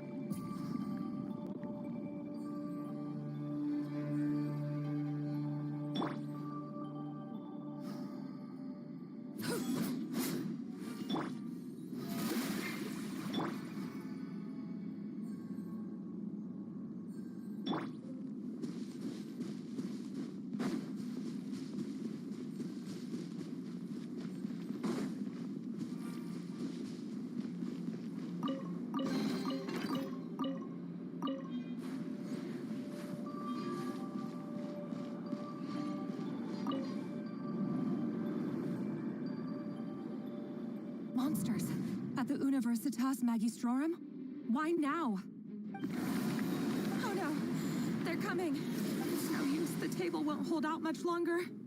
The weapons. Of course. All the lab equipment was upgraded after the inspection last week, but the new weapons haven't been... I'm done for. Is anyone... Ah! Stay back!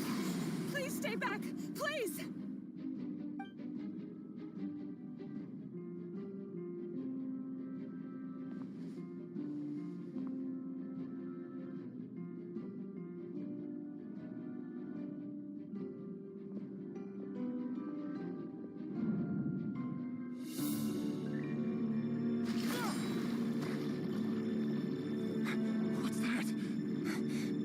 Rear. So the rumors about your work are true. What? No! Listen, something happened at the palace tonight. We have to leave! You don't need to lie to me anymore. What do you mean? I know why you're worried, and I will respect the decision you've made. But it's okay, because I found a solution.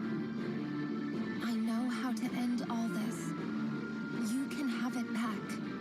The normal life you so desire. But until then, I'm afraid our wedding will have to wait. Cylinders? No, don't do it! Cylinders! Cylinders!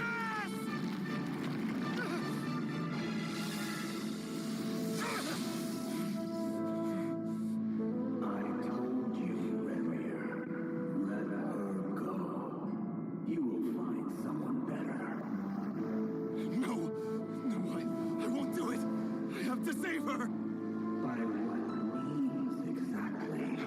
A lonely pawn. You lack the power and the strength of will. Do you know a way? Tell me! Come to the palace. Join us.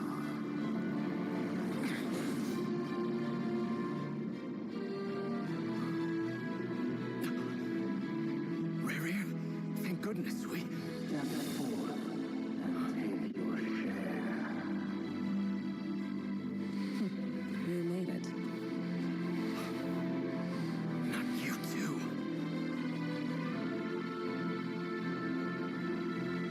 Hatred, despair, desire. We all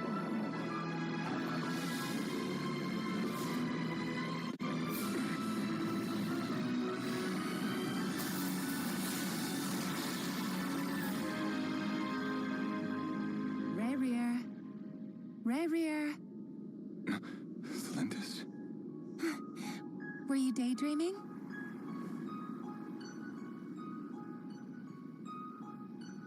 You still remember, Rear?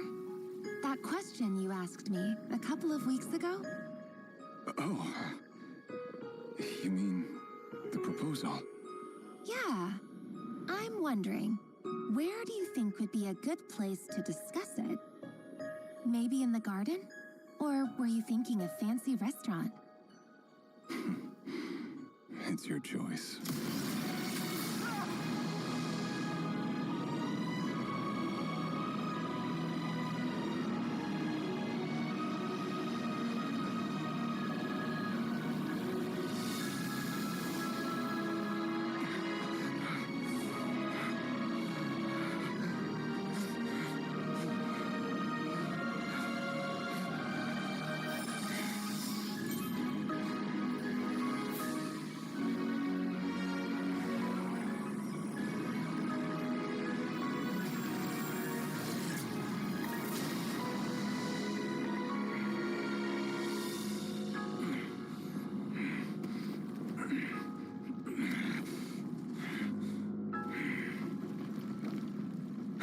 Find you.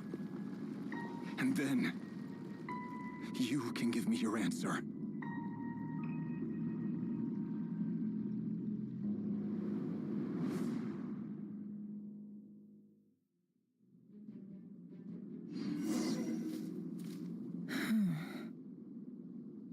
So that's how the Raker of Solnari was born.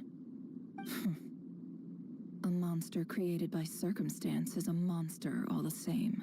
Viewing other people's thoughts for too long can get uncomfortable. Right in a nutshell, the story of Conria is what happens when the truth falls by the wayside. Everyone tells little white lies, and before long, you have a huge pack of lies that destroys everything. Time to get back.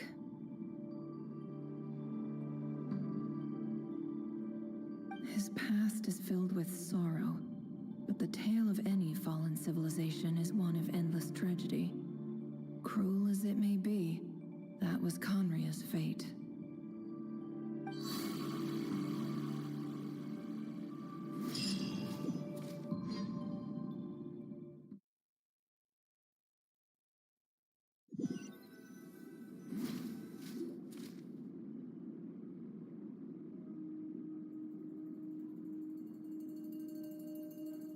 Everyone, I'm back. Can I get a standing ovation? Never! How are you holding up? She's fine. Boss is a pro. Yes, I'm fine. You will have seen the events of Rarir's life through my thoughts. It's now clear that he is just a regular nobody, driven by personal tragedy, as he said himself. I mostly agree. There's only so much we can know about him from his memories alone, but they did give us a clear glimpse into his life in Conria. However, I would not consider Rarir to be a nobody. He was deeply involved in the events of that era. Yet, when the catastrophe of a generation strikes... Nope, sounds to me like you're speaking in riddles again. Is this you urging me not to abandon the people of Nodcry in their hour of need? That's not what I meant. Although I do hope you choose to remain a part of the plan. Without you, the mission ahead will be all but Then try to remember that I respond better to the carrot than the stick. And I don't appreciate being bossed around. Now, as for you, Missy, you were excellent. You stuck to the rules of the ceremony and kept your mouth shut the entire time. Cool! So, can you fill me in on the deets now? Most of what I saw went right over my head. Patience. You'll hear the whole story, don't you worry. But let's meet up with the others first. Yehoda? Yes, boss! Let me get that door for ya. That's more like it. For a moment there, I was worried you'd forgotten about the first clause of your employment contract. Forgive my curiosity, but what does the... It says I gotta do the annoying stuff that boss is too lazy to do for herself. Like... Is that right? If something is in the contract, it's because she willingly agreed to it. Rest assured that the curatorium abides by the very strictest of labor policies. You don't seriously think I'm cruel enough to treat her like my slave? In any case, I've hardly shied away from my share of the work today. Hope I don't catch Flintz and Varka lounging about in their chairs, enjoying a leisurely cup of tea. There's nothing I dislike more than other people enjoying themselves while I'm hard at work.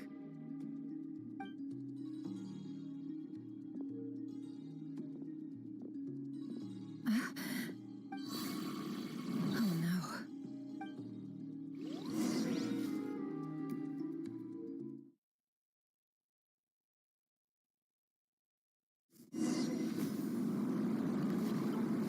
Sorry to disturb you, but we seem to have run into some trouble. Evidently so. Don't worry, I'm not about to leave you to fend for yourselves. I'm not that kind of I'm sorry? What did you hear me say? I wasn't talking about labor Wait. How long have I been standing here? Not long. You just appeared by the door a moment ago.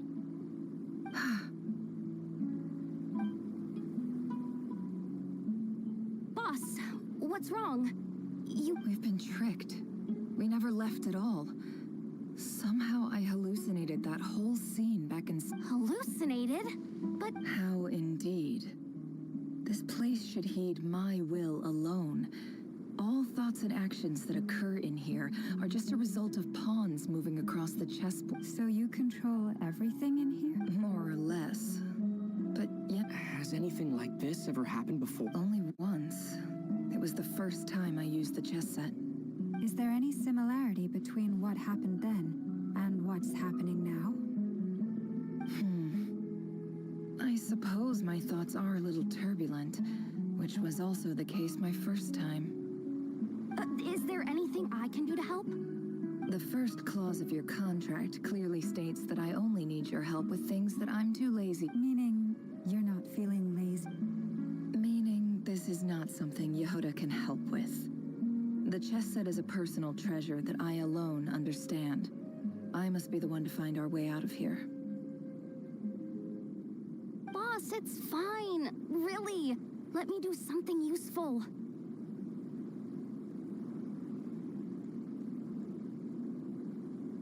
Oh, listen to you. Whatever would I do without you, What? Yes, really. Where would I ever find another employee as obedient and servile as you? Oh, okay. Well, anyway, I was thinking I suggest everyone finds someplace, even though all this chess malarkey doesn't exist in a physical sense. Mentally speaking, it's all you don't want to dismiss mental fatigue. Just because it isn't physical doesn't mean it's any less serious. But don't I have the bet? If we can find a suitable time, I'd love to borrow Yehuda for a day to help out at the Frost Moon Scions. Oh, Lauma. Have I ever told you just how pretty you are? Time to rally, everyone. Follow me. As we continue our journey, the same rules will apply. That means stay focused and you have my word that I will get us all out.